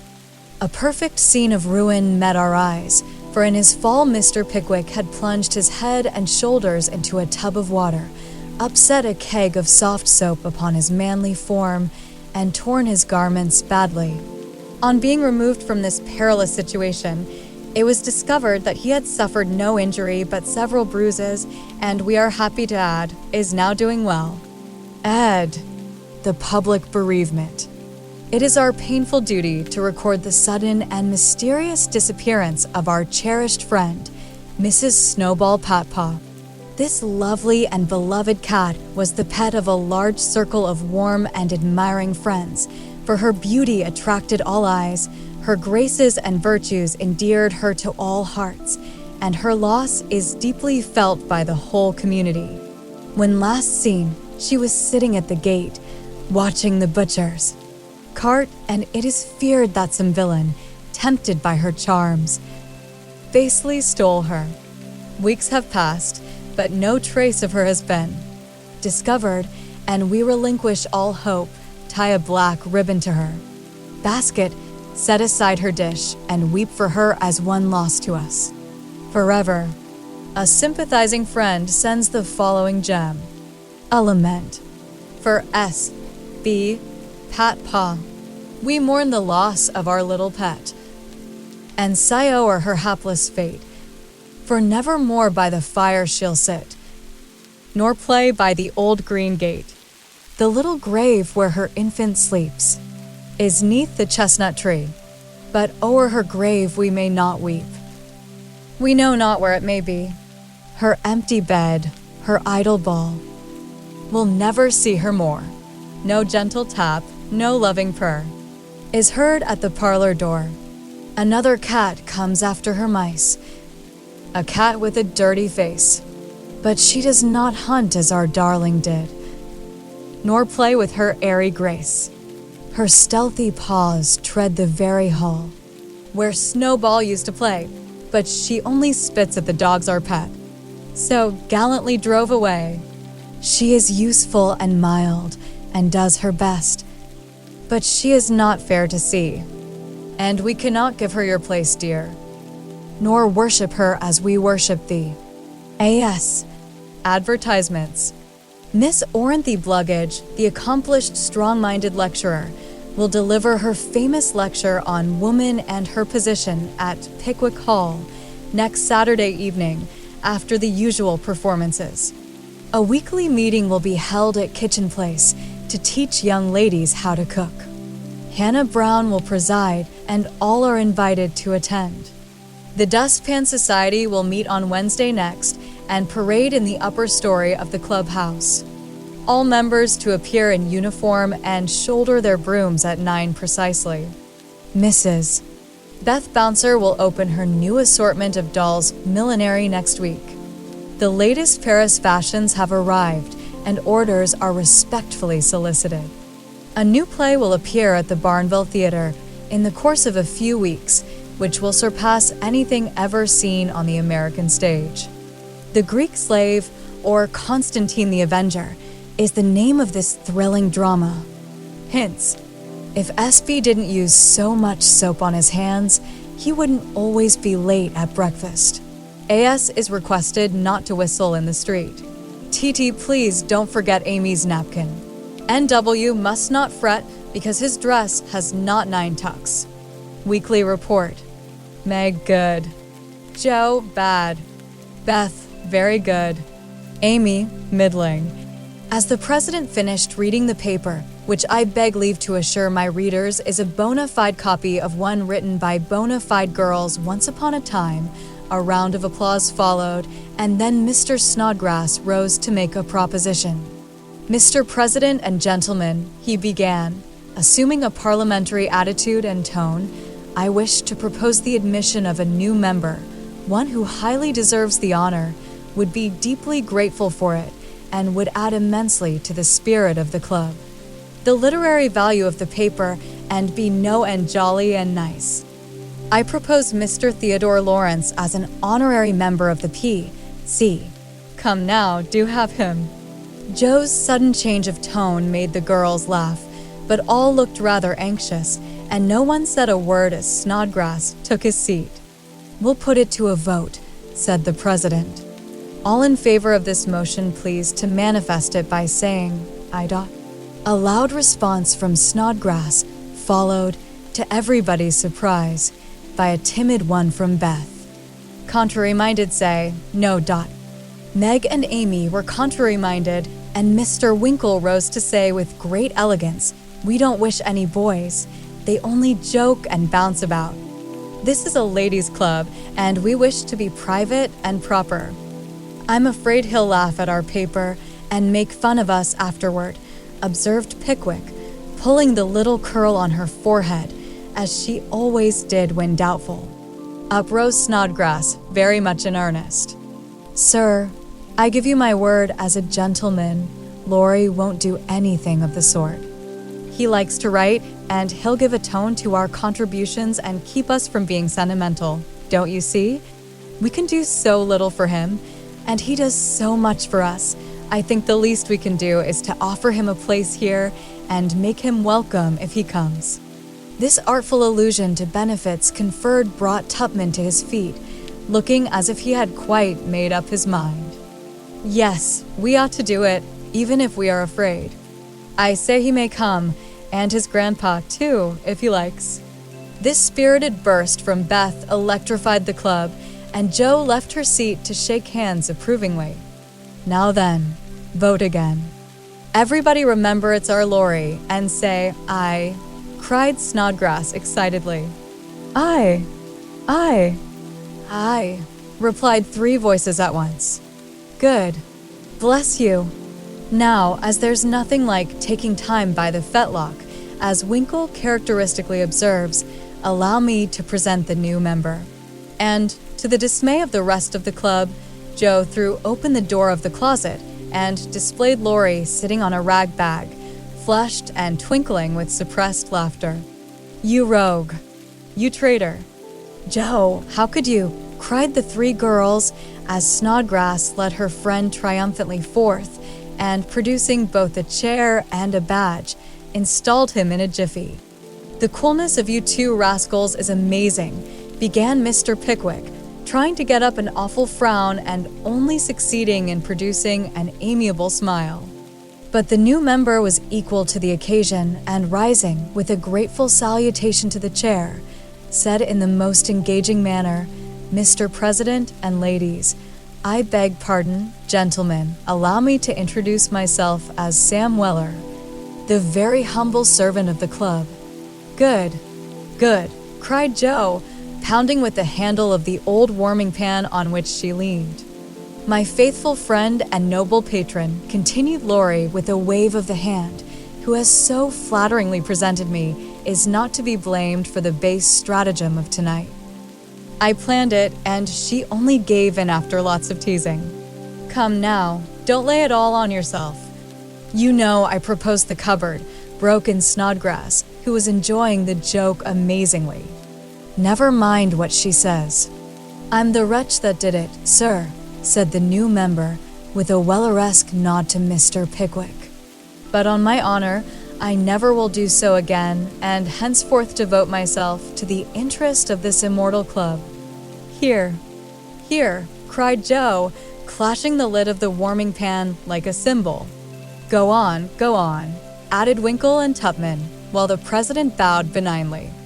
"I merely wish to say that as a slight token of my gratitude for the honor done me, and as a means of promoting friendly relations between adjoining nations, I have set up a post office in the hedge in the lower corner of the garden, a fine, spacious building with padlocks on the doors and every convenience for the males, also the females, if I may be allowed the expression. It's the old Martin house, but I've stopped up the door and made the roof open, so it will hold all sorts of things and save our valuable time. Letters, manuscripts, books, and bundles can be passed in there, and as each nation has a key, it will be uncommonly nice, I fancy. Allow me to present the club key, and with many thanks for your favor, take my seat." Great applause as Mr. Weller deposited a little key on the table and subsided. The warming pan clashed and waved wildly, and it was some time before order could be restored. A long discussion followed, and everyone came out surprising, for everyone did her best. So it was an unusually lively meeting and did not adjourn till a late hour, when it broke up with 3 shrill cheers for the new member. No one ever regretted the admittance of Sam Weller, for a more devoted, well-behaved, and jovial member no club could have. He certainly did add spirit to the meetings and a tone to the paper, for his orations convulsed his hearers and his contributions were excellent, being patriotic, classical, comical, or dramatic, but never sentimental. Joe regarded them as worthy of Bacon, Milton, or Shakespeare, and remodeled her own works with good effect, she thought. The P.O. was a capital little institution and flourished wonderfully, for nearly as many queer things passed through it as through the real post office. Tragedies and cravats, poetry and pickles, garden seeds and long letters, music and gingerbread, rubbers, invitations, scoldings, and puppies. The old gentleman liked the fun and amused himself by sending odd bundles, mysterious messages, and funny telegrams, and his gardener, who was smitten with Hannah's charms, actually sent a love letter to Joe's care. How they laughed when the secret came out, never dreaming how many love letters that little post office would hold in the years to come. Chapter 11. Experiments. The 1st of June. The Kings are off to the seashore tomorrow, and I'm free. 3 months vacation. How I shall enjoy it, exclaimed Meg, coming home one warm day to find Joe laid upon the sofa in an unusual state of exhaustion, while Beth took off her dusty boots, and Amy made lemonade for the refreshment of the whole party. Aunt March went today, for which, oh, be joyful, said Joe. I was mortally afraid she'd ask me to go with her. If she had, I should have felt as if I ought to do it, but Plumfield is about as gay as a churchyard, you know, and I'd rather be excused. We had a flurry getting the old lady off, and I had a fright every time she spoke to me, for I was in such a hurry to be through that I was uncommonly helpful and sweet, and feared she'd find it impossible to part from me. I quaked till she was fairly in the carriage, and had a final fright, for as it drove off, she popped out her head, saying, Josephine, won't you? I didn't hear any more, for I basely turned and fled. I did actually run, and whisked round the corner where I felt safe. Poor old Joe. She came in looking as if bears were after her, said Beth, as she cuddled her sister's feet with a motherly air. Aunt March is a regular samphire, is she not? Observed Amy, tasting her mixture critically. She means vampire, not seaweed, but it doesn't matter. It's too warm to be particular about one's parts of speech, murmured Joe. What shall you do all your vacation? Asked Amy, changing the subject with tact. I shall lie abed late and do nothing, replied Meg, from the depths of the rocking chair. I've been routed up early all winter and had to spend my days working for other people, so now I'm going to rest and revel to my heart's content. No, said Joe, that dozy way wouldn't suit me. I've laid in a heap of books, and I'm going to improve my shining hours reading on my perch in the old apple tree when I'm not having Al. Don't say larks, implored Amy, as a return snub for the samphire correction. I'll say nightingales then, with Laurie. That's proper and appropriate, since he's a warbler. Don't let us do any lessons, Beth, for a while, but play all the time and rest, as the girls mean to, proposed Amy. Well, I will, if Mother doesn't mind. I want to learn some new songs, and my children need fitting up for the summer. They are dreadfully out of order and really suffering for clothes. May we, Mother? Asked Meg, turning to Mrs. March, who sat sewing in what they called Marmie's Corner. You may try your experiment for a week and see how you like it. I think by Saturday night you will find that all play and no work is as bad as all work and no play. Oh, dear no. It will be delicious, I'm sure, said Meg complacently. I now propose a toast, as my friend and partner, Sari Gamp, says. Fun forever and no grubbing, cried Joe, rising, glass in hand, as the lemonade went round. They all drank it merrily, and began the experiment by lounging for the rest of the day. Next morning, Meg did not appear till 10 o'clock. Her solitary breakfast did not taste good, and the room seemed lonely and untidy, for Joe had not filled the vases, Beth had not dusted, and Amy's books lay scattered about. Nothing was neat and pleasant but Marmie's Corner, which looked as usual. And there Meg sat, to rest and read, which meant to yawn and imagine what pretty summer dresses she would get with her salary. Joe spent the morning on the river with Laurie and the afternoon reading and crying over the wide, wide world up in the apple tree. Beth began by rummaging everything out of the big closet where her family resided, but getting tired before half done, she left her establishment topsy-turvy and went to her music, rejoicing that she had no dishes to wash. Amy arranged her bower, put on her best white frock, smoothed her curls, and sat down to draw under the honeysuckle, hoping someone would see and inquire who the young artist was. As no one appeared but an inquisitive Daddy Longlegs, who examined her work with interest, she went to walk, got caught in a shower, and came home dripping. At tea time, they compared notes and all agreed that it had been a delightful, though unusually long day. Meg, who went shopping in the afternoon and got a sweet blue muslin, had discovered, after she had cut the breadths off, that it wouldn't wash, which mishap made her slightly cross.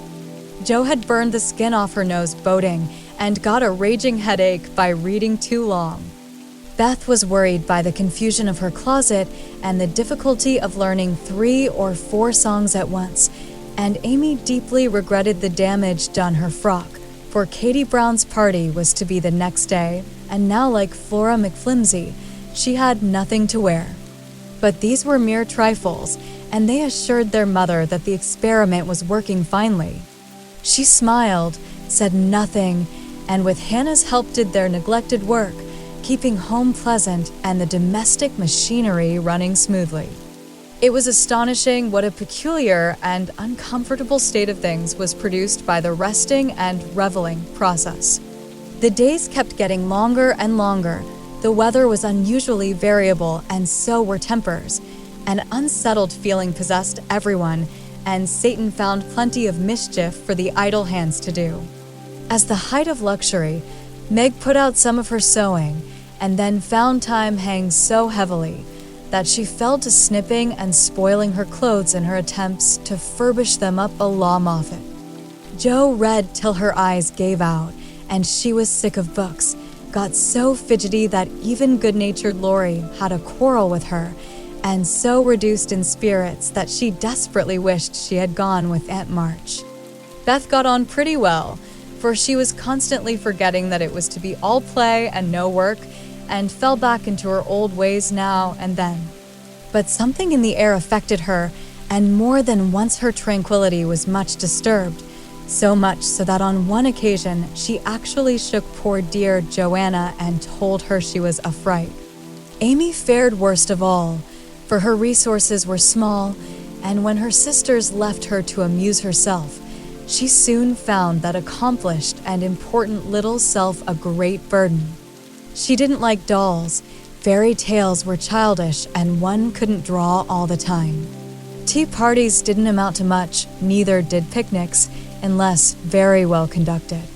If one could have a fine house, full of nice girls, or go traveling, the summer would be delightful, but to stay at home with 3 selfish sisters and a grown-up boy was enough to try the patience of a Boaz, complained Miss Malaprop, after several days devoted to pleasure, fretting, and ennui.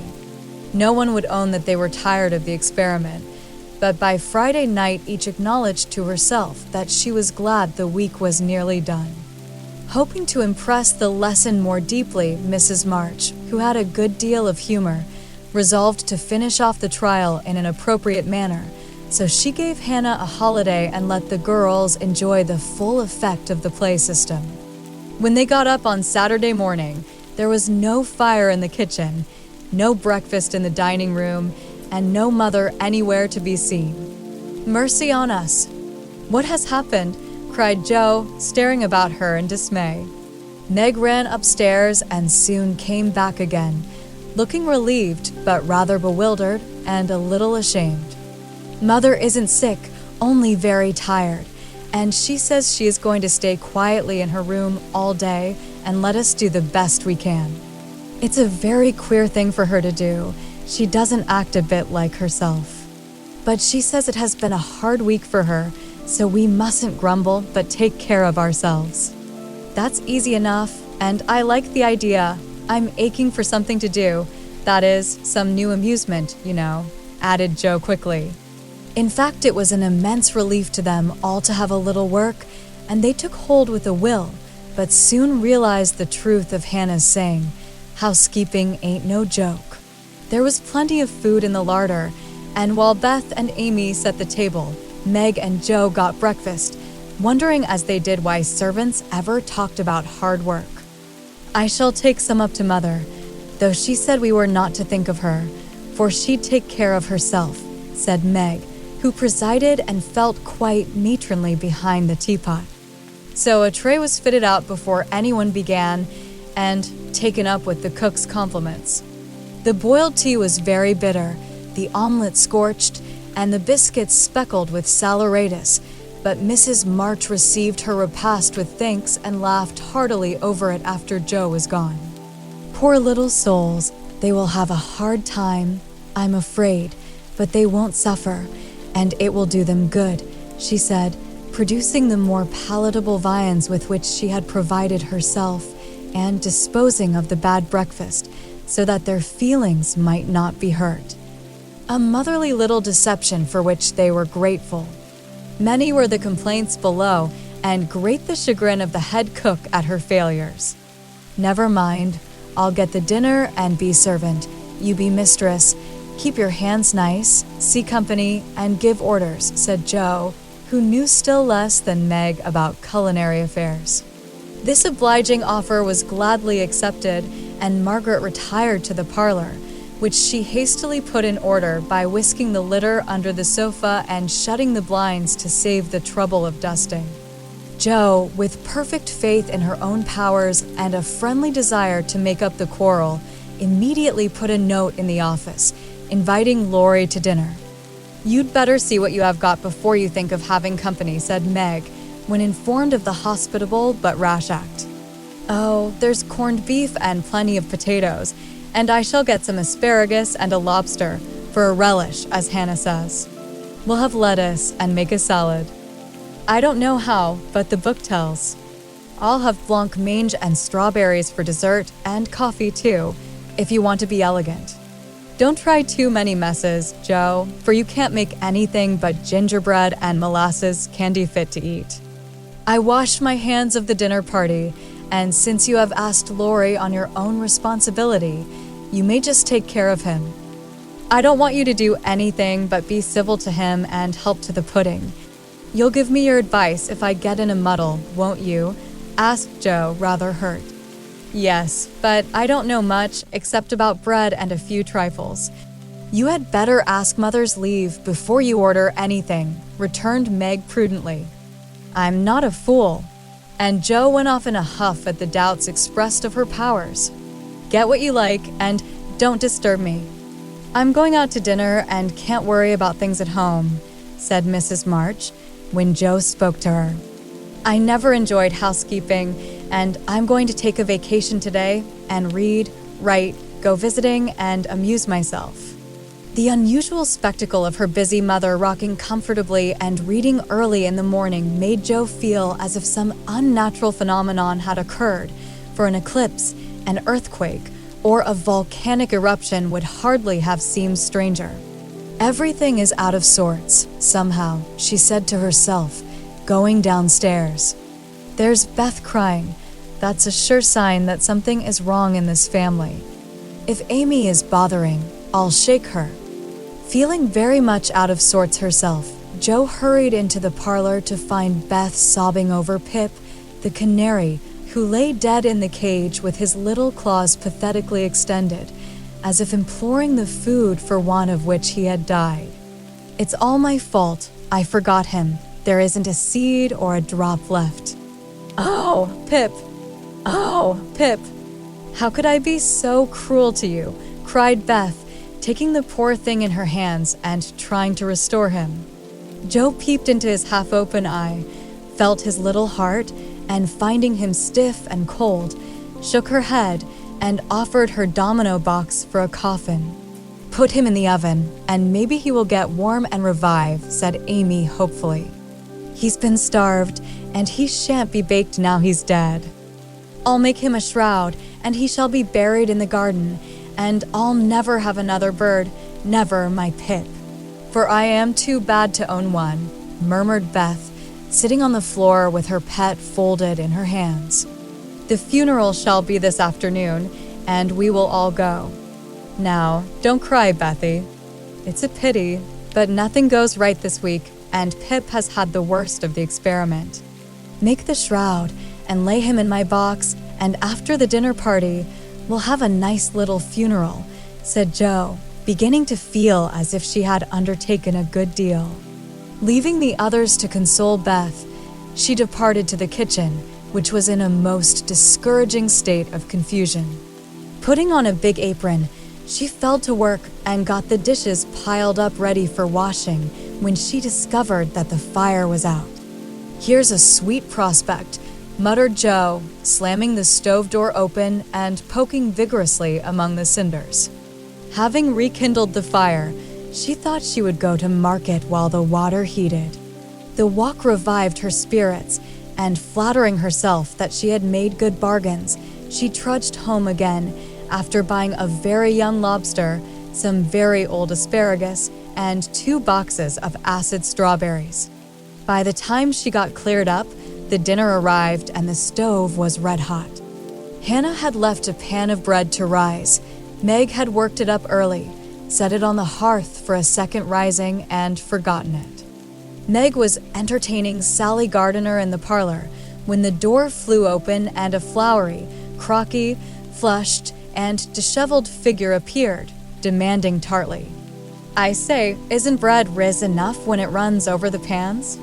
Sally began to laugh, but Meg nodded and lifted her eyebrows as high as they would go, which caused the apparition to vanish and put the sour bread into the oven without further delay. Mrs. March went out, after peeping here and there to see how matters went, also saying a word of comfort to Beth, who sat making a winding sheet, while the dear departed lay in state in the domino box. A strange sense of helplessness fell upon the girls as the gray bonnet vanished round the corner, and despair seized them when a few minutes later Miss Crocker appeared and said she'd come to dinner. Now this lady was a thin, yellow spinster with a sharp nose and inquisitive eyes, who saw everything and gossiped about all she saw. They disliked her, but had been taught to be kind to her, simply because she was old and poor and had few friends. So Meg gave her the easy chair and tried to entertain her, while she asked questions, criticized everything, and told stories of the people whom she knew. Language cannot describe the anxieties, experiences, and exertions which Jo underwent that morning, and the dinner she served up became a standing joke. Fearing to ask any more advice, she did her best alone, and discovered that something more than energy and goodwill is necessary to make a cook. She boiled the asparagus for an hour and was grieved to find the heads cooked off and the stalks harder than ever. The bread burned black, for the salad dressing so aggravated her that she could not make it fit to eat. The lobster was a scarlet mystery to her, but she hammered and poked till it was unshelled and its meager proportions concealed in a grove of lettuce leaves. The potatoes had to be hurried, not to keep the asparagus waiting, and were not done at the last. The blancmange was lumpy, and the strawberries not as ripe as they looked, having been skillfully deaconed. Well, they can eat beef and bread and butter if they are hungry, only it's mortifying to have to spend your whole morning for nothing, thought Jo, as she rang the bell half an hour later than usual and stood, hot, tired, and dispirited, surveying the feast spread before Laurie, accustomed to all sorts of elegance, and Miss Crocker, whose tattling tongue would report them far and wide. Poor Jo would gladly have gone under the table, as one thing after another was tasted and left. While Amy giggled, Meg looked distressed, Miss Crocker pursed her lips, and Laurie talked and laughed with all his might to give a cheerful tone to the festive scene. Jo's one strong point was the fruit, for she had sugared it well and had a pitcher of rich cream to eat with it. Her hot cheeks cooled a trifle, and she drew a long breath as the pretty glass plates went round, and everyone looked graciously at the little rosy islands floating in a sea of cream. Miss Crocker tasted first, made a wry face, and drank some water hastily. Jo, who refused, thinking there might not be enough, for they dwindled sadly after the picking over, glanced at Laurie, but he was eating away manfully, though there was a slight pucker about his mouth, and he kept his eye fixed on his plate.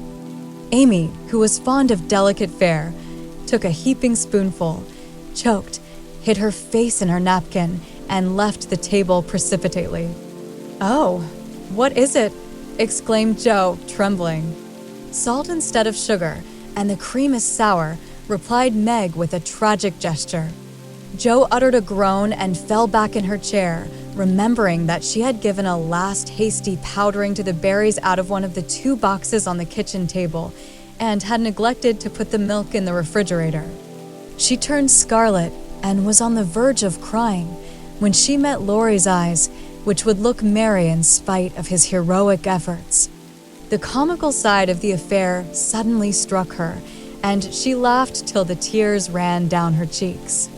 So did everyone else, even Croaker, as the girls called the old lady, and the unfortunate dinner ended gaily, with bread and butter, olives and fun. I haven't strength of mind enough to clear up now, so we will sober ourselves with a funeral, said Joe, as they rose and Miss Crocker made ready to go, being eager to tell the new story at another friend's dinner table. They did sober themselves for Beth's sake. Laurie dug a grave under the ferns in the grove. Little Pip was laid in with many tears by his tender-hearted mistress and covered with moss, while a wreath of violets and chickweed was hung on the stone which bore his epitaph, composed by Joe while she struggled with the dinner. Here lies Pip March, who died the 7th of June, loved and lamented sore, and not forgotten soon. At the conclusion of the ceremonies, Beth retired to her room, overcome with emotion and lobster, but there was no place of repose, for the beds were not made, and she found her grief much assuaged by beating up the pillows and putting things in order. Meg helped Joe clear away the remains of the feast, which took half the afternoon and left them so tired that they agreed to be contented with tea and toast for supper. Laurie took Amy to drive, which was a deed of charity, for the sour cream seemed to have had a bad effect upon her temper. Mrs. March came home to find the 3 older girls hard at work in the middle of the afternoon, and a glance at the closet gave her an idea of the success of one part of the experiment. Before the housewives could rest, several people called, and there was a scramble to get ready to see them. Then tea must be got, errands done, and 1 or 2 necessary bits of sewing neglected until the last minute. As twilight fell, dewy and still, one by one they gathered on the porch where the June roses were budding beautifully, and each groaned or sighed as she sat down, as if tired or troubled. "What a dreadful day this has been," began Joe, usually the first to speak. "It has seemed shorter than usual, but so uncomfortable," said Meg. "Not a bit like home," added Amy. "It can't seem so without Marmee and little Pip," sighed Beth, glancing with full eyes at the empty cage above her head. "Here's Mother, dear, and you shall have another bird tomorrow, if you want it." As she spoke, Mrs. March came and took her place among them, looking as if her holiday had not been much pleasanter than theirs. "Are you satisfied with your experiment, girls, or do you want another week of it?" she asked, as Beth nestled up to her and the rest turned toward her with brightening faces, as flowers turn toward the sun. "I don't," cried Joe decidedly. "Nor I," echoed the others. "You think, then, that it is better to have a few duties and live a little for others, do you?" "Lounging and larking doesn't pay," observed Joe, shaking her head. "I'm tired of it and mean to go to work at something right off. Suppose you learn plain cooking." "That's the useful accomplishment which no woman should be without," said Mrs. March, laughing inaudibly at the recollection of Joe's dinner party, for she had met Miss Crocker and heard her account of it. "Mother, did you go away and let everything be, just to see how we'd get on?" cried Meg, who had had suspicions all day. "Yes, I wanted you to see how the comfort of all depends on each doing her share faithfully. While Hannah and I did your work, you got on pretty well, though I don't think you were very happy or amiable. So I thought, as a little lesson, I would show you what happens when everyone thinks only of herself. Don't you feel that it is pleasanter to help one another, to have daily duties which make leisure sweet when it comes, and to bear and forbear, that home may be comfortable and lovely to us all." "We do, Mother, we do," cried the girls. "Then let me advise you to take up your little burdens again, for though they seem heavy sometimes, they are good for us and lighten as we learn to carry them. Work is wholesome, and there is plenty for everyone. It keeps us from ennui and mischief, is good for health and spirits, and gives us a sense of power and independence better than money or fashion. We'll work like bees and love it too. See if we don't," said Joe. "I'll learn plain cooking for my holiday task, and the next dinner party I have shall be a success. I'll make the set of shirts for Father instead of letting you do it, Marmee. I can and I will, though I'm not fond of sewing. That will be better than fussing over my own things, which are plenty nice enough as they are," said Meg. "I'll do my lessons every day and not spend so much time with my music and dolls.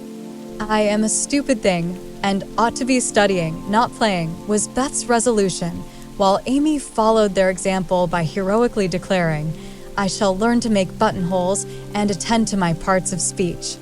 "Very good. Then I am quite satisfied with the experiment and fancy that we shall not have to repeat it, only don't go to the other extreme and delve like slaves. Have regular hours for work and play, make each day both useful and pleasant, and prove that you understand the worth of time by employing it well. Then youth will be delightful, old age will bring few regrets, and life become a beautiful success, in spite of poverty. We'll remember, Mother," and they did. Chapter 12. Camp Lawrence. Beth was postmistress, for, being most at home, she could attend to it regularly, and dearly liked the daily task of unlocking the little door and distributing the mail. One July day she came in with her hands full, and went about the house leaving letters and parcels like the penny post. "Here's your posy, Mother." "Laurie never forgets that," she said, putting the fresh nosegay in the vase that stood in Marmee's corner and was kept supplied by the affectionate boy. "Miss Meg March, one letter and a glove," continued Beth, delivering the articles to her sister, who sat near her mother, stitching wristbands. "Why, I left a pair over there, and here is only one," said Meg, looking at the gray cotton glove. "Didn't you drop the other in the garden?" "No, I'm sure I didn't, for there was only one in the office." "I hate to have odd gloves." "Never mind, the other may be found. My letter is only a translation of the German song I wanted. I think Mr. Brooke did it, for this isn't Laurie's writing." Mrs. March glanced at Meg, who was looking very pretty in her gingham morning gown, with the little curls blowing about her forehead, and very womanly, as she sat sewing at her little work table, full of tidy white rolls, so unconscious of the thought in her mother's mind as she sewed and sang, while her fingers flew and her thoughts were busied with girlish fancies as innocent and fresh as the pansies in her belt, that Mrs. March smiled and was satisfied. 2 letters for Dr. Joe, a book, and a funny old hat, which covered the whole post office and stuck outside, said Beth, laughing as she went into the study where Joe sat writing. "What a sly fellow Laurie is. I said I wished bigger hats were the fashion because I burn my face every hot day." He said, "Why mind the fashion? Wear a big hat and be comfortable." I said I would if I had one, and he has sent me this to try me. I'll wear it for fun and show him I don't care for the fashion. And hanging the antique broad brim on a bust of Plato, Joe read her letters. One from her mother made her cheeks glow and her eyes fill, for it said to her, "My dear, I write a little word to tell you with how much satisfaction I watch your efforts to control your temper. You say nothing about your trials, failures, or successes, and think, perhaps, that no one sees them but the friend whose help you daily ask, if I may trust the well-worn cover of your guidebook. I, too, have seen them all and heartily believe in the sincerity of your resolution, since it begins to bear fruit. Go on, dear, patiently and bravely, and always believe that no one sympathizes more tenderly with you than your loving mother. That does me good. That's worth millions of money and pecks of praise. Oh, Mommy, I do try. I will keep on trying and not get tired, since I have you to help me.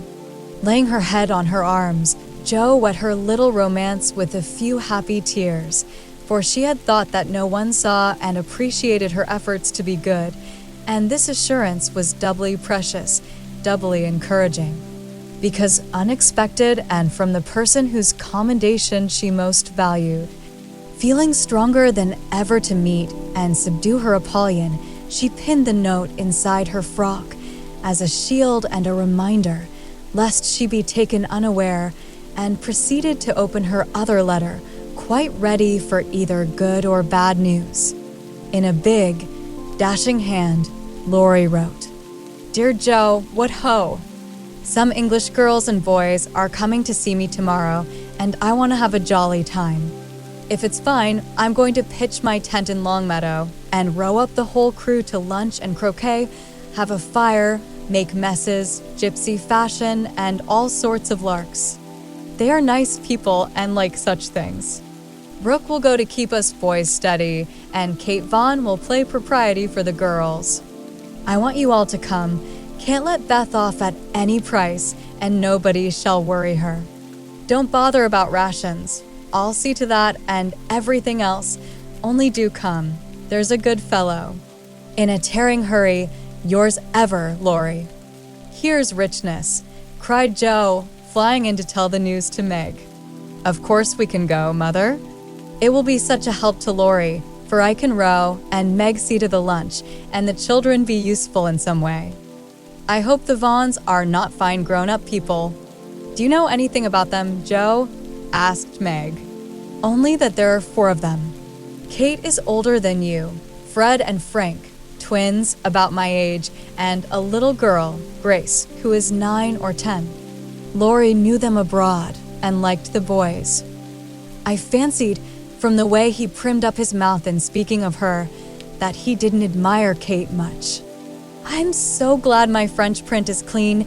It's just the thing and so becoming," observed Meg complacently. "Have you anything decent, Jo?" "Scarlet and gray boating suit. Good enough for me. I shall row and tramp about, so I don't want any starch to think of. You'll come, Betty. If you won't let any boys talk to me." "Not a boy. I like to please Laurie, and I'm not afraid of Mr. Brooke. He is so kind. But I don't want to play or sing or say anything. I'll work hard and not trouble anyone, and you'll take care of me, Jo, so I'll go. That's my good girl. You do try to fight off your shyness, and I love you for it. Fighting faults isn't easy, as I know, and a cheery word kind of gives a lift." "Thank you, Mother," and Jo gave the thin cheek a grateful kiss, more precious to Mrs. March than if it had given back the rosy roundness of her youth. "I had a box of chocolate drops, and the picture I wanted to copy," said Amy, showing her mail. "And I got a note from Mr. Lawrence, asking me to come over and play to him tonight, before the lamps are lighted, and I shall go," added Beth, whose friendship with the old gentleman prospered finely. "Now let's fly round and do double duty today, so that we can play tomorrow with free minds," said Jo, preparing to replace her pen with a broom. When the sun peeped into the girls' room early next morning to promise them a fine day, he saw a comical sight. Each had made such preparation for the fate as seemed necessary and proper. Meg had an extra row of little curl papers across her forehead. Jo had copiously anointed her afflicted face with cold cream. Beth had taken Joanna to bed with her to atone for the approaching separation.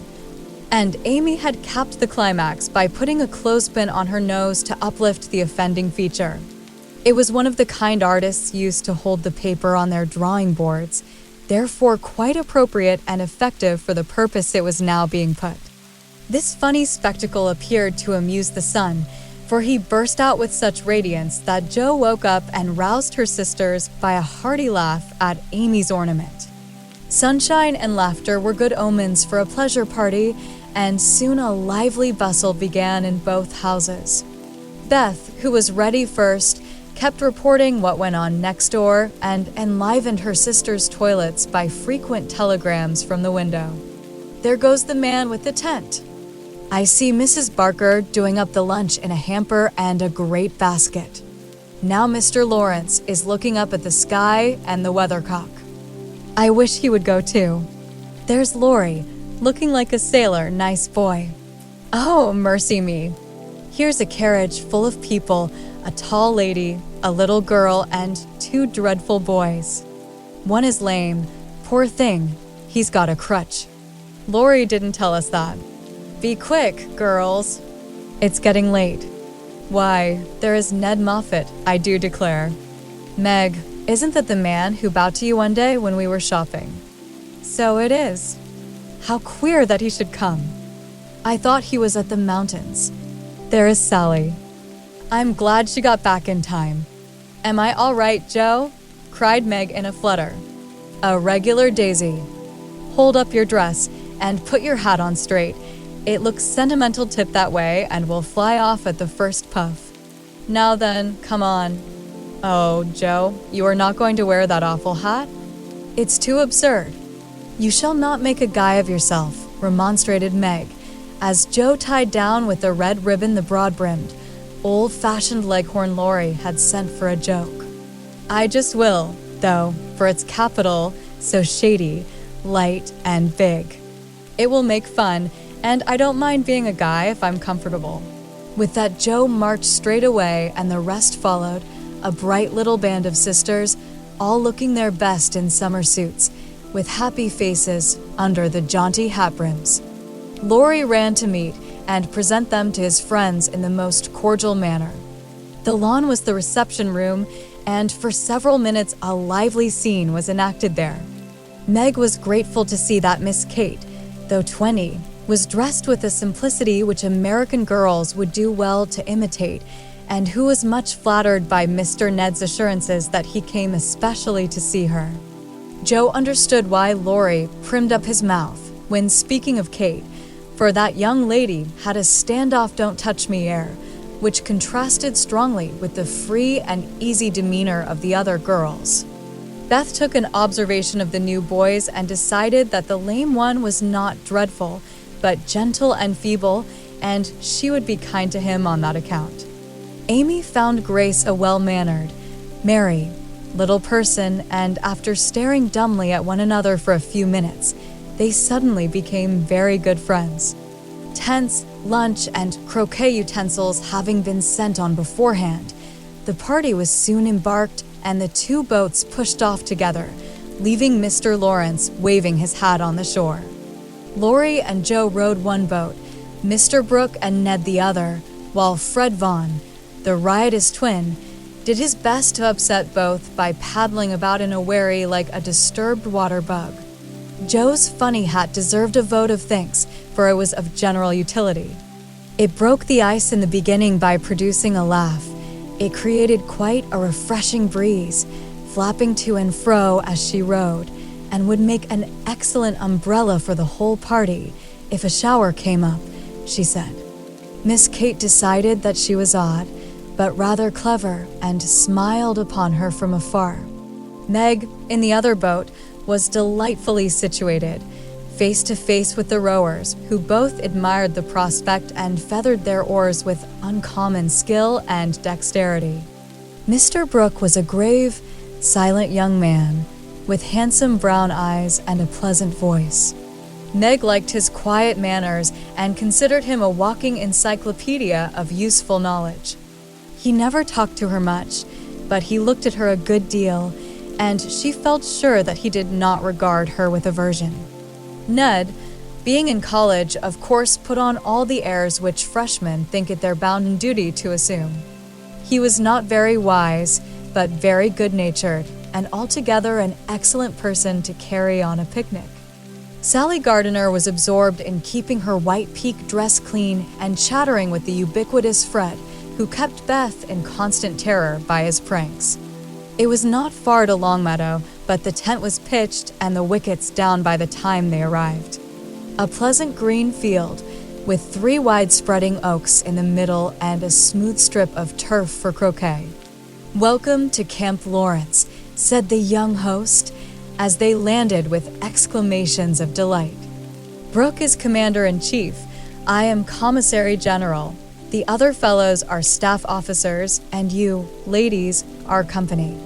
The tent is for your special benefit, and that oak is your drawing room. This is the mess room, and the third is the camp kitchen. Now, let's have a game before it gets hot, and then we'll see about dinner." Frank, Beth, Amy, and Grace sat down to watch the game played by the other 8. Mr. Brooke chose Meg, Kate, and Fred. Lori took Sally, Joe, and Ned. The English played well, but the Americans played better and contested every inch of the ground as strongly as if the spirit of '76 inspired them. Joe and Fred had several skirmishes and once narrowly escaped high words. Joe was through the last wicket and had missed the stroke, which failure ruffled her a good deal. Fred was close behind her and his turn came before hers. He gave a stroke, his ball hit the wicket and stopped an inch on the wrong side. No one was very near, and running up to examine, he gave it a sly nudge with his toe, which put it just an inch on the right side. "I'm through. Now, Miss Joe, I'll settle you and get in first," cried the young gentleman, swinging his mallet for another blow. "You pushed it." "I saw you." "It's my turn now," said Joe sharply. "Upon my word, I didn't move it. It rolled a bit, perhaps, but that is allowed. So, stand off, please, and let me have a go at the stake." "We don't cheat in America, but you can, if you choose," said Joe angrily. "Yankees are a deal the most tricky, everybody knows."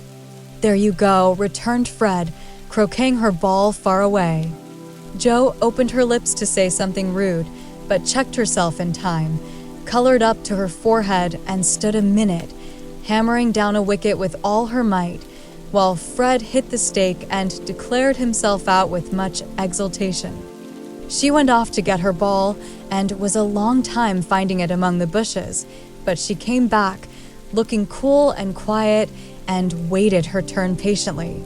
It took several strokes to regain the place she had lost, and when she got there, the other side had nearly won, for Kate's ball was the last but one and lay near the stake. "By George, it's all up with us." "Goodbye, Kate."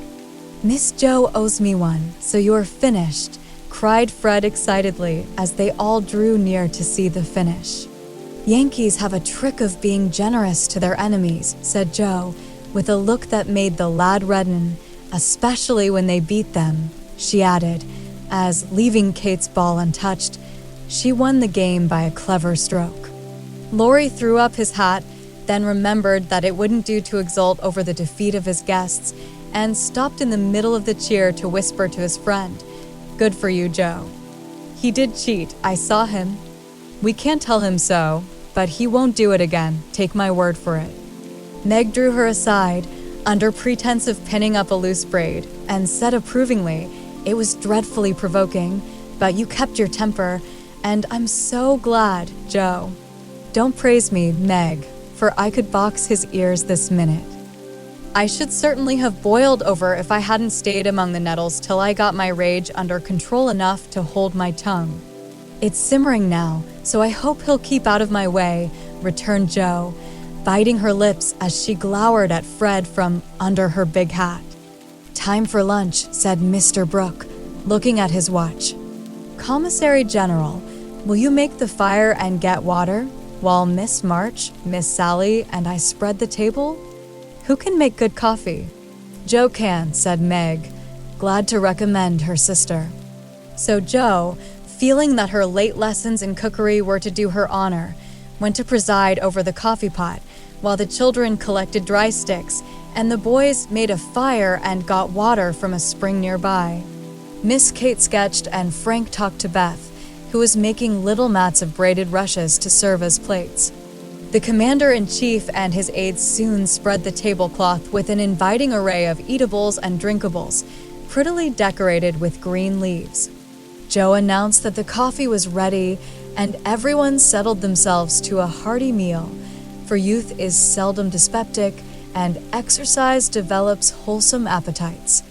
A very merry lunch it was, for everything seemed fresh and funny, and frequent peals of laughter startled a venerable horse who fed nearby. There was a pleasing inequality in the table, which produced many mishaps to cups and plates. Acorns dropped in the milk, little black ants partook of the refreshments without being invited, and fuzzy caterpillars swung down from the tree to see what was going on. 3 white-headed children peeped over the fence, and an objectionable dog barked at them from the other side of the river with all his might and main. "There's salt here," said Laurie, as he handed Joe a saucer of berries. "Thank you, I prefer spiders," she replied, fishing up 2 unwary little ones who had gone to a creamy death. "How dare you remind me of that horrid dinner party, when yours is so nice in every way," added Joe, as they both laughed and ate out of one plate, the china having run short. "I had an uncommonly good time that day, and haven't got over it yet. This is no credit to me, I don't do anything. It's you and Meg and Brooke who make it all go, and I'm no end obliged to you." "What shall we do when we can't eat anymore?" asked Laurie, feeling that his trump card had been played when lunch was over. "Have games till it's cooler. I brought authors, and I dare say Miss Kate knows something new and nice. Go and ask her. She's company, and you ought to stay with her more." "Aren't you company too?" "I thought she'd suit Brooke, but he keeps talking to Meg, and Kate just stares at them through that ridiculous glass of hers."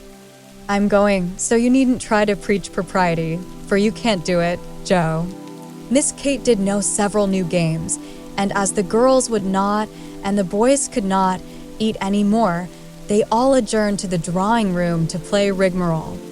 One person begins a story, any nonsense you like, and tells as long as he pleases, only taking care to stop short at some exciting point, when the next takes it up and does the same. It's very funny when well done, and makes a perfect jumble of tragical comical stuff to laugh over. "Please start it, Mr. Brooke," said Kate, with a commanding air, which surprised Meg, who treated the tutor with as much respect as any other gentleman. Lying on the grass at the feet of the 2 young ladies, Mr. Brooke obediently began the story, with the handsome brown eyes steadily fixed upon the sunshiny river.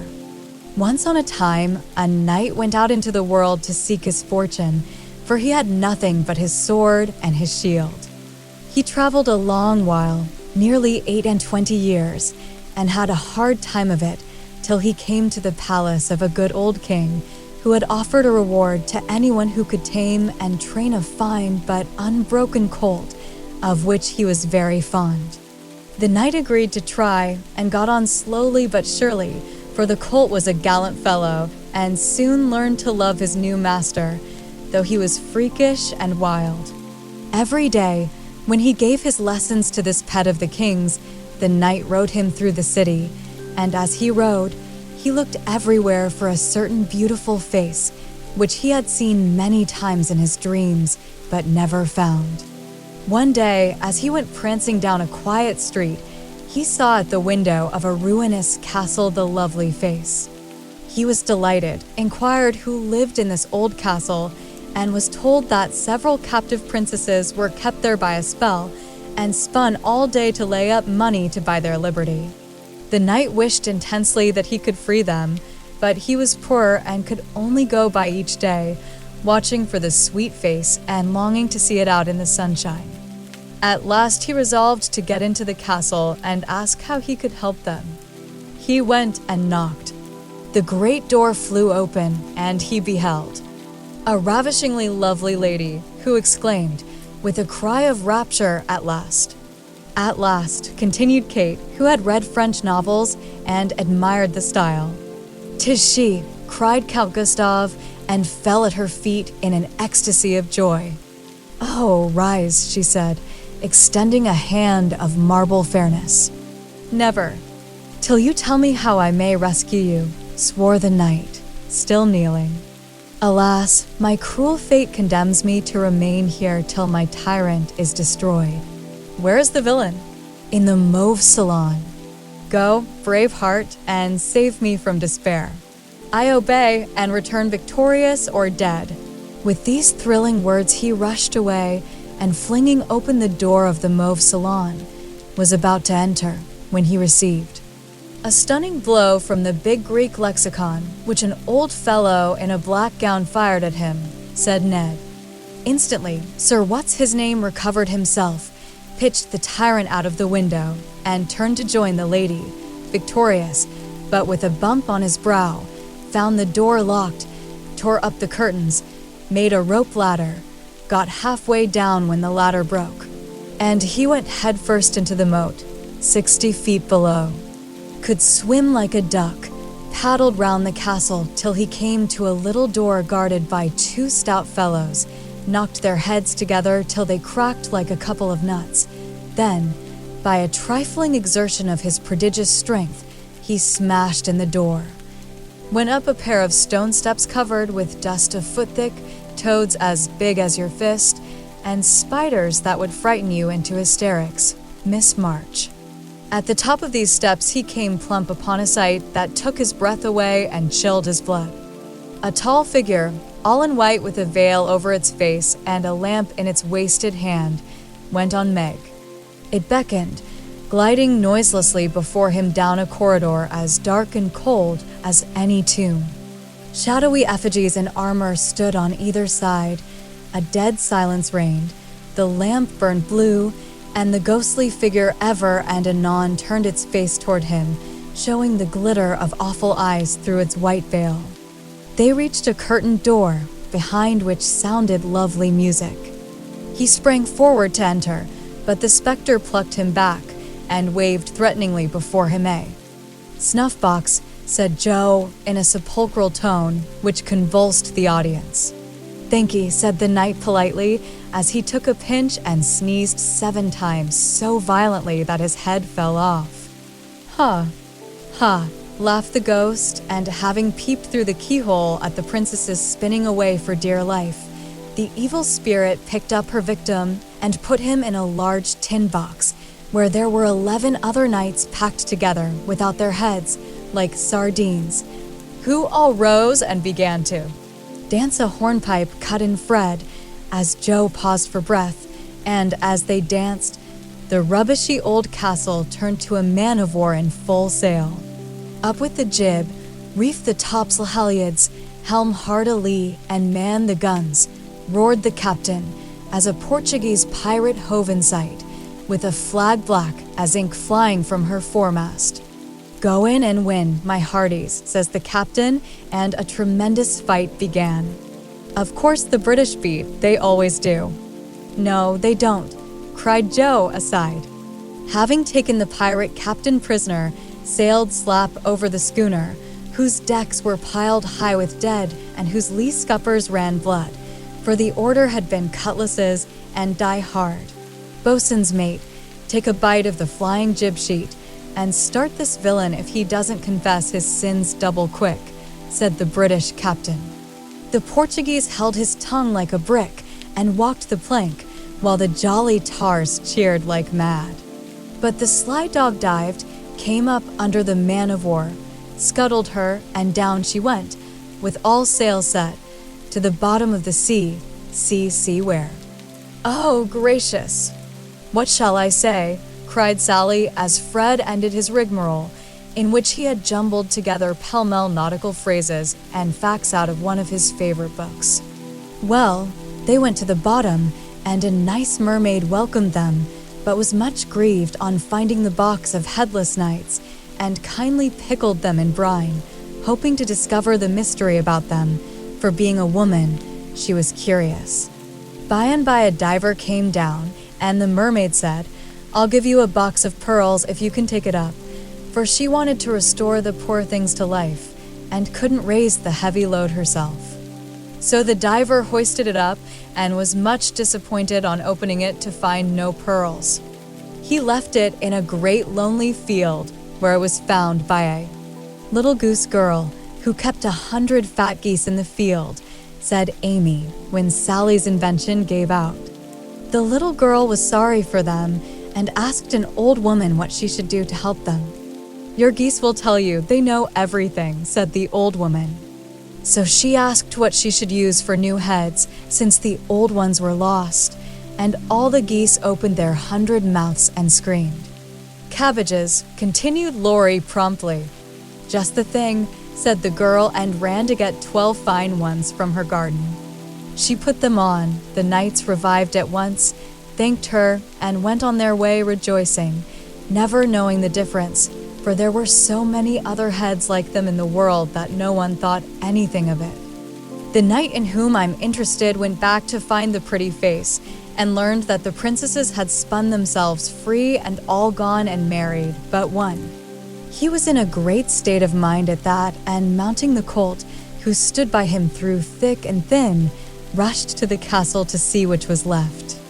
Peeping over the hedge, he saw the queen of his affections picking flowers in her garden. "Will you give me a rose?" said he. "You must come and get it." "I can't come to you. It isn't proper," said she, as sweet as honey. He tried to climb over the hedge, but it seemed to grow higher and higher. Then he tried to push through, but it grew thicker and thicker, and he was in despair. So he patiently broke twig after twig till he had made a little hole through which he peeped, saying imploringly, "Let me in. Let me in." But the pretty princess did not seem to understand, for she picked her roses quietly and left him to fight his way in. Whether he did or not, Frank will tell you. "I can't." "I'm not playing, I never do," said Frank, dismayed at the sentimental predicament out of which he was to rescue the absurd couple. Beth had disappeared behind Joe, and Grace was asleep. "So the poor knight is to be left sticking in the hedge, is he?" asked Mr. Brooke, still watching the river and playing with the wild rose in his buttonhole. "I guess the princess gave him a posy and opened the gate after a while," said Laurie, smiling to himself as he threw acorns at his tutor. "What a piece of nonsense we have made. With practice we might do something quite clever. Do you know truth?" "I hope so," said Meg soberly. "The game, I mean?" "What is it?" said Fred. "Why, you pile up your hands, choose a number, and draw out in turn, and the person who draws at the number has to answer truly any question put by the rest. It's great fun." "Let's try it," said Joe, who liked new experiments. Miss Kate and Mr. Brooke, Meg, and Ned declined, but Fred, Sally, Joe, and Laurie piled and drew, and the lot fell to Laurie. "Who are your heroes?" asked Joe. "Grandfather and Napoleon." "Which lady here do you think prettiest?" said Sally. "Margaret." "Which do you like best?" from Fred. "Joe, of course." "What silly questions you ask." And Joe gave a disdainful shrug as the rest laughed at Laurie's matter-of-fact tone. "Try again." "Truth isn't a bad game," said Fred. "It's a very good one for you," retorted Joe in a low voice. Her turn came next. "What is your greatest fault?" asked Fred, by way of testing in her the virtue he lacked himself. "A quick temper." "What do you most wish for?" said Laurie. "A pair of bootlacings," returned Joe, guessing and defeating his purpose. "Not a true answer. You must say what you really do want most." "Genius. Don't you wish you could give it to me, Laurie?" And she slyly smiled in his disappointed face. "What virtues do you most admire in a man?" asked Sally. "Courage and honesty." "Now my turn," said Fred, as his hand came last. "Let's give it to him," whispered Laurie to Joe, who nodded and asked at once. "Didn't you cheat at croquet?" "Well, yes, a little bit." "Good. Didn't you take your story out of the Sea Lion?" said Laurie. "Rather." "Don't you think the English nation perfect in every respect?" asked Sally. "I should be ashamed of myself if I didn't. He's a true John Bull." "Now, Miss Sally, you shall have a chance without waiting to draw. I'll harrow up your feelings first by asking if you don't think you are something of a flirt," said Laurie, as Joe nodded to Fred as a sign that peace was declared. "You impertinent boy." "Of course I'm not," exclaimed Sally, with an air that proved the contrary. "What do you hate most?" asked Fred. "Spiders and rice pudding." "What do you like best?" asked Joe. "Dancing and French gloves." "Well, I think truth is a very silly play. Let's have a sensible game of authors to refresh our minds," proposed Joe. Ned, Frank, and the little girls joined in this, and while it went on, the three elders sat apart, talking. Miss Kate took out her sketch again, and Margaret watched her, while Mr. Brooke lay on the grass with a book, which he did not read. "How beautifully you do it." "I wish I could draw," said Meg, with mingled admiration and regret in her voice. "Why don't you learn?" "I should think you had taste and talent for it," replied Miss Kate graciously. "I haven't time. Your mama prefers other accomplishments, I fancy." "So did mine, but I proved to her that I had talent by taking a few lessons privately, and then she was quite willing I should go on." "Can't you do the same with your governess?" "I have none. I forgot young ladies in America go to school more than with us." "Very fine schools they are, too, Papa says." "You go to a private one, I suppose?" "I don't go at all. I am a governess myself." "Oh, indeed," said Miss Kate, but she might as well have said, "Dear me, how dreadful," for her tone implied it, and something in her face made Meg color and wish she had not been so frank. Mr. Brooke looked up and said quickly, "Young ladies in America love independence as much as their ancestors did, and are admired and respected for supporting themselves." "Oh, yes, of course it's very nice and proper in them to do so. We have many most respectable and worthy young women who do the same and are employed by the nobility, because, being the daughters of gentlemen, they are both well-bred and accomplished, you know," said Miss Kate in a patronizing tone that hurt Meg's pride, and made her work seem not only more distasteful, but degrading. "Did the German song suit Miss March?" inquired Mr. Brooke, breaking an awkward pause. "Oh, yes. It was very sweet, and I'm much obliged to whoever translated it for me." And Meg's downcast face brightened as she spoke. "Don't you read German?" asked Miss Kate with a look of surprise. "Not very well. My father, who taught me, is away, and I don't get on very fast alone, for I've no one to correct my pronunciation. Try a little now. Here is Schiller's Mary Stuart and a tutor who loves to teach." And Mr. Brooke laid his book on her lap with an inviting smile. "It's so hard, I'm afraid to try," said Meg, grateful, but bashful in the presence of the accomplished young lady beside her. "I'll read a bit to encourage you." And Miss Kate read one of the most beautiful passages in a perfectly correct but perfectly expressionless manner.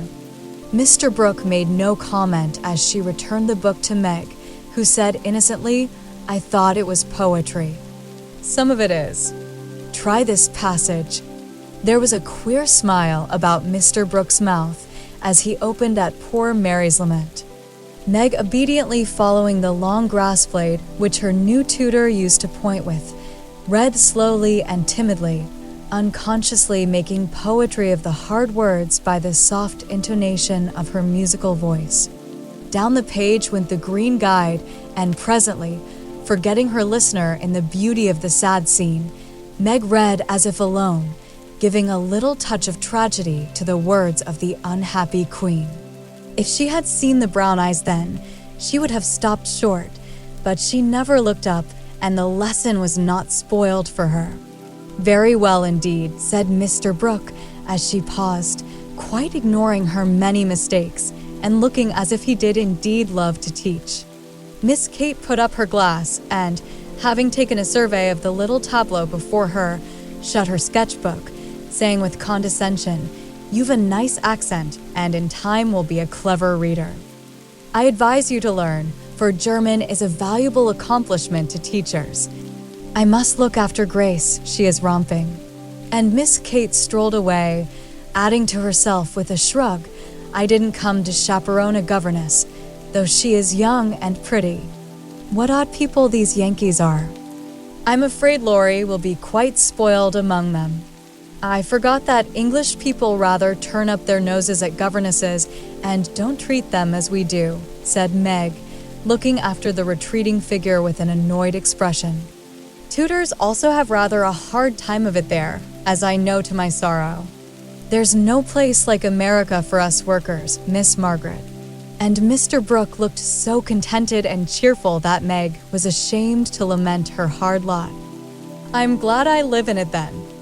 I don't like my work, but I get a good deal of satisfaction out of it after all, so I won't complain. I only wished I liked teaching as you do.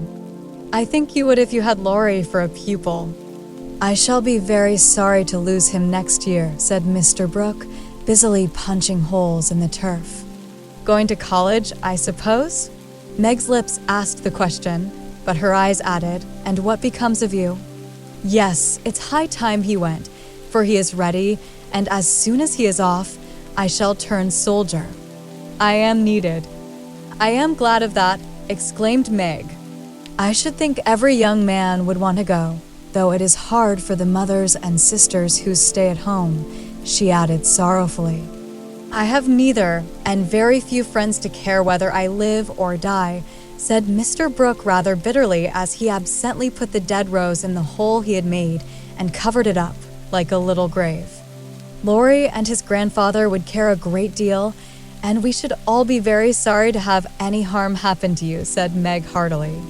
Thank you, that sounds pleasant, began Mr. Brooke, looking cheerful again, but before he could finish his speech, Ned, mounted on the old horse, came lumbering up to display his equestrian skill before the young ladies, and there was no more quiet that day. Don't you love to ride? Asked Grace of Amy as they stood resting after a race round the field with the others, led by Ned. I dote upon it. My sister, Meg, used to ride when Papa was rich, but we don't keep any horses now, except Ellen Tree, added Amy, laughing. Tell me about Ellen Tree. Is it a donkey? Asked Grace curiously. Why, you see, Joe is crazy about horses and so am I, but we've only got an old side saddle and no horse. Out in our garden is an apple tree that has a nice low branch, so Joe put the saddle on it, fixed some reins on the part that turns up, and we bounce away on Ellen Tree whenever we like. How funny, laughed Grace.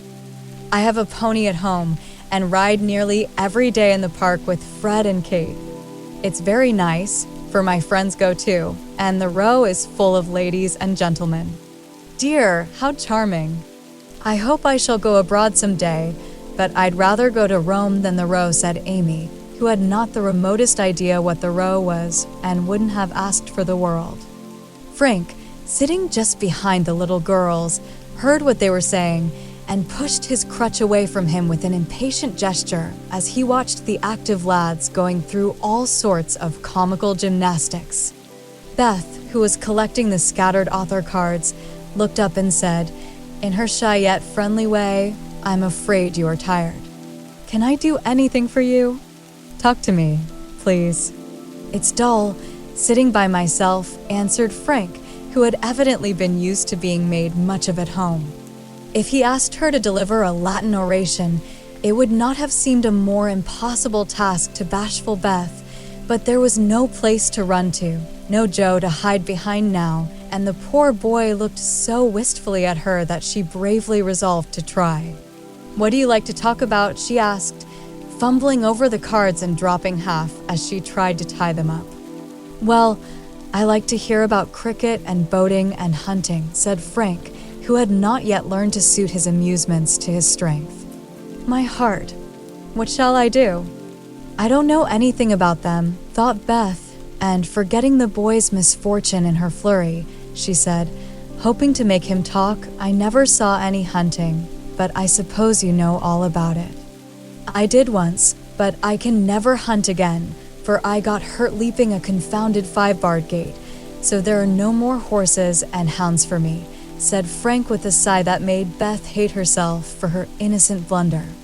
Your deer are much prettier than our ugly buffaloes, she said, returning to the prairies for help and feeling glad that she had read one of the boys' books in which Joe delighted. Buffaloes proved soothing and satisfactory, and in her eagerness to amuse another, Beth forgot herself and was quite unconscious of her sister's surprise and delight at the unusual spectacle of Beth talking away to one of the dreadful boys, against whom she had begged protection. Bless her heart. She pities him, so she is good to him, said Joe, beaming at her from the croquet ground. I always said she was a little saint, added Meg, as if there could be no further doubt of it. I haven't heard Frank laugh so much for ever so long, said Grace to Amy, as they sat discussing dolls and making tea sets out of the acorn cups. My sister Beth is a very fastidious girl when she likes to be, said Amy, well pleased at Beth's success. She meant fascinating, but as Grace didn't know the exact meaning of either word, fastidious sounded well and made a good impression. An impromptu circus, fox and geese, and an amicable game of croquet finished the afternoon. At sunset the tent was struck, hampers packed, wickets pulled up, boats loaded, and the whole party floated down the river, singing at the tops of their voices. Ned, getting sentimental, warbled a serenade with the pensive refrain. Alone, alone, ah. Whoa, alone. And at the lines, we each are young, we each have a heart. Oh, why should we stand thus coldly apart? He looked at Meg with such a lackadaisical expression that she laughed outright and spoiled his song. How can you be so cruel to me? He whispered, under cover of a lively chorus. You've kept close to that starched-up Englishwoman all day, and now you snub me. I didn't mean to, but you looked so funny I really couldn't help it, replied Meg, passing over the first part of his reproach, for it was quite true that she had shunned him, remembering the Moffat party and the talk after it. Ned was offended and turned to Sally for consolation, saying to her rather pettishly, there isn't a bit of flirt in that girl, is there? Not a particle, but she's a dear, returned Sally, defending her friend even while confessing her shortcomings. She's not a stricken dear anyway, said Ned, trying to be witty and succeeding as well as very young gentlemen usually do. On the lawn where it had gathered, the little party separated with cordial good nights and goodbyes, for the Vaughans were going to Canada. As the four sisters went home through the garden, Miss Kate looked after them, saying, without the patronizing tone in her voice, in spite of their demonstrative manners, American girls are very nice when one knows them. I quite agree with you, said Mr. Brooke. Chapter 13. Castles in the Air. Laurie lay luxuriously swinging to and fro in his hammock one warm September afternoon, wondering what his neighbors were about, but too lazy to go and find out. He was in one of his moods, for the day had been both unprofitable and unsatisfactory, and he was wishing he could live it over again. The hot weather made him indolent, and he had shirked his studies, tried Mr. Brooke's patience to the utmost, displeased his grandfather by practicing half the afternoon, frightened the maidservants half out of their wits by mischievously hinting that one of his dogs was going mad, and, after high words with the stable man about some fancied neglect of his horse, he had flung himself into his hammock to fume over the stupidity of the world in general, till the peace of the lovely day quieted him, in spite of himself.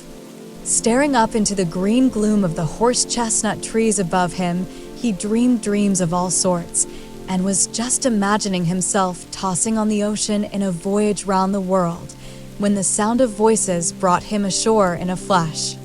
Peeping through the meshes of the hammock, he saw the marches coming out, as if bound on some expedition. What in the world are those girls about now? Thought Laurie, opening his sleepy eyes to take a good look, for there was something rather peculiar in the appearance of his neighbors. Each wore a large, flapping hat, a brown linen pouch slung over one shoulder, and carried a long staff. Meg had a cushion, Joe a book, Beth a basket, and Amy a portfolio. All walked quietly through the garden, out at the little back gate, and began to climb the hill that lay between the house and river. "Well, that's cool," said Laurie to himself, "to have a picnic and never ask me. They can't be going in the boat, for they haven't got the key. Perhaps they forgot it. I'll take it to them and see what's going on." Possessed of half a dozen hats, it took him some time to find one. Then there was a hunt for the key, which was at last discovered in his pocket, so that the girls were quite out of sight when he leaped the fence and ran after them. Taking the shortest way to the boathouse, he waited for them to appear, but no one came, and he went up the hill to take an observation. A grove of pines covered one part of it, and from the heart of this green spot came a clearer sound than the soft sigh of the pines or the drowsy chirp of the crickets. "Here's a landscape," thought Laurie, peeping through the bushes and looking wide awake and good-natured already. It was a rather pretty little picture, for the sisters sat together in the shady nook, with sun and shadow flickering over them, the aromatic wind lifting their hair and cooling their hot cheeks, and all the little wood people going on with their affairs as if these were no strangers but old friends. Meg sat upon her cushion, sewing daintily with her white hands and looking as fresh and sweet as a rose in her pink dress among the green. Beth was sorting the cones that lay thick under the hemlock nearby, for she made pretty things with them. Amy was sketching a group of ferns, and Jo was knitting as she read aloud. A shadow passed over the boy's face as he watched them, feeling that he ought to go away because uninvited, yet lingering because home seemed very lonely and this quiet party in the woods most attractive to his restless spirit. He stood so still that a squirrel, busy with its harvesting, ran down a pine close beside him, saw him suddenly and skipped back, scolding so shrilly that Beth looked up, espied the wistful face behind the birches, and beckoned with a reassuring smile. "May I come in, please?" "Or shall I be a bother?" he asked, advancing slowly. Meg lifted her eyebrows, but Jo scowled at her defiantly and said at once, "Of course you may. We should have asked you before, only we thought you wouldn't care for such a girl's game as this. I always like your games, but if Meg doesn't want me, I'll go away. I've no objection if you do something." "It's against the rules to be idle here," replied Meg gravely but graciously. "Much obliged. I'll do anything if you'll let me stop a bit, for it's as dull as the desert of Sahara down there. Shall I sew, read, cone, draw, or do all at once? Bring on your bears." "I'm ready." And Laurie sat down with a submissive expression delightful to behold. "Finish this story while I set my heel," said Jo, handing him the book. "Yes'm," was the meek answer as he began, doing his best to prove his gratitude for the favor of admission into the Busy Bee Society. The story was not a long one, and when it was finished, he ventured to ask a few questions as a reward of merit. "Please, ma'am, could I inquire if this highly instructive and charming institution is a new one? Would you tell him?" asked Meg of her sisters. "He'll laugh," said Amy warningly. "Who cares?" said Jo. "I guess he'll like it," added Beth. "Of course I shall." "I give you my word I won't laugh." "Tell away, Jo, and don't be afraid." "The idea of being afraid of you." "Well, you see we used to play Pilgrim's Progress, and we have been going on with it in earnest, all winter and summer." "Yes, I know," said Laurie, nodding wisely. "Who told you?" demanded Jo. "Spirits." "No, I did. I wanted to amuse him one night when you were all away, and he was rather dismal. He did like it, so don't scold, Jo," said Beth meekly. "You can't keep a secret." "Never mind. It saves trouble now." "Go on, please," said Laurie, as Jo became absorbed in her work, looking a trifle displeased. "Oh, didn't she tell you about this new plan of ours? Well, we have tried not to waste our holiday, but each has had a task and worked at it with a will. The vacation is nearly over, the stints are all done, And we are ever so glad that we didn't dawdle. Yes, I should think so, and Laurie thought regretfully of his own idle days. Mother likes to have us out of doors as much as possible, so we bring our work here and have nice times. For the fun of it, we bring our things in these bags, where the old hats use poles to climb the hill and play pilgrims, as we used to do years ago. We call this hill the Delectable Mountain, for we can look far away and see the country where we hope to live some time.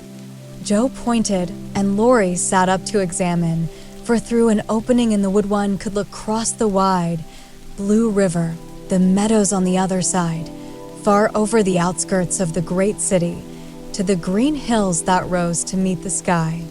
The sun was low, and the heavens glowed with the splendor of an autumn sunset. Gold and purple clouds lay on the hilltops, and rising high into the ruddy light were silvery white peaks that shone like the airy spires of some celestial city. "How beautiful that is," said Laurie softly, for he was quick to see and feel beauty of any kind. "It's often so, and we like to watch it, for it is never the same, but always splendid," replied Amy, wishing she could paint it. Joe talks about the country where we hope to live sometime, the real country, she means, with pigs and chickens and haymaking. "It would be nice, but I wish the beautiful country up there was real, and we could ever go to it," said Beth musingly. "There is a lovelier country even than that, where we shall go, by and by, when we are good enough," answered Meg with her sweetest voice. "It seems so long to wait, so hard to do. I want to fly away at once, as those swallows fly, and go in at that splendid gate." "You'll get there, Beth, sooner or later, no fear of that," said Joe. "I'm the one that will have to fight and work and climb and wait, and maybe never get in after all. You'll have me for company, if that's any comfort. I shall have to do a deal of traveling before I come in sight of your celestial city. If I arrive late, you'll say a good word for me, won't you, Beth?"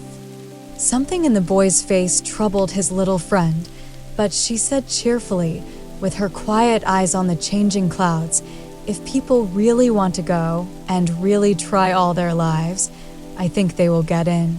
For I don't believe there are any locks on that door or any guards at the gate.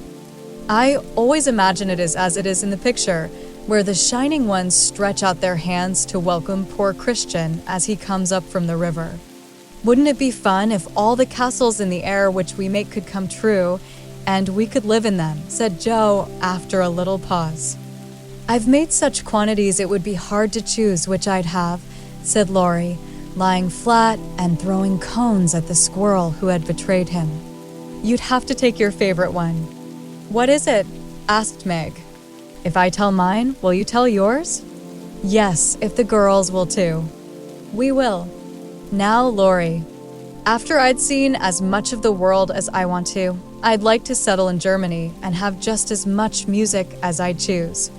I'm to be a famous musician myself, and all creation is to rush to hear me. And I'm never to be bothered about money or business, but just enjoy myself and live for what I like. That's my favorite castle. What's yours, Meg?" Margaret seemed to find it a little hard to tell hers and waved a break before her face, as if to disperse imaginary gnats, while she said slowly, "I should like a lovely house, full of all sorts of luxurious things, nice food, pretty clothes, handsome furniture, pleasant people, and heaps of money.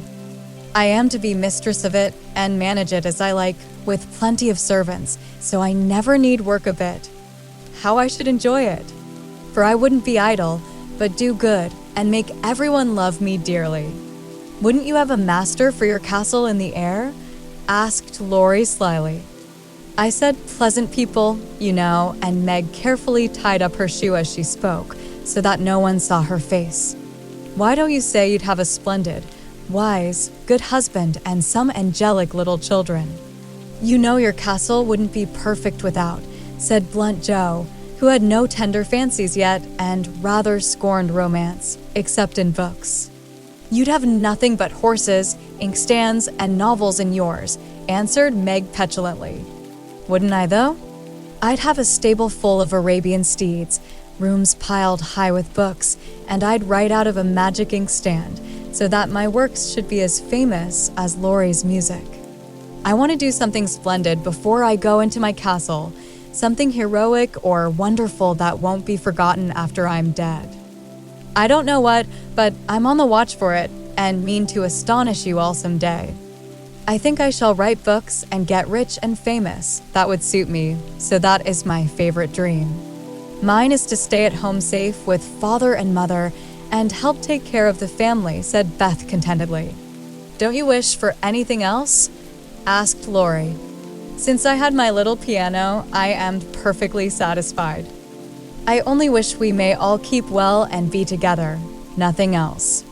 I have ever so many wishes, but the pet one is to be an artist and go to Rome and do fine pictures and be the best artist in the whole world, was Amy's modest desire. We're an ambitious set, aren't we? Every one of us, but Beth, wants to be rich and famous and gorgeous in every respect. I do wonder if any of us will ever get our wishes, said Laurie, chewing grass like a meditative calf. I've got the key to my castle in the air, but whether I can unlock the door remains to be seen, observed Joe mysteriously. I've got the key to mine, but I'm not allowed to try it. Hang college, muttered Laurie with an impatient sigh. Here's mine, and Amy waved her pencil. I haven't got any, said Meg forlornly. Yes, you have, said Laurie at once. Where? In your face. Nonsense, that's of no use. Wait and see if it doesn't bring you something worth having, replied the boy, laughing at the thought of a charming little secret which he fancied he knew. Meg colored behind the break, but asked no questions and looked across the river with the same expectant expression which Mr. Brooke had worn when he told the story of the night. If we are all alive 10 years hence, let's meet and see how many of us have got our wishes, or how much nearer we are then than now, said Joe, always ready with a plan. Bless me! How old I shall be, 27, exclaimed Meg, who felt grown up already, having just reached 17. You and I will be 26, Teddy, Beth 24, and Amy 22. What a venerable party, said Joe. I hope I shall have done something to be proud of by that time, but I'm such a lazy dog. I'm afraid I shall dawdle, Joe. You need a motive, Mother says, and when you get it, she is sure you'll work splendidly. Is she? By Jupiter, I will, if I only get the chance, cried Laurie, sitting up with sudden energy. I ought to be satisfied to please Grandfather, and I do try, but it's working against the grain, you see, and comes hard. He wants me to be an India merchant, as he was, and I'd rather be shot. I hate tea and silk and spices and every sort of rubbish his old ships bring, and I don't care how soon they go to the bottom when I own them. Going to college ought to satisfy him, for if I give him 4 years, he ought to let me off from the business. But he's set, and I've got to do just as he did, unless I break away and please myself, as my father did. If there was anyone left to stay with the old gentleman, I'd do it tomorrow. Laurie spoke excitedly and looked ready to carry his threat into execution on the slightest provocation, for he was growing up very fast and, in spite of his indolent ways, had a young man's hatred of subjection, a young man's restless longing to try the world for himself. I advise you to sail away in one of your ships and never come home again till you have tried your own way, said Joe, whose imagination was fired by the thought of such a daring exploit, and whose sympathy was excited by what she called Teddy's wrongs. That's not right, Joe. You mustn't talk in that way, and Laurie mustn't take your bad advice. You should do just what your grandfather wishes, my dear boy, said Meg in her most maternal tone. Do your best at college, and when he sees that you try to please him, I'm sure he won't be hard on you or unjust to you. As you say, there is no one else to stay with and love him, and you'd never forgive yourself if you left him without his permission. Don't be dismal or fret, but do your duty and you'll get your reward, as good Mr. Brooke has, by being respected and loved." "What do you know about him?" asked Laurie, grateful for the good advice, but objecting to the lecture and glad to turn the conversation from himself after his unusual outbreak. "Only what your grandpa told us about him, how he took good care of his own mother till she died, and wouldn't go abroad as tutor to some nice person because he wouldn't leave her. And how he provides now for an old woman who nursed his mother and never tells anyone, but is just as generous and patient and good as he can be." "So he is, dear old fellow," said Laurie heartily, as Meg paused, looking flushed and earnest with her story. "It's like Grandpa to find out all about him without letting him know, and to tell all his goodness to others, so that they might like him. Brooke couldn't understand why your mother was so kind to him, asking him over with me and treating him in her beautiful, friendly way. He thought she was just perfect and talked about it for days and days and went on about you all in flaming style. If ever I do get my wish, you see what I'll do for Brooke.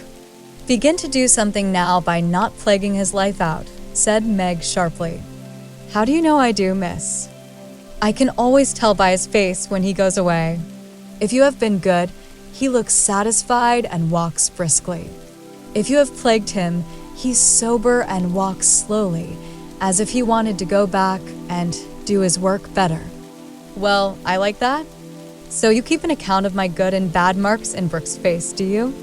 I see him bow and smile as he passes your window, but I didn't know you'd got up a telegraph."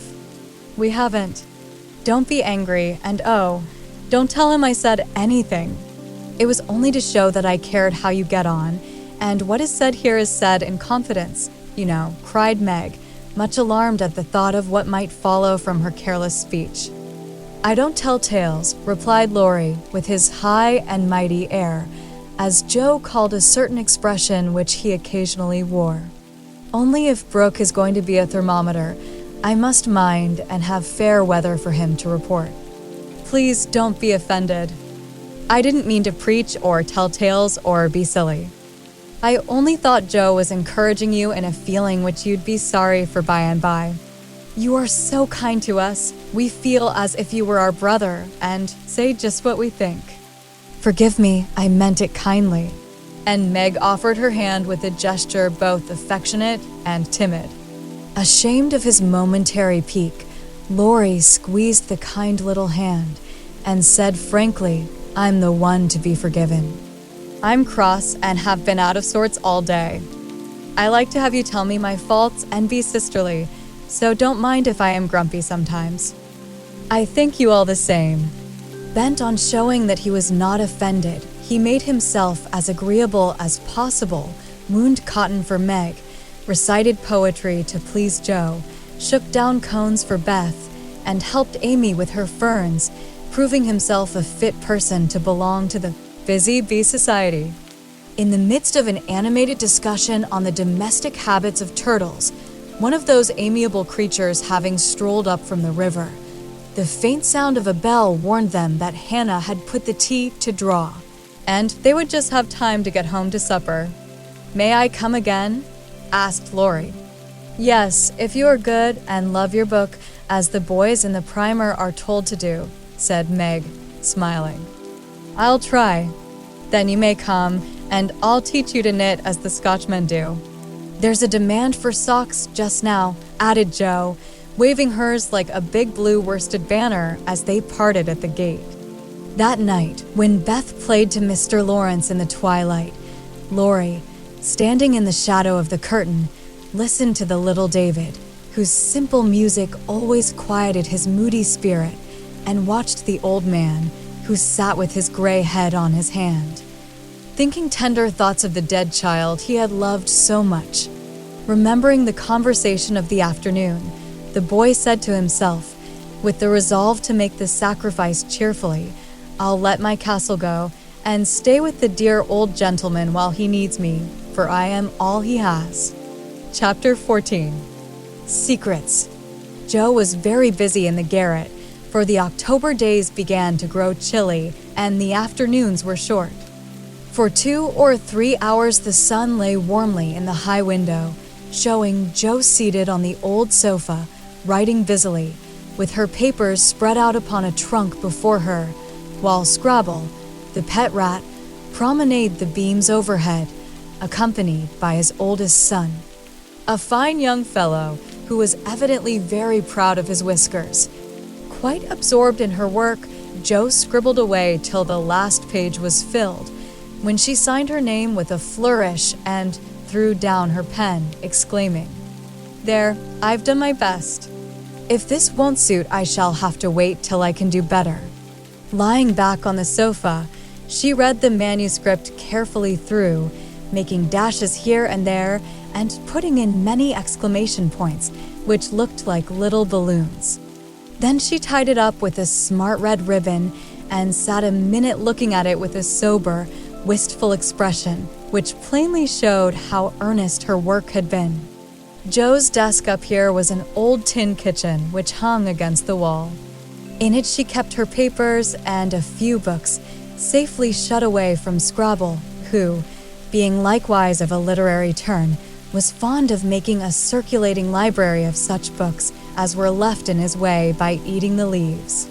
From this tin receptacle Jo produced another manuscript, and putting both in her pocket, crept quietly downstairs, leaving her friends to nibble on her pens and taste her ink. She put on her hat and jacket as noiselessly as possible, and going to the back entry window, got out upon the roof of a low porch, swung herself down to the grassy bank, and took a roundabout way to the road. Once there, she composed herself, hailed a passing omnibus, and rolled away to town, looking very merry and mysterious.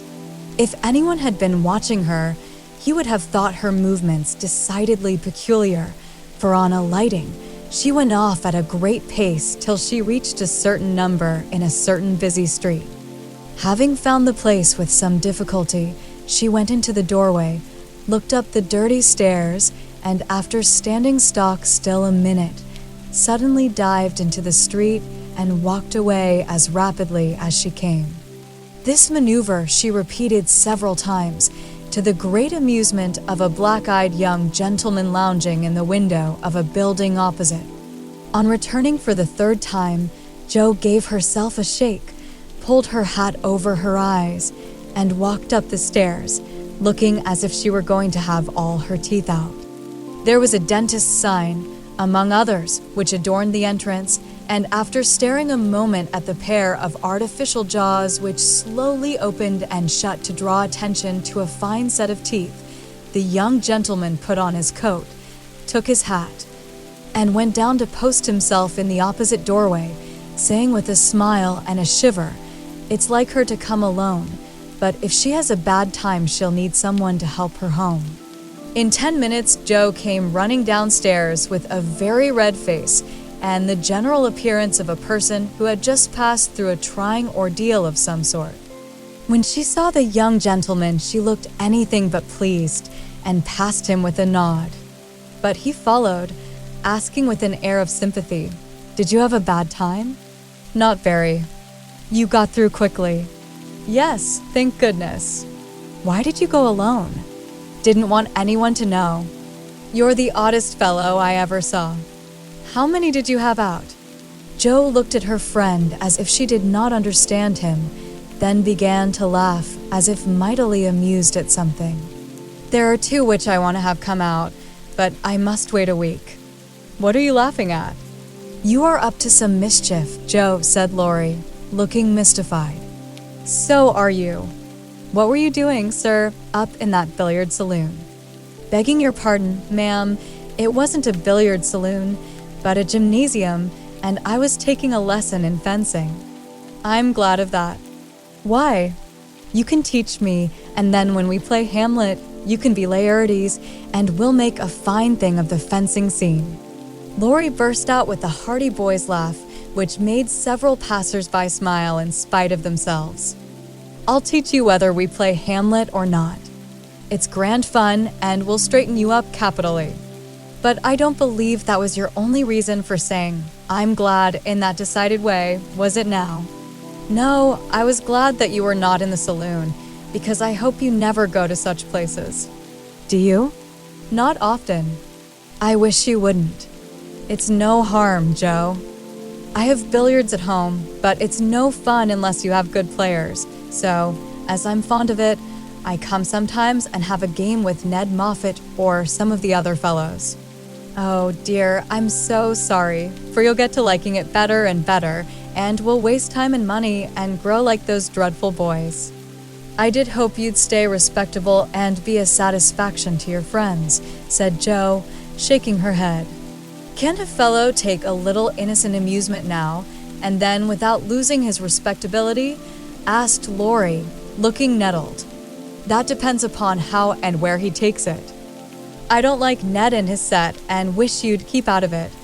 Mother won't let us have him at our house, though he wants to come. And if you grow like him, she won't be willing to have us frolic together as we do now. Won't she?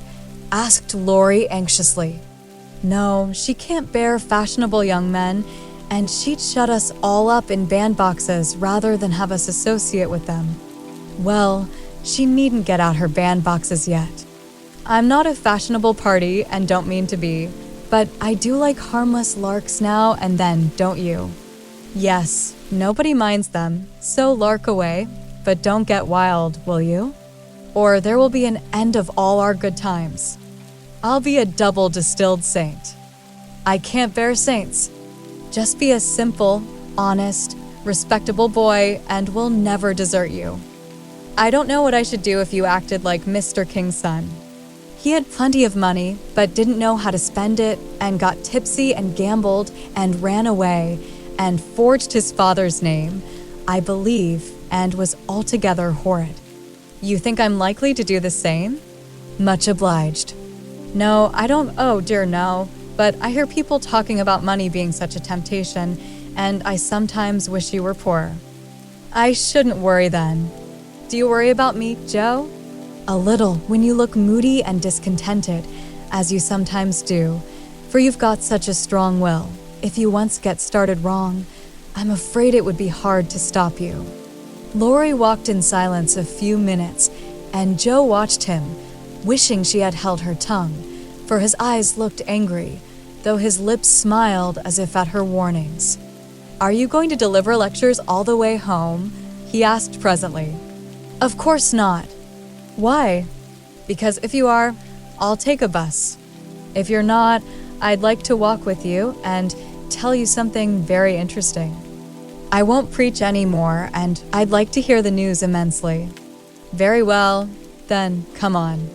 It's a secret, and if I tell you, you must tell me yours. I haven't got any, began Jo, but stopped suddenly, remembering that she had. You know you have. You can't hide anything, so up and fess, or I won't tell, cried Laurie. Is your secret a nice one? Oh, isn't it? All about people, you know, and such fun. You ought to hear it, and I've been aching to tell it this long time. Come, you begin. You'll not say anything about it at home, will you? Not a word. And you won't tease me in private? I never tease. Yes, you do. You get everything you want out of people. I don't know how you do it, but you are a born wheedler. Thank you. Fire away. Well, I've left 2 stories with a newspaper man, and he's to give his answer next week, whispered Jo in her confidante's ear.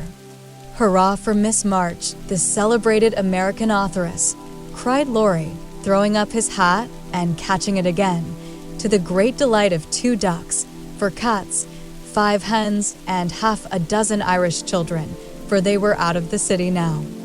Hush. It won't come to anything, I dare say, but I couldn't rest till I had tried, and I said nothing about it because I didn't want anyone else to be disappointed. It won't fail. Why, Jo, your stories are works of Shakespeare compared to half the rubbish that is published every day. Won't it be fun to see them in print, and shan't we feel proud of our authoress? Jo's eyes sparkled, for it is always pleasant to be believed in, and a friend's praise is always sweeter than a dozen newspaper puffs. Where's your secret? Play fair, Teddy, or I'll never believe you again, she said, trying to extinguish the brilliant hopes that blazed up at a word of encouragement. I may get into a scrape for telling, but I didn't promise not to, so I will, for I never feel easy in my mind till I've told you any plummy bit of news I get. I know where Meg's glove is. Is that all? Said Joe, looking disappointed, as Lori nodded and twinkled with a face full of mysterious intelligence. It's quite enough for the present, as you'll agree when I tell you where it is. Tell then. Lori bent and whispered 3 words in Joe's ear, which produced a comical change. She stood and stared at him for a minute, looking both surprised and displeased, then walked on, saying sharply, "How do you know?" "Saw it." "Where?" "Pocket." "All this time." "Yes, isn't that romantic?" "No, it's horrid." "Don't you like it?" "Of course I don't." "It's ridiculous. It won't be allowed." "My patience." "What would Meg say?" "You are not to tell anyone." "Mind that." "I didn't promise." "That was understood, and I trusted you." "Well, I won't for the present anyway, but I'm disgusted and wish you hadn't told me. I thought you'd be pleased." "At the idea of anybody coming to take Meg away?" "No, thank you." "You'll feel better about it when somebody comes to take you away." "I'd like to see anyone try it," cried Joe fiercely. "So should I," and Lori chuckled at the idea. "I don't think secrets agree with me. I feel rumpled up in my mind since you told me that," said Joe rather ungratefully. "Race down this hill with me, and you'll be all right," suggested Lori. No one was in sight. The smooth road sloped invitingly before her, and finding the temptation irresistible, Joe darted away, soon leaving hat and comb behind her and scattering hairpins as she ran. Lori reached the goal first and was quite satisfied with the success of his treatment, for his Atlanta came panting up with flying hair, bright eyes, ruddy cheeks, and no signs of dissatisfaction in her face. "I wish I was a horse, then I could run for miles in the splendid air and not lose my breath. It was capital, but see what a guy it's made me. Go, pick up my things like a cherub, as you are," said Joe, dropping down under a maple tree, which was carpeting the bank with crimson leaves. Lori leisurely departed to recover the lost property, and Joe bundled up her braids, hoping no one would pass by till she was tidy again. But someone did pass, and who should it be but Meg, looking particularly ladylike in her state and festival suit, for she had been making calls. "What in the world are you doing here?" she asked, regarding her disheveled sister with well-bred surprise. "Getting leaves," meekly answered Joe, sorting the rosy handful she had just swept up. "And hairpins," added Lori, throwing 6 into Joe's lap. "They grow on this road, Meg, so do combs and brown straw hats." "You have been running, Joe." "How could you?" "When will you stop such romping ways?" said Meg reprovingly, as she settled her cuffs and smoothed her hair, with which the wind had taken liberties. "Never till I'm stiff and old and have to use a crutch. Don't try to make me grow up before my time, Meg. It's hard enough to have you change all of a sudden. Let me be a little girl as long as I can."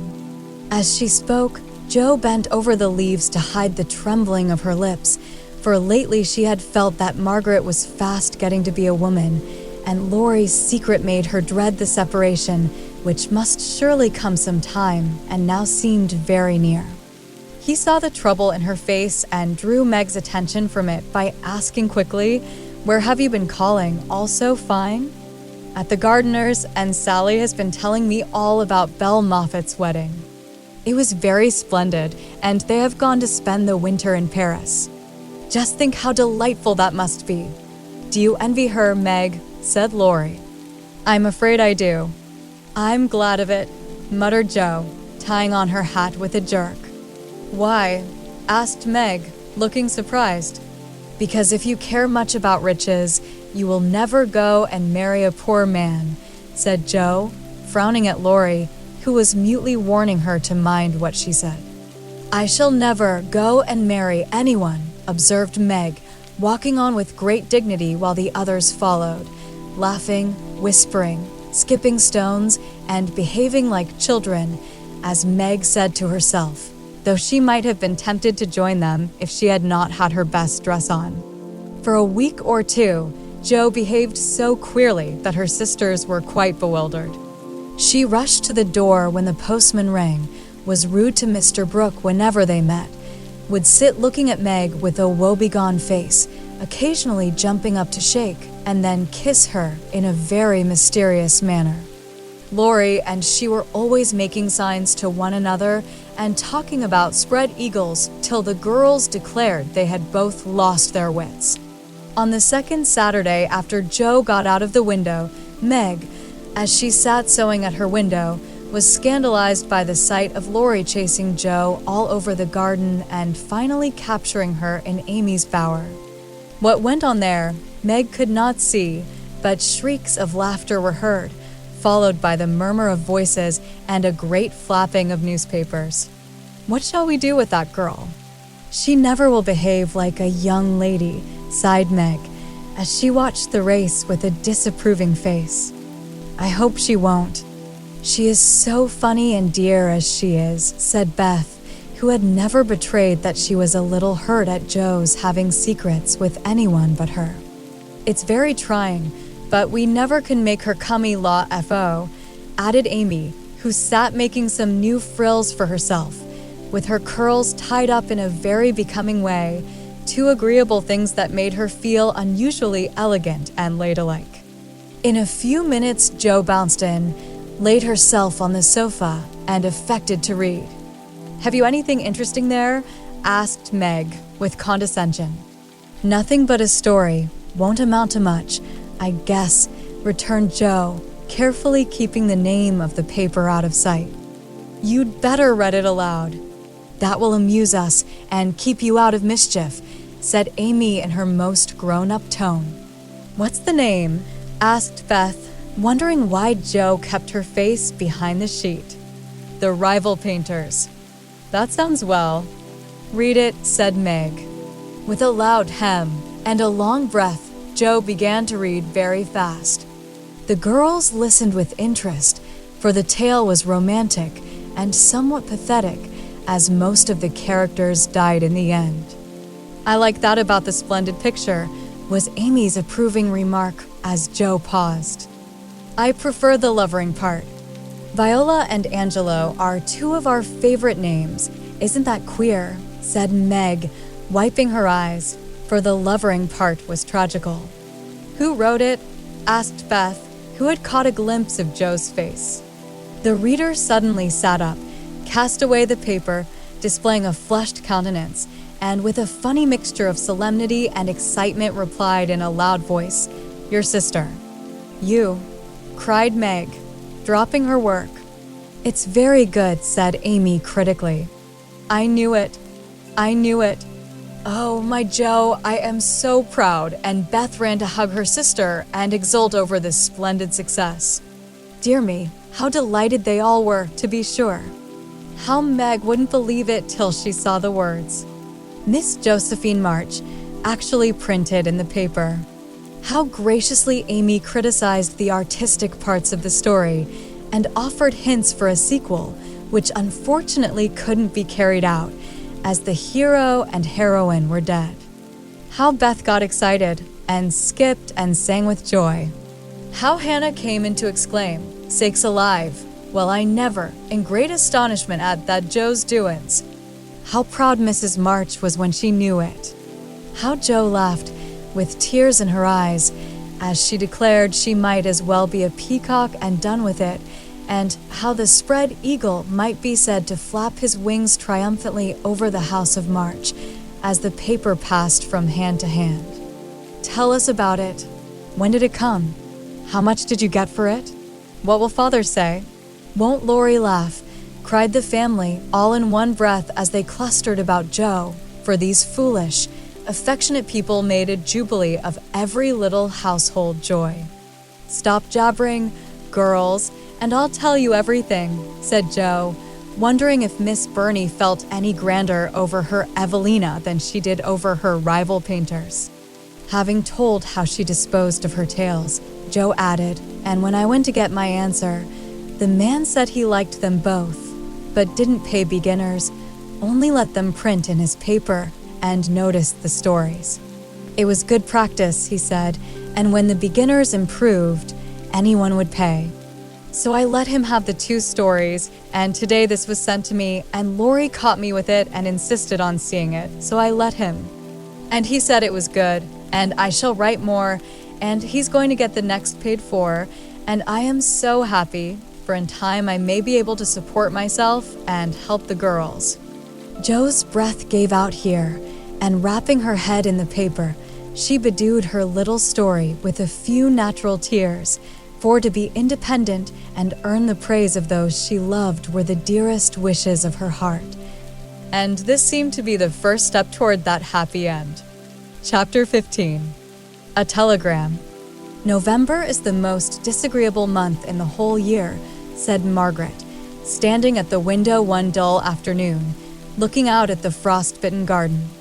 "That's the reason I was born in it," observed Joe pensively, quite unconscious of the blot on her nose.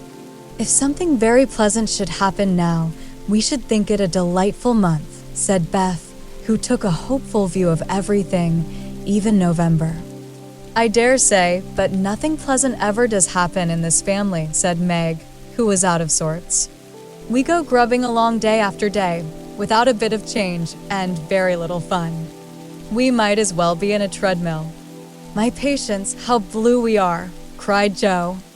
"I don't much wonder, poor dear, for you see other girls having splendid times, while you grind, year in and year out." "Oh, don't I wish I could manage things for you as I do for my heroines. You're pretty enough and good enough already, so I'd have some rich relation leave you a fortune unexpectedly. Then you dash out as an heiress, scorn everyone who has slighted you, go abroad, and come home my lady something in a blaze of splendor and elegance. People don't have fortunes left them in that style nowadays. Men have to work and women marry for money. It's a dreadfully unjust world," said Meg bitterly. "Joe and I are going to make fortunes for you all." "Just wait 10 years and see if we don't," said Amy, who sat in a corner making mud pies, as Hannah called her little clay models of birds, fruit, and faces. "Can't wait, and I'm afraid I haven't much faith in ink and dirt, though I'm grateful for your good intentions." Meg sighed and turned to the frost-bitten garden again.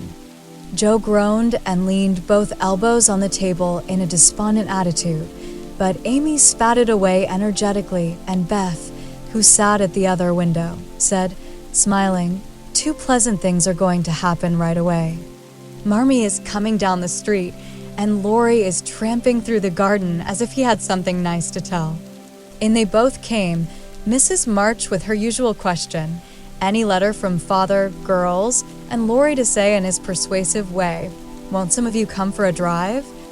"I've been working away at mathematics till my head is in a muddle, and I'm going to freshen my wits by a brisk turn.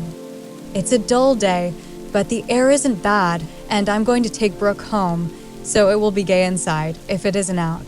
Come, Joe, you and Beth will go, won't you?" "Of course we will." "Much obliged, but I'm busy." And Meg whisked out her work basket, for she had agreed with her mother that it was best, for her at least, not to drive too often with the young gentleman. "We three will be ready in a minute," cried Amy, running away to wash her hands. "Can I do anything for you, Madam Mother?" asked Laurie, leaning over Mrs. March's chair with the affectionate look and tone he always gave her. "No, thank you, except call at the office, if you'll be so kind, dear. It's our day for a letter, and the postman hasn't been. Father is as regular as the sun, but there's some delay on the way, perhaps." A sharp ring interrupted her, and a minute after Hannah came in with a letter. "It's one of them horrid telegraph things, Mum," she said, handling it as if she was afraid it would explode and do some damage. At the word telegraph, Mrs. March snatched it, read the 2 lines it contained, and dropped back into her chair as white as if the little paper had sent a bullet to her heart. Lori dashed downstairs for water, while Meg and Hannah supported her, and Joe read aloud, in a frightened voice, "Mrs. March, your husband is very ill. Come at once. S. Hale, Blank Hospital, Washington." How still the room was as they listened breathlessly, how strangely the day darkened outside, and how suddenly the whole world seemed to change, as the girls gathered about their mother, feeling as if all the happiness and support of their lives was about to be taken from them. Mrs. March was herself again directly, read the message over, and stretched out her arms to her daughters, saying, in a tone they never forgot, "I shall go at once, but it may be too late. Oh, children, children, help me to bear it." For several minutes there was nothing but the sound of sobbing in the room, mingled with broken words of comfort, tender assurances of help, and hopeful whispers that died away in tears. Poor Hannah was the first to recover, and with unconscious wisdom, she set all the rest a good example, for with her, work was panacea for most afflictions. "The Lord keep the dear man. I won't waste no time crying, but get your things ready right away, Mum," she said heartily, as she wiped her face on her apron, gave her mistress a warm shake of the hand with her own hard one, and went away to work like 3 women in one. "She's right, there's no time for tears now. Be calm, girls, and let me think." They tried to be calm, poor things, as their mother sat up, looking pale but steady, and put away her grief to think and plan for them. "Where's Lori?" she asked presently, when she had collected her thoughts and decided on the first duties to be done. "Here, ma'am." "Oh, let me do something," cried the boy, hurrying from the next room whither he had withdrawn, feeling that their first sorrow was too sacred for even his friendly eyes to see. "Send a telegram saying I will come at once. The next train goes early in the morning." "I'll take that. What else?" "The horses are ready." "I can go anywhere, do anything," he said, looking ready to fly to the ends of the earth. "Leave a note at Aunt March's. Joe, give me that pen and paper." Tearing off the blank side of one of her newly copied pages, Joe drew the table before her mother, while knowing that money for the long, sad journey must be borrowed, and feeling as if she could do anything to add a little to the sum for her father. "Now go, dear, but don't kill yourself driving at a desperate pace. There is no need of that." Mrs. March's warning was evidently thrown away, for 5 minutes later Lori tore by the window on his own fleet horse, riding as if for his life. "Joe, run to the rooms and tell Mrs. King that I can't come. On the way, get these things. I'll put them down. They'll be needed, and I must go prepared for nursing. Hospital stores are not always good. Beth, go and ask Mr. Lawrence for a couple of bottles of old wine. I'm not too proud to beg for father. He shall have the best of everything. Amy, tell Hannah to get down the black trunk, and Meg, come and help me find my things, for I'm half bewildered." Writing, thinking, and directing all at once might well bewilder the poor lady, and Meg begged her to sit quietly in her room for a little while and let them work. Everyone scattered like leaves before a gust of wind, and the quiet, happy household was broken up as suddenly as if the paper had been an evil spell. Mr. Lawrence came hurrying back with Beth, bringing every comfort the kind old gentleman could think of for the invalid, and friendliest promises of protection for the girls during the mother's absence, which comforted her very much. There was nothing he didn't offer, from his own dressing gown to himself as escort. But the last was impossible. Mrs. March would not hear of the old gentleman's undertaking the long journey, yet an expression of relief was visible when he spoke of it, for anxiety ill fits one for traveling. He saw the look, knit his heavy eyebrows, rubbed his hands, and marched abruptly away, saying he'd be back directly. No one had time to think of him again till, as Meg ran through the entry, with a pair of rubbers in one hand and a cup of tea in the other, she came suddenly upon Mr. Brooke. "I'm very sorry to hear of this, Miss March," he said, in the kind, quiet tone which sounded very pleasantly to her perturbed spirit. "I came to offer myself as escort to your mother. Mr. Lawrence has commissions for me in Washington, and it will give me real satisfaction to be of service to her there."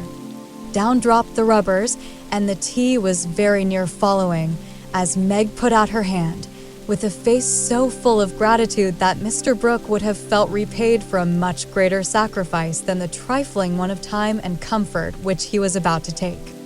"How kind you all are. Mother will accept, I'm sure, and it will be such a relief to know that she has someone to take care of her." "Thank you very, very much." Meg spoke earnestly and forgot herself entirely till something in the brown eyes looking down at her made her remember the cooling tea and lead the way into the parlor, saying she would call her mother.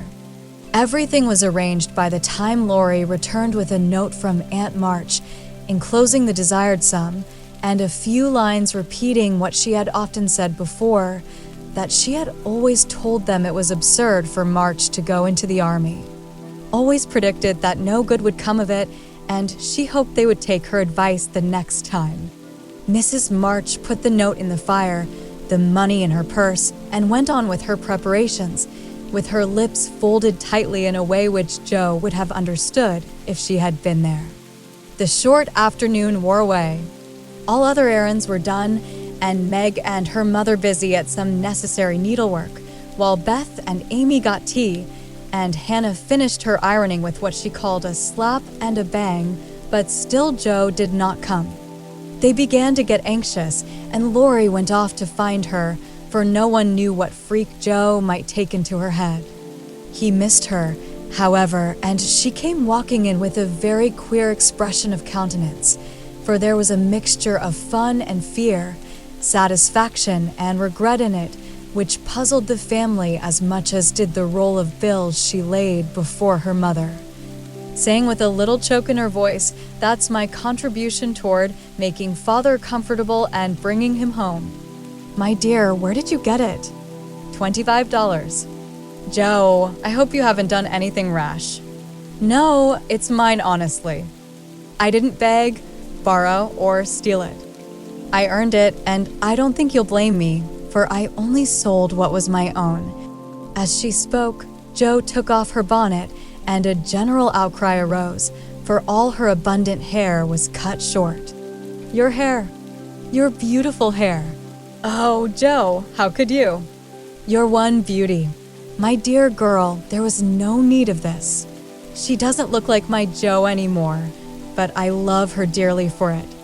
As everyone exclaimed, and Beth hugged the cropped head tenderly, Joe assumed an indifferent air, which did not deceive anyone a particle, and said, rumpling up the brown bush, and trying to look as if she liked it, "It doesn't affect the fate of the nation.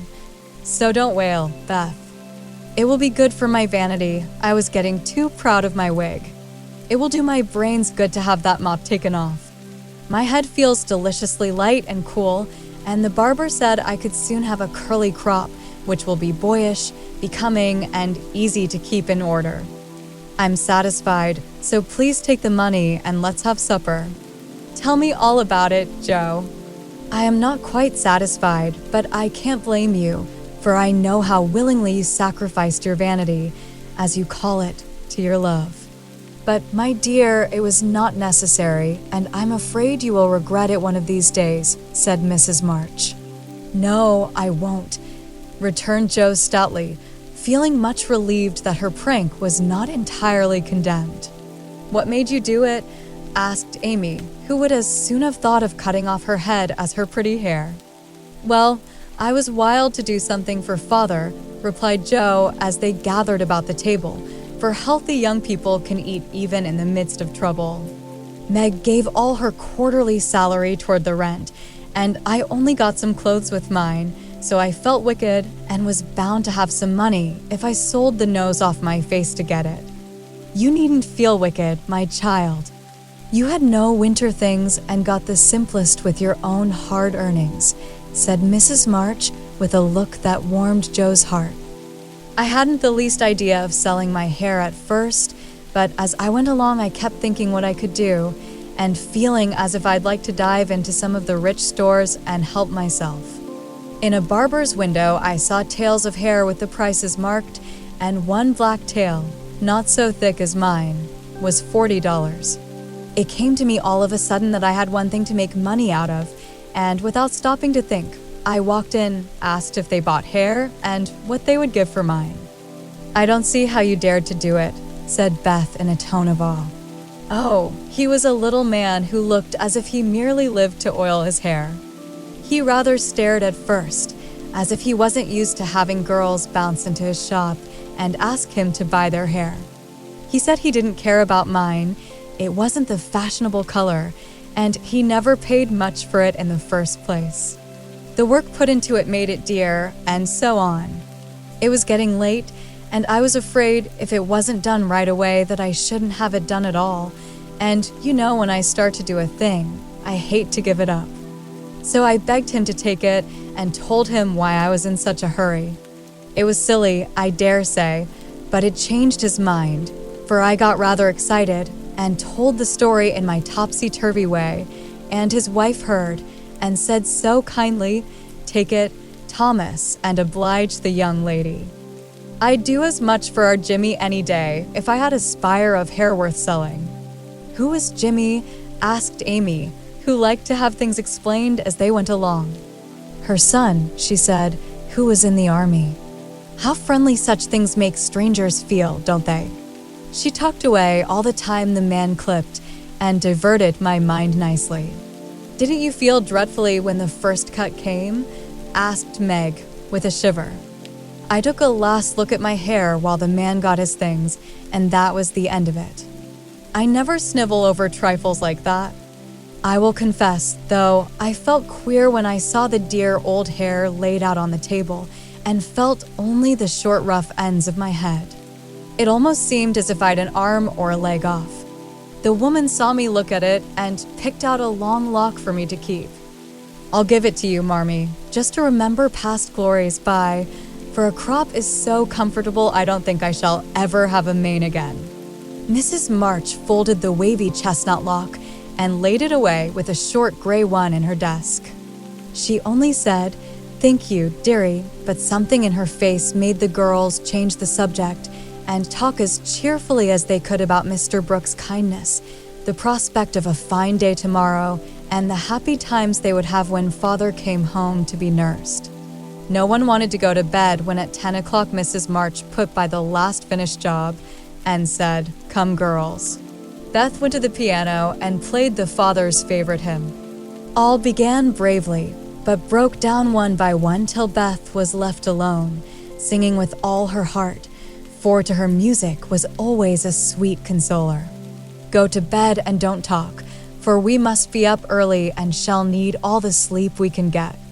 "Good night, my darlings," said Mrs. March, as the hymn ended, for no one cared to try another. They kissed her quietly and went to bed as silently as if the dear invalid lay in the next room. Beth and Amy soon fell asleep in spite of the great trouble, but Meg lay awake, thinking the most serious thoughts she had ever known in her short life. Joe lay motionless, and her sister fancied that she was asleep, till a stifled sob made her exclaim, as she touched a wet cheek, "Joe, dear, what is it? Are you crying about father?" "No, not now." "What then?" My hair," burst out poor Joe, trying vainly to smother her emotion in the pillow. It did not seem at all comical to Meg, who kissed and caressed the afflicted heroine in the tenderest manner. "I'm not sorry," protested Joe with a choke. "I'd do it again tomorrow if I could. It's only the vain part of me that goes and cries in this silly way. Don't tell anyone, it's all over now. I thought you were asleep, so I just made a little private moan for my one beauty. How came you to be awake?" "I can't sleep, I'm so anxious," said Meg.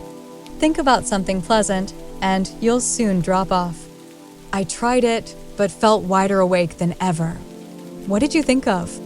Handsome faces, eyes particularly, answered Meg, smiling to herself in the dark.